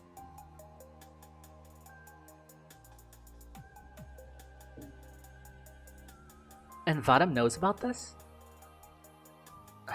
I want to come anyways. She's my friend. Your friend? You've known her for, what, a week? Yes, and? Shabina. Jesus freaking... You know what your problem is? You've got no clue how people work. You're not a friend to her, understand? You're the same as Grativskaya. What are you talking about? I mean, do you know anything about how she used to be? Used to be? Okay, so let me get this straight. She aired all of Grativskaya's dirty laundry, but conveniently forgot to mention why she was involved with her at all. Is that right? What are you saying? She wanted to help Ira, and her brother had access to the medication, so that's not what I mean. Why would he be stealing those pills in the first place? Stealing? You don't even know that. They're meant for high-rank researchers. I guess whatever they're doing up there is messing with their heads. The supplies don't account for more people than that. Good thing her bro works in the labs, huh? Her brother didn't start getting those meds for Ira or whoever else. They're meant for Marina. She's the same as Grachevskaya. Those little states like mind gaps or seeing things that aren't there, crying and screaming for no reason. She was all about that, what, 3 years ago? So she really didn't tell you. I suspected that. Yeah? You two talked about it behind the school. How she got better after a certain point. That there had to be some sort of cure. And then I learned she helped Ira with pills. So, it was a reasonable guess. Huh. Nice deduction. So you heard everything, you fucking liar. Not everything. Just the end. Still. Well, whatever. It's not like you're gonna rat a friend out, right? Why do you keep saying it like that? Because she doesn't freaking see you like that. You're like, I don't know, a counterweight. She needs someone who's more messed up around to feel sane in comparison. I don't think it's like that. Think what you want, those are the facts. You think the way she acts is natural? She's trying so hard it makes me want to puke. Marina likes you only because she enjoys feeling like she's the normal one. Not a high bar to clear considering you're everything. You know how hot chicks always have one ugly friend? Stop that! That's an awful thing to say. Hey, truth stings. Maybe you'll learn and grow from this experience or something. I don't believe you. Man, I don't care. It's your choice. I just gave you the info. I don't get you. You come to her begging for help. And she agreed to it, right? She's bringing you medicine, isn't she? So? How can you still badmouth her like that? She was your friend. Sure, you fell out, but she still gave you a hand. And those pills, they're a limited supply, right? She should probably be using them herself, but she shares them with you. Do you pay anything for them? I don't. But don't you feel even a little bit ashamed? Damn it, Shabina, don't stick your nose into other people's business. Those pills, they barely even work. Are they for my brother? My dad, too, it's all bad. It's not like I ran to her at the first freaking opportunity. I wasn't even sure if she had meds or anything like that. I just needed something. And forcing Dad to swallow is easy enough, but when my bro gets one of his turns going, I just can't do shit. And it helps a bit, but the next day it starts all over again. So it's like, what's the point of doing anything at all? Shit. Why am I even telling you all this? God damn it. Can you please tell me Marina's address? It's not... You know what? Sure. Whatever. Lenina 19, 32. The entrance code is 239. Thank you.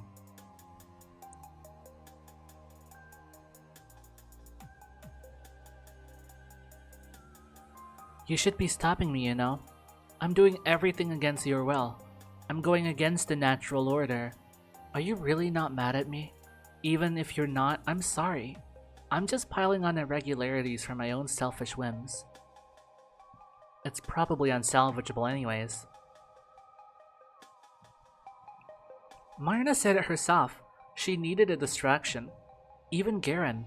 His words might have a grain of truth to them, but still, I can't accept it. I want to see her. I want to talk to her. I'm gonna grab something on the way. Maybe some tea? If she really is sick. Maybe some cookies too? Those would be good. You can still crush me, you know. It's not too late. Please, consider this carefully. Your goodwill has to have a limit. No, I mean, of course, your kindness is limitless, but I'm already coming up the stairs. Can't you see? I'm coming up the stairs of Marina's apartment block. I'm so close. Hey, it's your last chance. I'm reaching for the doorbell. Are you sure? You're gonna let me do this? Garen is right. I don't understand how you work at all. I hear some noises from beyond the door, but seconds pass and nobody comes out. Hey, that's an extra opportunity for you. Come on. No? You sure? Oh well. I ring again. This time I hear soft, hasty footsteps on the other side. I'm coming. Huh? Marna opens the door. She looks even more tired than before. Asya? Hi! What are you doing here? Hi! Sorry, I am... Suddenly I don't feel so confident. Seems like a part of me never expected to get this far. Man, that's because I wasn't asked you yesterday, isn't it? What? No. I heard that you fell ill, so I thought it would be nice to visit. Oh, that's... That's so nice of you. What the heck? Sorry, I didn't want to intrude, but I thought I'd check up on you. Aw, thank you. You don't gotta worry, though. It's just some stupid cold. Oh, well, I hope you get better soon. Sorry I dragged you out of bed. No, it's fine. Give me a couple days and I'll be doing cartwheels down the hall. You can do a cartwheel? You can't? Dude, it's so easy. It's scary. What if I fall on my head? Then tape a pillow to it. You can still break your neck like that. Man, are you cartwheeling off a bridge? Cartwheeling off a bridge? Sounds pretty flashy. Huh? You know, like one of those crazy sports? Like bungee jumping? Oh, you're right. Extreme cartwheeling. Down a hill, down a bridge, down a roof. Heck, I'd watch that. You'd be the champion. Oh, yeah. Wait, are you telling me to roll off a roof? It's okay, we'll tape a pillow to your head. Ah, think you're so clever, huh? She laughs. She looks like her old self, or the old self I know. This is the fake Marina, according to Garen. This is an act. An act. I look at her disheveled hair, her sweater, and her smile. I look into the dark behind her eyes. I just don't buy it. I don't believe Garen's words for a second. Wait, your brother isn't home, is he? What, Lev? Yeah, he's at work. Did he tell you I called yesterday? Oh, right. Jeez, I was so out of it. Sorry, I should have rung you back. No, it's fine. You're ill, you shouldn't worry about stuff like that. Please, it's not like I'm dying over here. Still, you're sick and all alone. Isn't that pretty sad? It's not so bad, really. I brought some cookies for you. We could drink tea together if you want. Asuka, you shouldn't have. Really? I don't want to make you sick as well. It's okay, I'm sure I'll be alright. I just thought it would be nice. No, really, She suddenly burst into a dry coughing fit. Can I help? Want me to pat your back? She shakes her head. No thanks. Look, I really appreciate you checking up on me. Maybe you sure you don't want any help? No. I'm contagious, so you should be going. Huh. Bye, Asya. Thanks again for the visit. What? It's so sudden. Marina starts closing the door in front of her. She's coughing really loudly. I know that I should let her rest, but... Wait. Ow! I shove my foot right in front of the door before it closes and get promptly hit. What? Asya, be careful! Sorry, I just can't... You can seriously get injured like that. Jesus! No, that doesn't matter. I just wanted to...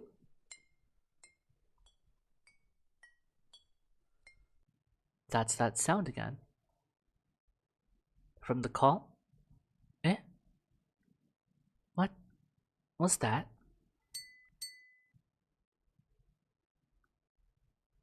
Huh?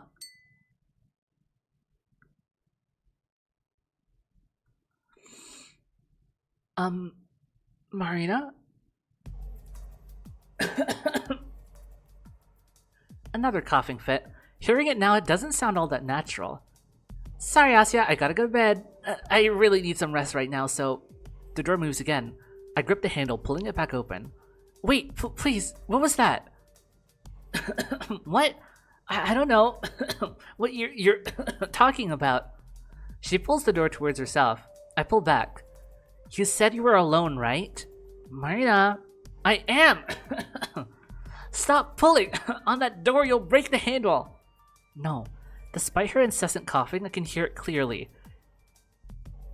Soft rhythmic noises like glasses clinking together or the jingling of keys. Quiet metallic sounds coming from deep inside the flat. Hey Marina? What's that? Hey, stop pulling, damn it! Why are you closing the door? Marina! I can't let it slam shut no matter what. I feel it in my gut. I need to come inside. I need to talk to her. I've come this far. You've let me come this far. There has to be a reason, right? God damn it, Asya! It's just my cat. Let go, you... I can't. I really want to talk to you. Please. The door gives in with zero warning. I tumble down to the floor like an idiot. Ow! It hurts. And before I know it, the door's closed. I hear the key turning inside the lock. No, I can't let it end like that. It can't end like that. I came here to talk to her. I came here to see her smile again. I came here to tell her it's okay. I brought us cookies. Marina, please open the door. Hey, we could drink tea and we could talk. We could talk like we used to. It will be the same. It will be even better. Why not? I just don't understand. Please, I want to talk to you. Marina, please. Come out, okay? Please. Do you hear me? You hear me, right? Please, open the door. Please. Let's talk. We need to talk, Marina. So what if she strung me along? So what if it's an act? I don't care who she is. No, I do. I want to know who she is. I want to know how she really is. Real or not, good or bad, I don't care. I don't care. I want to talk to Marina. I need to talk to Marina. Marina, let's talk. Please, it's okay. I mean it. I really mean it. You don't have to hide from me, Marina. You don't have to pretend with me. I don't mind if you want to pretend. I don't mind anything, okay? I just want to talk with you. I really want to talk with you. Marina! I'll keep beating on the door. I'll keep begging for as long as it takes. I'm a pathetic sight. I'm sorry. I know I'm just being an inconvenience. Arrogant, selfish, disgusting, repulsive, stubborn, stupid. I know all of that. I know. I have demeaned myself so much as meaningless. All of my self-flagellation is just empty noise. So I don't understand. Why do these words, this nonsense pouring out of me, why does it feel so humiliating? Marina, please. You were so nice to me. You're nice to talk to. Marina, I really want to talk. I had so much fun talking to you. Please. Marina, please, let's talk. Please. Please open the door. Please don't stop being nice to me. Marina, please don't leave. Don't leave me like that, Marina. I'll do better. I will. I know I'm not very fun, but I'll try to be. I'll try very hard. I will. I promise I won't be a burden. Can you hear me? Marina, can you hear me? You haven't given me this chance for nothing, have you? If this is all amounting to something, right? Is this a test, or are you teaching me a lesson? I appreciate that. You've always been too gentle with me. So now you want me to go through something so shameful. It's refreshing. Though I have an inkling that you might want me to stop. You think that after I've received enough humiliation, I'll give up? That I'll let everything go back to normal? In that case, I'm sorry. It's too late. You've spoiled me rotten. Marina, please. It's been so long since I've talked to someone like that. It's been so long, and talking with you, it made me so happy. Please, Marina. I wanted to talk to Iris so badly too. I wish I did. And maybe then all of us could talk and have fun together. That would be nice, right? That would be so nice. And now I'll never do that. But maybe with you, maybe we could still talk and have fun. And we could go to the cafe again, and you could show me all those magazines. Remember?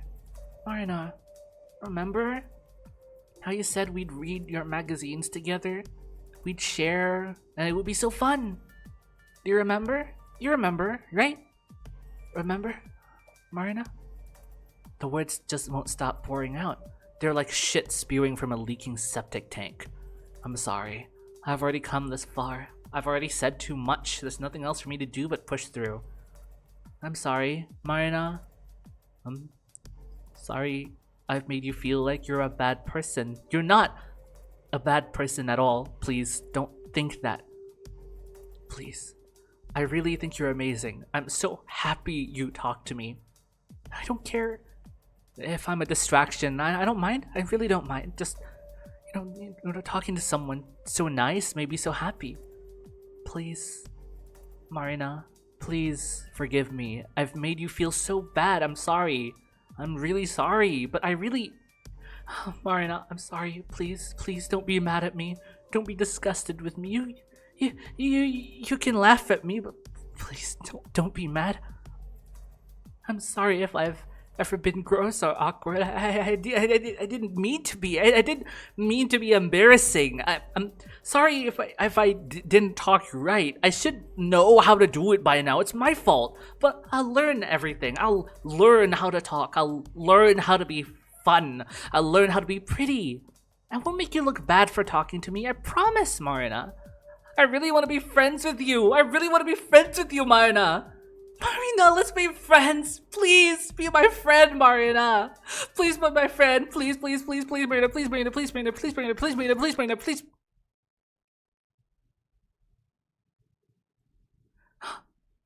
The door opens.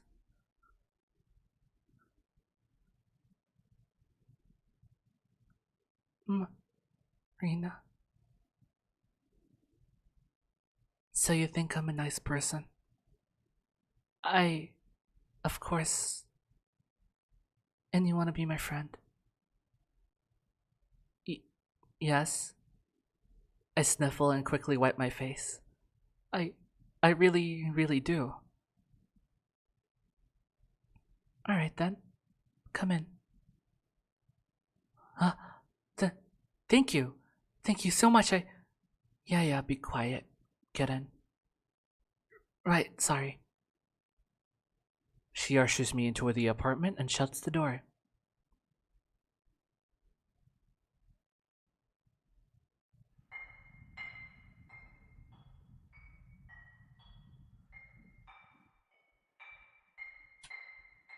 The sounds quietly echo through the flat. I don't know if rhythmical is the right word for them. No, not really. Oh, that's it. Intentional is what they are. Here. Cookies? Thanks. She waits for me to come take off my clothes. Marna's voice, the way she looks at me, it suddenly feels very dry. I guess I should be bothered by that, but I'm not. The overbearing shame I felt just a moment ago has dwindled to a small prickle in the back of my throat. So you have a cat? Asya. She looks down at the box in her hands. Yes? You don't like this kind? No, it's okay. I like it. Oh, I'm glad. Marna's eyes met mine. This time I'm already prepared for it. That somber shadow staring back at me. When we had that argument by the research center, I said you were easy to trust. I wanted to trust you. I remember. I meant it. I wouldn't have let you in otherwise. I understand. I'm glad to hear that.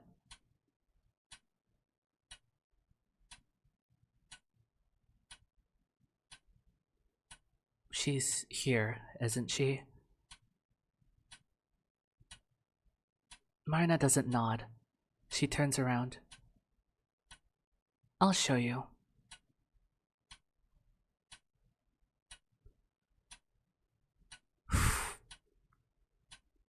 I'm nervous.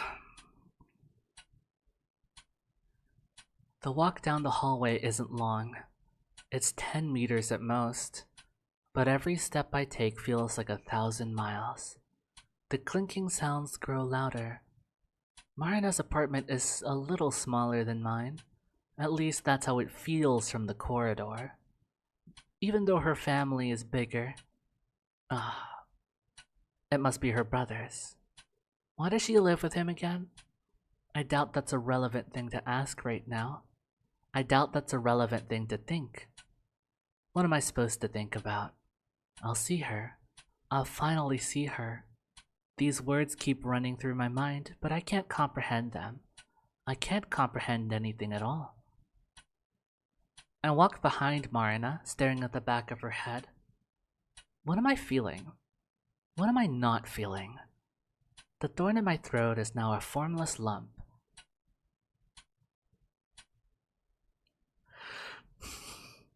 I'm sorry, this is giving me I gently open the door and I'm really terrified. The door opens. Marina walks in.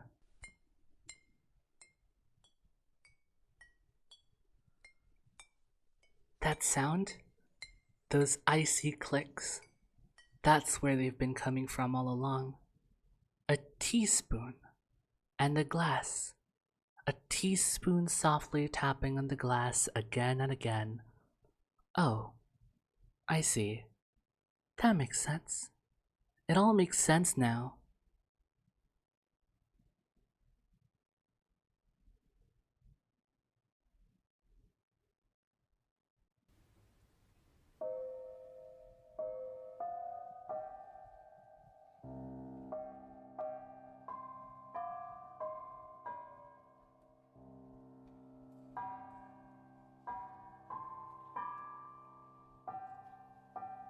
Ira.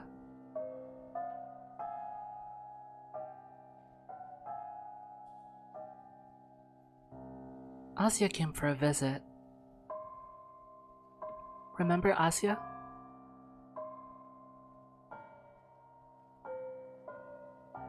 Uh, I, Ira.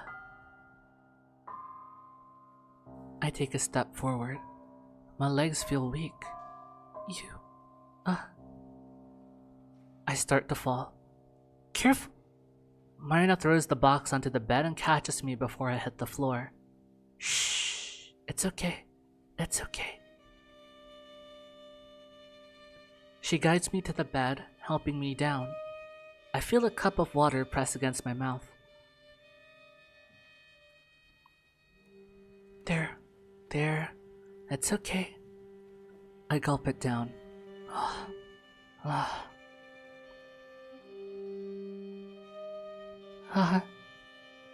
Marina pats my hair. It's okay. My eyes slowly refocus. They glide over the empty bottles strewn across the carpet. They float over the olive chamber pot. They're drawn upwards, towards the only thing that matters.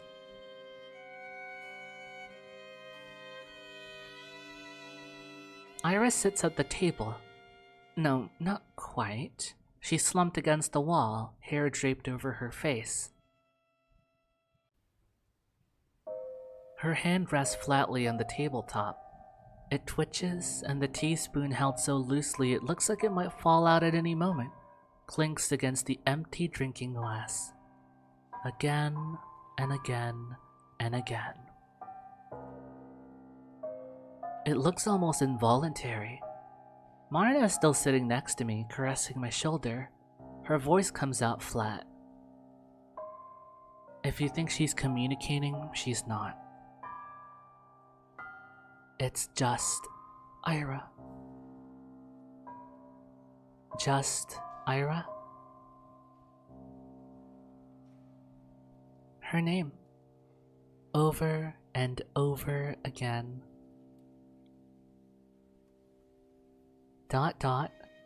clink cling, pause, clink, pause, IRA.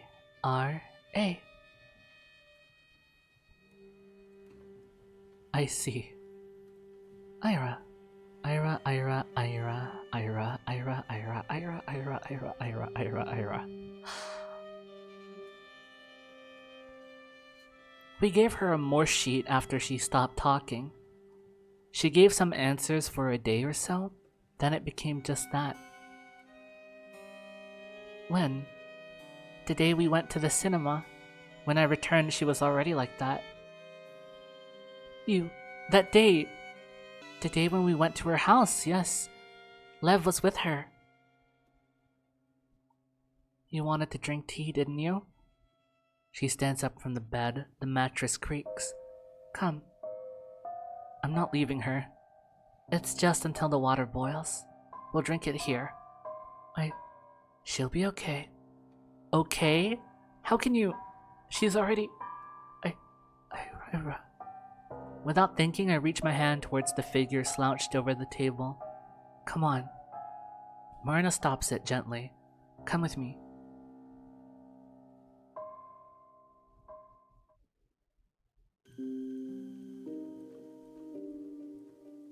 I can still hear the clicking from the kitchen. Marina sets the kettle. She casually moves between the counters and the stove. If I were a slightly better person, I'd get angry. I'm trying to, but I keep failing. It's because it's Marina. Or maybe it's because I'm not as shocked as I should be. Which tea do you prefer? I don't care. Great, because we only have one. It's regular black tea. She prepares 3 cups. You know, a couple years ago I wasn't like that. Garen told me. Huh? What do you mean? He said you were like Ira. That gas bag. Well, there goes my cool reveal. It's okay, I already knew. Eh? Since when? Since I heard you two talking, behind the school. Oh, hey, so you heard everything, you freaking liar? He said the same thing. Yuck, seriously? But Marina, you recovered, right? Well, it's not something you can recover from. It's not that kind of illness. Huh? It's kinda like hypersensitivity. Some people are hypersensitive to sound. Some are hypersensitive to light. Ira and I, we're hypersensitive to the code. Code? The algorithm our world is built on. All of its regularities and irregularities. That's the code. Oh, I see. I probably sound nuts to you. This thing is pretty hard to wrap your head around. No, I understand. I know what you're talking about. Really? Yes. You mean the will of the world, right? The sum of all of its probabilities and workings. I guess you could put it like that. It's a set of patterns ingrained into everything in existence. It's not something we're supposed to comprehend or notice, but some people still do, whether they want to or not. People like Ira and I lack the barrier that keeps our mind from acknowledging it. I guess it's like having no skin on your soul. No skin on your soul? Is it really that painful? Don't know if painful is the right word for it. You can look inside a radio and learn about its electronics. Or you can look under a person's skin and study their internal organs. That can be interesting. But who would want to walk around with constant X-ray vision? I'd rather not. Right? That'd be so gross.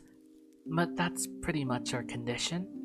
Ira and I can see the values by which everything in reality moves and operates. The numbered truths that define each individual object. That is... Hey now, you don't look that weird. You don't look weirded out at all. Did Vatic also spill the beans on that one? No, not at all. I just know this. You just know? Yes, I understand. Is Fatim also aware of the code? Shouldn't be. It's not public knowledge. Oh. I only know 'cause of Lev. That's what they study over there. You mean in the research center? I thought they worked with natural resources or something like that. That's the official story.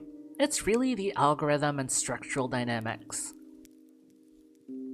But what's there to study? Huh? Like, about the code? Yes. Well, I'd say there's plenty. If you can figure out the patterns everything is built on, you can basically foretell the future. Plus, if you have all of the building blocks in front of you, who's to say you can't rearrange them? If you find a way to modify or rewrite the values assigned to everything in existence, well, that's basically godhood. Who wouldn't want that? That's really dumb. You think? Well, no, it's worse. It's impudent. Oh, it is. I can't imagine wanting to defile something so perfect. It's sick and pointless. Even if you find a way to do so, all your efforts will have been in vain. Any attempt to change reality will barely scrape its surface. Any small scratch you leave will quickly heal. That's exactly right. A closed system needs to maintain stability or else it falls apart, and any foreign element will be assimilated or pushed out. Yes, something like that. But that's not the real issue. The system's very difficult to study, because it's not something the human mind is built to comprehend. We shouldn't know an object can't be separated from its algorithmic action. We shouldn't know a bird is 3223412 despair, 6233322 distortion, and 2311444 denial. We're not meant to know everything in the world is inevitable. That's why, when you realize how everything's predetermined, how everyone, including you, is nothing more than value strings, you start to lose your grip. Your grip on what? On your humanity. A person's individuality is determined by their actions, right? But if you understand how none of your actions are really yours, will you still feel like an individual? Well, because then you're not a person. You're just numbers. A tiny segment of a larger value string. Which is... the kettle. A piercing whistle fills the room. Marina turns the gas off and it stops. The things she's saying aren't entirely new to me, though it makes me glad I'm not the only one who views the universe that way. I always knew it in my heart. I knew it's the objective truth, but it's not something that I'd ever hoped others to understand. Still, I can't help but be confused. Losing your sense of humanity over it? What's wrong with humanity being defined by a string of numbers? What's wrong with being part of a much greater whole? What's wrong with existing within a perfect system? I don't really understand it. Right. We need to return. Now that my head is clearer, I can take everything in.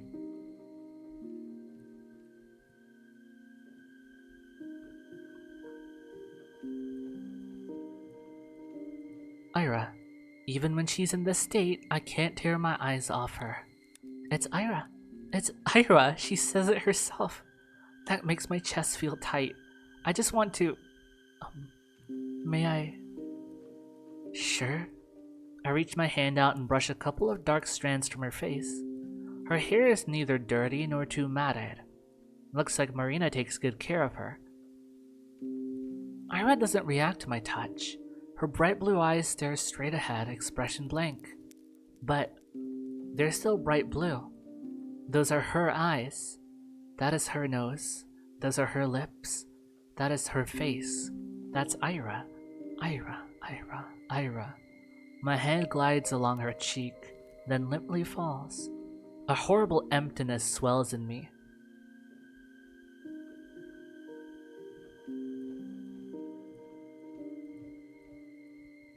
The three of us sit at the table with a box of cookies, a sugar bowl, a teapot, and teacups at the ready. And Ira's empty glass. She keeps tapping it with a spoon. Marina pours the tea. You don't take it away? What? The spoon? Yes. It's annoying, right? No, that's not what I mean. That's okay, I get it. But you get used to it pretty quickly. It's like the clock ticking. Sorry, I couldn't take it away even if I wanted to. I understand. Marina reaches into the box, grabs a cookie, and bites down on it. Ah, so good. I'm glad you like it. Next time we go to Zyozdetska, it'll be my treat. Next time. We can go all together. You'll get your souffle. Ira, you'll get that flowery thing. What was it called again? Nah, whatever. Marina? Hey, do you know she always takes like 5 spoons of sugar? Like, come on, take pity on your teeth. She says while stirring 4 sugar cubes into Ira's cup. Smoking too? Who's gonna kiss you when you stink like that, huh? I'm kidding. Asuka, you know, Ira hasn't smoked for a whole week. Just quit cold turkey. Wanna bet how long she lasts? Marina? Hey, don't look at me like that. I'm all for self-improvement, alright? I'm just trying to be realistic here. You gotta do it bit by bit. I've bore witness to so many failed attempts, you see. Poor Lev. That guy never learns. You think she will get better? She has to. Heck, I managed to suppress it. You don't plan on losing to me of all people, are you? She gives Ira a light poke. She still won't be the same, you know, when she gets better. I hope you understand that. In what way? Every way. Her perception has already been altered. That's not something you can simply forget. But you, I haven't. And I've changed as well. I think since then, I've lost something that makes me human. Huh? That part of the brain that makes you feel things. I guess something got broken there. But you're not emotionless. I can see that. Hey, I'm good, aren't I? Faking was tough at first, but hey, I learned. I told you, Marina. You don't have to pretend. And I don't think you need to. Of course I do, don't be silly. I don't need any more people treating me like a freak show. Well, I mean, you don't need to fake it with us. I don't do it as much, you know? Not like it matters at this point. It's not something I can simply turn off. Why not? Because I'll forget how to do it.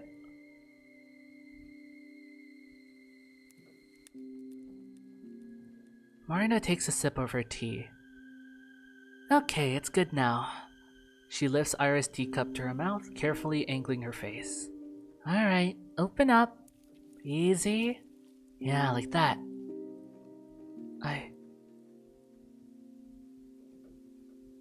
I can't watch this. I can't watch this. I need to hold my breath. I need to steady myself.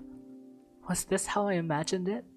The liquid in my teacup twists and swirls. Is this how it's supposed to be? The steam rises to my eyes, clouding my vision. Is this what all of this amounts to? The tea smells nice. There was something I was going to do. Something important. If you forgot, it probably didn't matter, right? No, I don't think that's right. No? Then how about this? If you forgot, it probably wasn't real. What? That doesn't make sense. It does. It's like a dream. Like a dream? Yes. Exactly like a dream. Oi. Earth to Asia? Ah.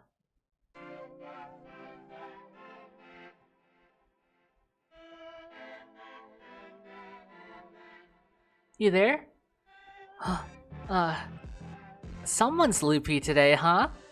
Sorry, I didn't get much sleep. Ooh, what were you doing up so late? Secret night out on the town, huh? Bar hopping and all? What bar hopping? We have one pub. That's the part that bothers you? No, I was home. I was just, it's kind of embarrassing. Oh, you hear that, Ira? Hear what? Sounds like our Asuka is up all night reading mommy's romance novels. What? No, How's that embarrassing? Eh? Ira? What? Don't look at me like that. Aw, it's okay, you know. You're a young lady after all. Nothing to be shy about, right, Azia? Yeah, I think romance can be really cute. Ew. What are your favorites? Gotta be fantasy, right? Ooh, what type of guy? Werewolf? Vampire? Maybe a charming vagabond? A vagabond, huh? Maybe someone like a gracious elf? Are there elf romances? There must be. We need an expert opinion. Hey Ira, are elf romances a thing? One more word and this fork's going in your windpipe. Ah, scary! Asia, let's switch places. Am I your meat shield? How crude. You're like a buffer zone. You see, in world politics. So what were you doing yesterday, Asia? Hey now. Oh, actually, I was writing. Oh? I just got really invested, I guess. Seriously? After all that setup? What setup? That's not embarrassing at all. I was so hoping for something gross or crazy. Or crazy gross. Ow! My windpipe. Shut up. So, how did it go? Well, I finished something. Something? Yes. Come on, you can't say that and not elaborate. There's nothing to elaborate on. It's a poem. Oh, cool! Yeah. You gonna read it? No way. Boo, come on, I like your stuff. Don't be greedy.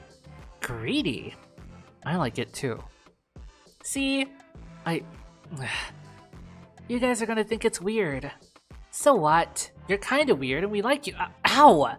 Again? Your poetry's cool. That's what I'm saying. Thank you, but, crap. It's just embarrassing, okay? Yeah, we got that much. What's the point on writing something if you won't let anyone read it? Well, I enjoy doing it. And, hey, you were working on it all night, right? Something must have really inspired you. Yes, that's right. Something did. What was it? It was...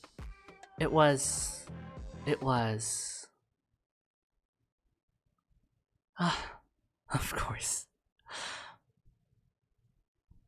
It was you. Eh? Huh? You mean... Ira, I wrote this poem to you.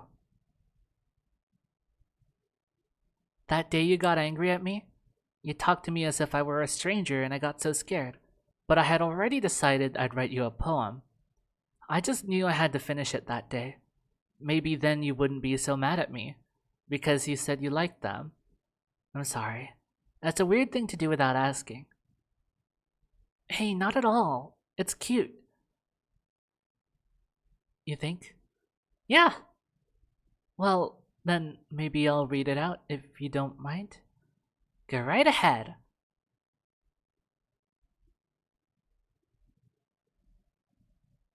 Черный день разлился кляксой по паркету, по плите.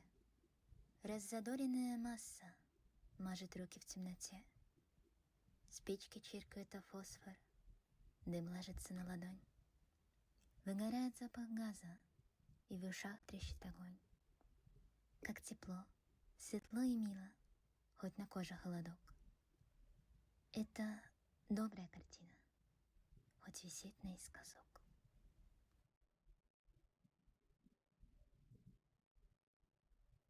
A black day splattered on the parquet, on the tiles. The roused mass soils its hand in darkness.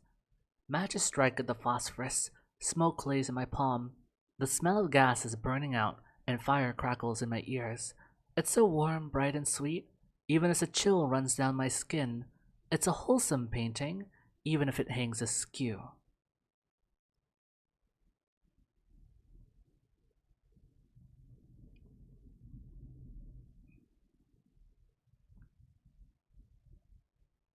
I've never heard your poetry before.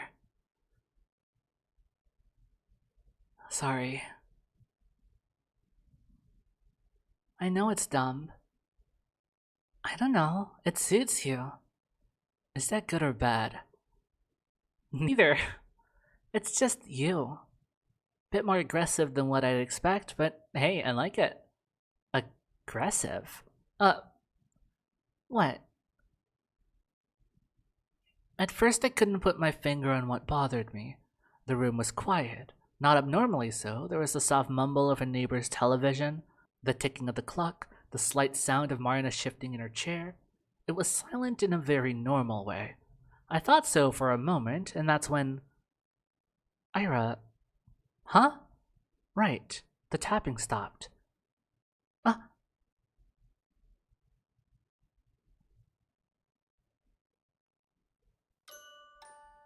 I draw a short breath.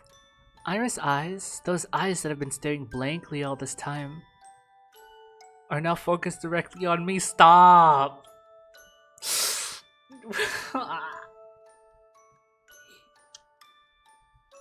This game is not going to make me cry.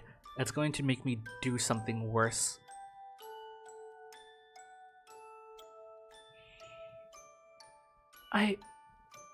Ira! Marina stands up so sharply that the wooden chair she was sitting on almost topples over. Ira's head slightly shifts, but only slightly, like a small reflexive motion. A response to a signal that's coming from very far away. Ira, do you hear me? Do you see us? Marina holds her by the shoulders. Ira doesn't react. No, I can't tear my eyes away from hers. Her eyelids flutter slightly, her pupils jitter. She's really trying to. Hey, can you speak? Ira? Blink twice for yes, blink thrice for no. Okay. Ira? Here, look, the Morse sheet. Do you see it? Can you tap something? Anything? Look. Marina's arms are shaking. So is her voice. Ira's eyes. I look at Ira's hand, the one that held the spoon.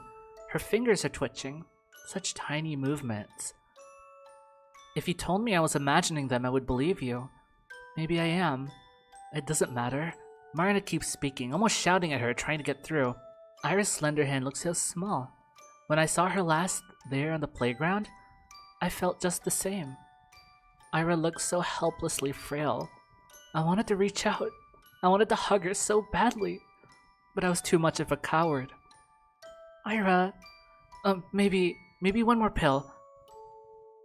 Marina drops to the floor and starts shuffling through all the scattered bottles. Has to be. They can't all be empty. I remember there was still some left. Damn it. I hold Ira's hand. It's warm. I feel her fingers lightly moving, then they stop. I raise my eyes.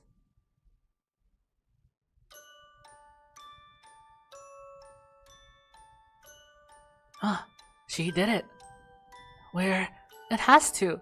No. Oh, here. It has to be. Ira is looking at me. Not looking through me, not trying to focus on some object in front of her. She sees me.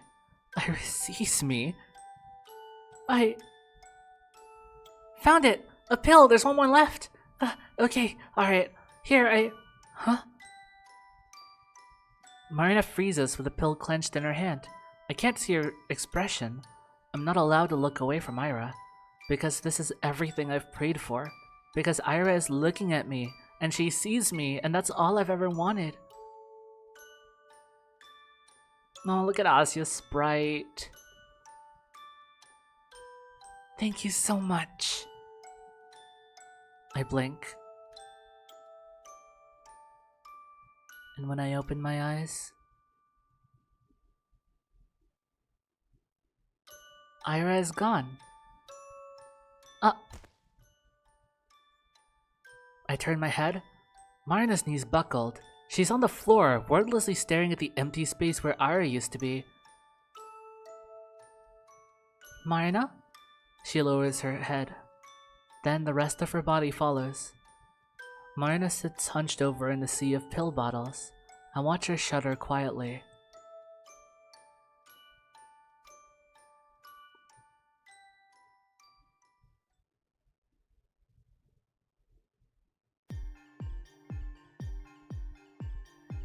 Have you noticed any changes in how you perceive time or space? No? Are you experiencing any unusual patterns in your thoughts or dreams? No. Do you ever feel like you're watching yourself from outside your own body? No. Have you ever found yourself remembering things that didn't happen to you? No. Have you seen anything lately that no one else seemed to notice? No. Are you being honest with me? Yes. Okay. Are there any places, people, or ideas you're fixated on lately? Yes. Can you name them? Ira? Sending my message to the universe? What message? A love confession. Love confession? Yes. I will confess my love to the world. I'm very close to achieving the right signal strength. Signal strength? Are you using a radio? No, I don't need one. My will is enough. I see. Let's continue then. Does the world around you feel balanced, or like it's trying to become balanced? Yes. Why do you feel that? Isn't it obvious? Please elaborate. Oh my god, we finally see him. I sigh. Lev pops a pill into his mouth while waiting for my answer. Ira, everything that she's gone through. Ira, everything that she's gone through, it's the result of the world correcting itself. She caused a shift in my predetermined path. Then, when she disappeared from school, irregularities kept building up. In me, in Marina, in her own family, and many, many other people. She caused a huge distortion in the world, so she had to be assimilated into the greater stream. She had to, before any more damage could be caused. My voice isn't as stable as it should be. I glance in the corner. Marina's sitting there expressionless. When Lev came home, he found both of us in the bedroom. I don't know how much time had passed by then. This questioning I'm in the middle of right now has been going on for a while. So that's how you see it. The way he talks is very monotone. I'm not bothered by that. Perhaps I'm also being a little too calm. Is that wrong? Not entirely. He runs a hand through his hair, looking down at his notes. You're correct in that reality is always pursuing the status quo. But what happened to Ira is not directly related to the system rebalancing itself. Not in response to her, at least. What do you mean? It's the unfortunate result of her condition. She's been deteriorating for some time. The process has simply accelerated as of recent. Our efforts... He shoots a weary look at his sister. We were only delaying the inevitable. Actually, I've been meaning to ask you, this medicine, what does it do exactly? That's a kind of downer. It dulls pattern recognition and placates emotional responses. Emotional responses. You can't unsee what you've already noticed. The parts of yourself that have already degraded won't recover, but the drug will prevent you from spotting new patterns, or at least lower their prominence. It also dulls the stress you feel from observing such things. Sounds rather useful. Why would Ira stop taking it then? She had her reasons. Ira believed that what she saw in the code was the truth, unpleasant as it was. Not being able to perceive that information felt like going blind. There's also the emotional factor. The medicine doesn't just dull negative feelings, it dulls all of them. You can't remove intense despair without removing intense joy or happiness. It's a double-edged sword. You can imagine why she wouldn't want that. But Marina, you said... Marina said she stopped feeling emotions due to her condition. So all along it was the drug? It's not so simple. Marina's psyche really did change irreversibly. Sadly, the pills have just solidified certain side effects. How much of it is one or the other, I can't tell you. Do you really believe it's irreversible? Nothing to suggest otherwise. Well, actually, right before Ira disappeared, she came back for a moment. Meaning? Her eyes, everything about her. It's like she managed to bring back her old self for a second. It was Ira, the one I knew. The person. She was looking right at me. You don't believe me? It's not that I think you're lying, but what you perceived might not have been the objective reality. Why wouldn't it be? I'm just making assumptions based on your answers. However, there's a high probability you possess a similar level of code sensitivity to Marina and Ira. Huh? But it's a strange case. Despite everything pointing to you having high pattern awareness, you don't seem mentally distraught. Perhaps your willingness to indulge in delusions has something to do with it. Delusions? Don't be alarmed. It's pretty common among those susceptible to the code, though whether they manifest into actual distortions vary from case to case. I'm sorry, but you're deciding this based on some questionnaire? Based on your answers to the 140 questions defined by the protocol, namely the questions relating to your childhood. It's true that faulty memory might be to blame, but there are some inconsistencies, let's call them that. You can't know that. With all due respect, sir. Well, we keep a record of certain incidents, so I do know a little. Huh? Just lay off her already. That's the first time I've heard Marina's voice since Ira's merging.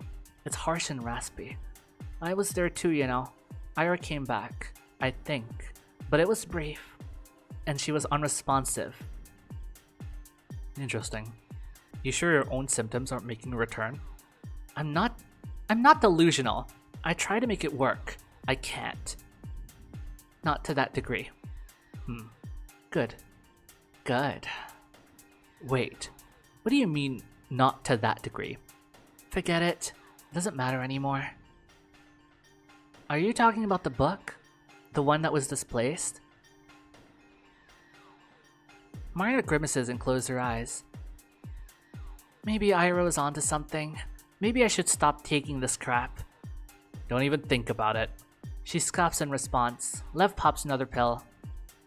What was I talking about? The return to stability. Ira doesn't have anything to do with it. It's the whole city. Everything is returning to null. Huh? Distortions caused by individual people are nothing in comparison to the ones produced by the research complex. They encompass Vorkuta's 5 entire area.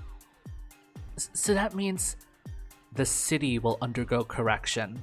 Or rather, it's being corrected as we speak. The process started weeks ago, maybe even earlier. Our detection tools aren't perfect, so it's hard to say. But the local algorithms have become severely unstable. You must have noticed. We're giving it a week at most with the code's current rate of degradation. At this point, there's nothing we can do. But we can make it easier on ourselves. How so? Lev moves a pill bottle towards me. Everyone will eventually develop the symptoms. Your family should be prepared. But why isn't the town being evacuated? It won't change anything. It's not about the area, it's about the causes of distortion. And one way or another, everyone here is tied to the complex. We're all complicit. Please take this medicine. It should help. Thank you, but I don't need it. These negative effects you mentioned, I don't experience any of that. You say that now, but it will get significantly worse. Even for you, it's very likely. I don't mind.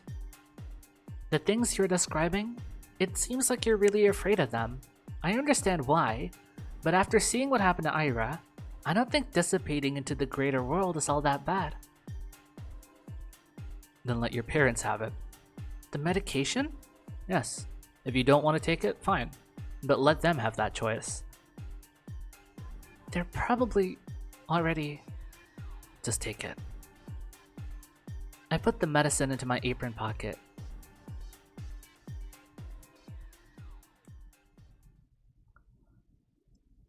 Both siblings see me to the exit. So both of you knew this was coming for a while? Lev nods. Then if you knew this was inevitable, why did you try to keep Ira alive anyway? Wouldn't you? Yes, I would.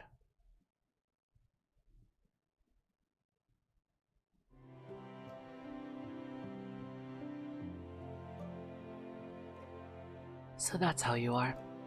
A winding path that endlessly erases its own curves. That's how I chose to understand you. But I was wrong, of course. That's an offensively simplistic way of thinking. I believed you were indiscriminately filling down each little imperfection. That every little bump was a slight of equal proportion. Can you imagine? I should have known you were better than that. I really believed that my free will was an affront to you, as if my actions were worthy of your acknowledgement. So, from the bottom of my heart, I'm sorry. I'm sorry I thought so little of you. How have I not realized it before? At the end of the day, everyone's existence is full of little insults. We're an ungrateful species. No matter how good we have it, we'll always be thinking of what ifs. So, would you really go out of your way to punish every person on the planet? Smite every conscious life form in the universe? Please. All of these violations are no different from the meaningless barrage of insults I hurl at myself. It's all white noise. It's all just pinpricks. For something to rouse you, it would need to be truly unforgivable.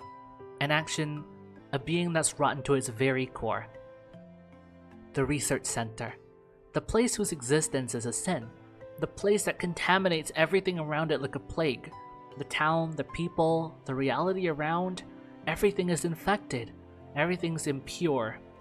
Really, you have no choice but to erase it. The city's not a pinprick, it's an open wound.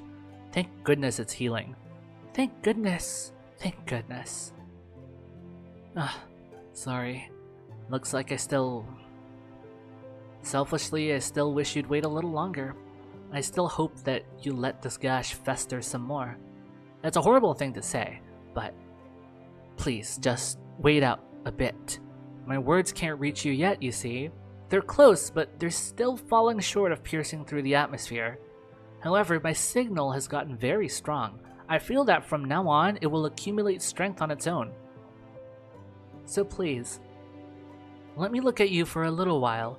Let me gather a little more love in my heart. I don't need much, just enough for my signal to go through. I know it's a preposterous request, especially after everything I've done. You have your full right to decline, but I promise this is the last thing I will ever ask of you. Please listen to my message.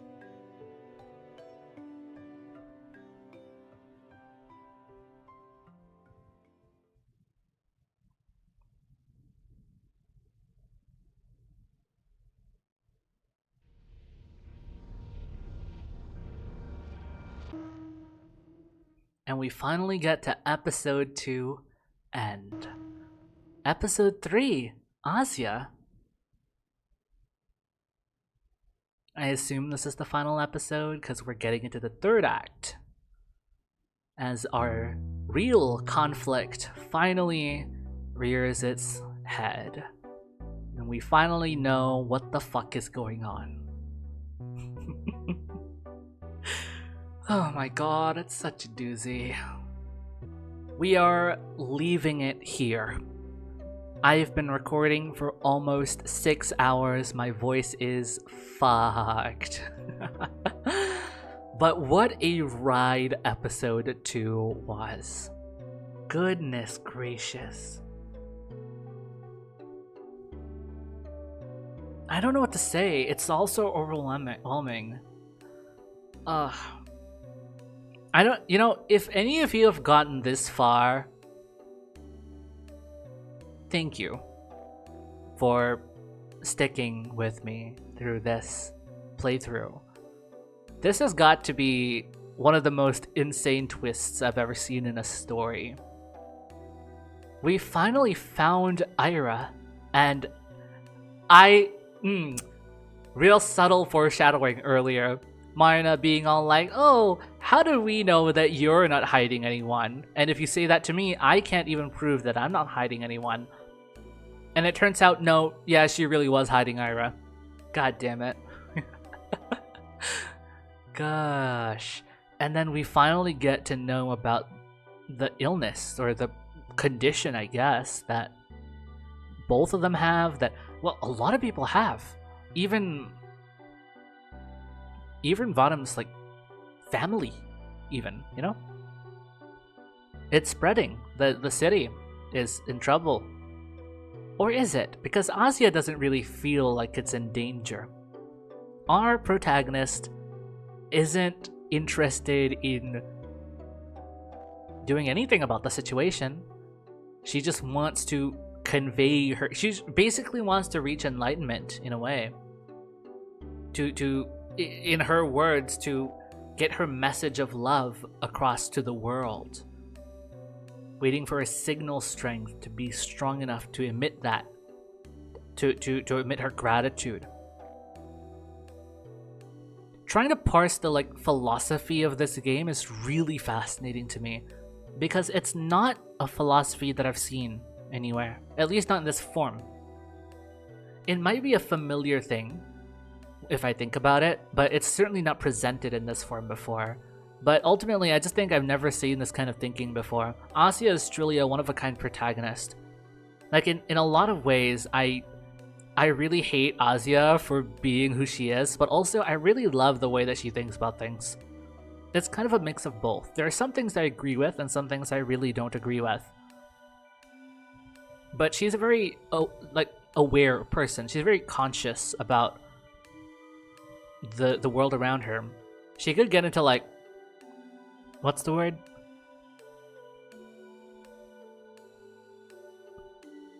Postmodernism. She could get into ontology or something, because she views the different frameworks of how we think and how we perceive reality. But also, the condition itself is really interesting because it's basically... Does it count under info hazard? I think it's more like cognition hazard. Kind of. Not really, because the condition itself is the ability to see more than you should. It's this idea that you are peering into the true universe, the true reality of what things are, and the human brain is not supposed to comprehend that. And the way that Marino was describing it, the code of the universe, she was talking about it like an algorithm, like a piece of software. And funny that I brought it up earlier. I don't remember where at this point, but somewhere in this playthrough, in this episode, I did bring up this idea that the world has an objective truth, but we can't see it because we are too biased in the goggles of our perception of reality and what we think of reality and what we think it is. And the whole, mice in the wall kind of deal, where we are the mice in the wall of the part of the universe. And we think it's a house, but it could be anything else. We don't know. We can't really peer in.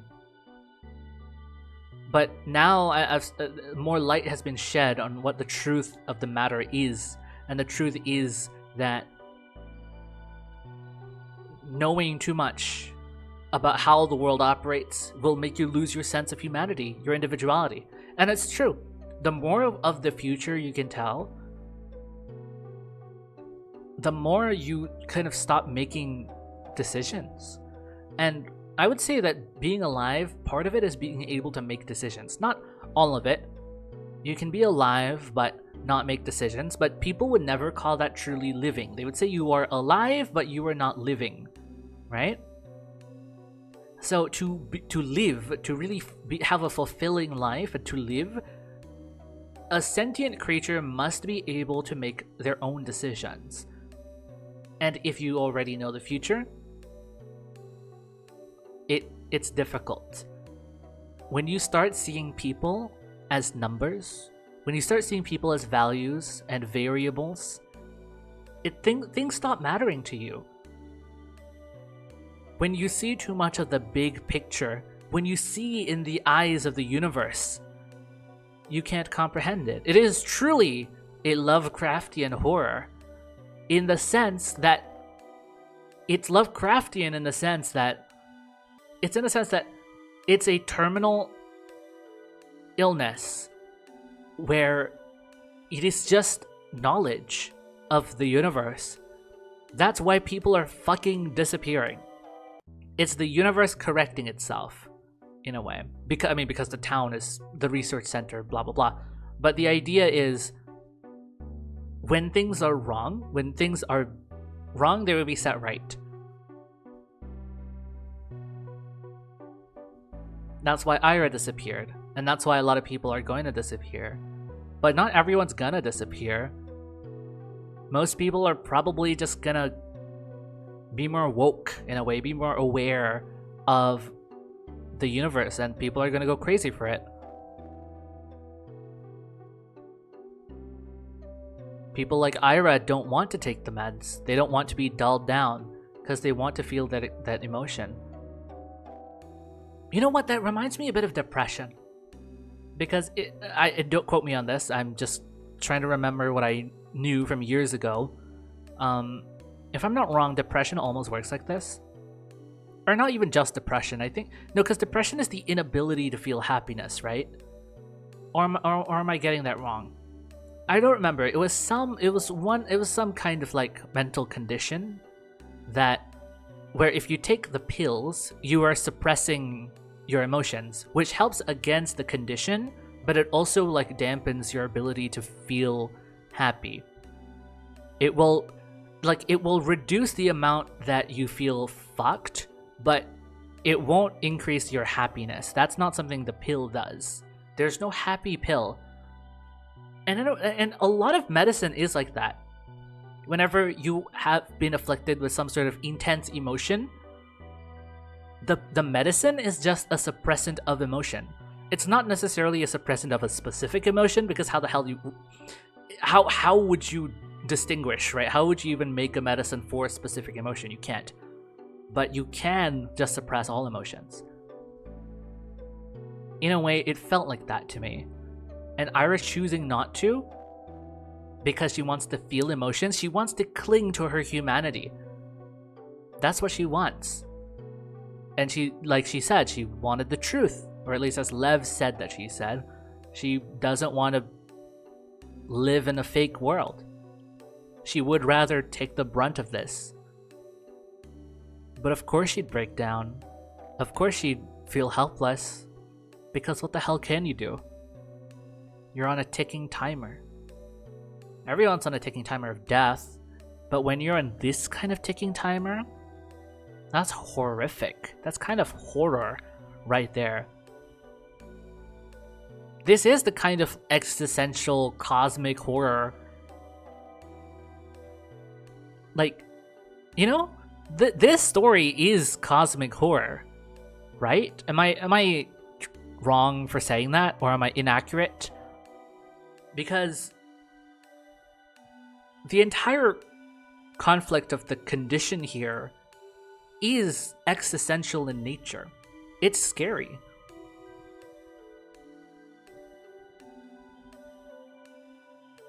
There have been stories of curses of knowing too much. And for us, humans, we're scared of breaking taboos.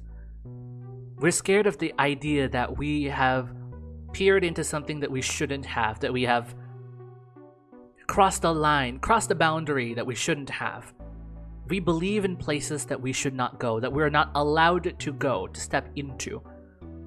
That's essentially saying that humans inherently know their place. But where? Their place where? Not everyone, but a lot of us.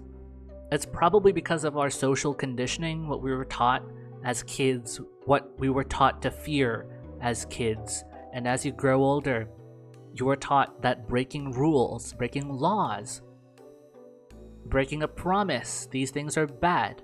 You should never cross that line. And so you start shrinking. You start shrinking your boundaries. You stop being so open. You start being more measured about it.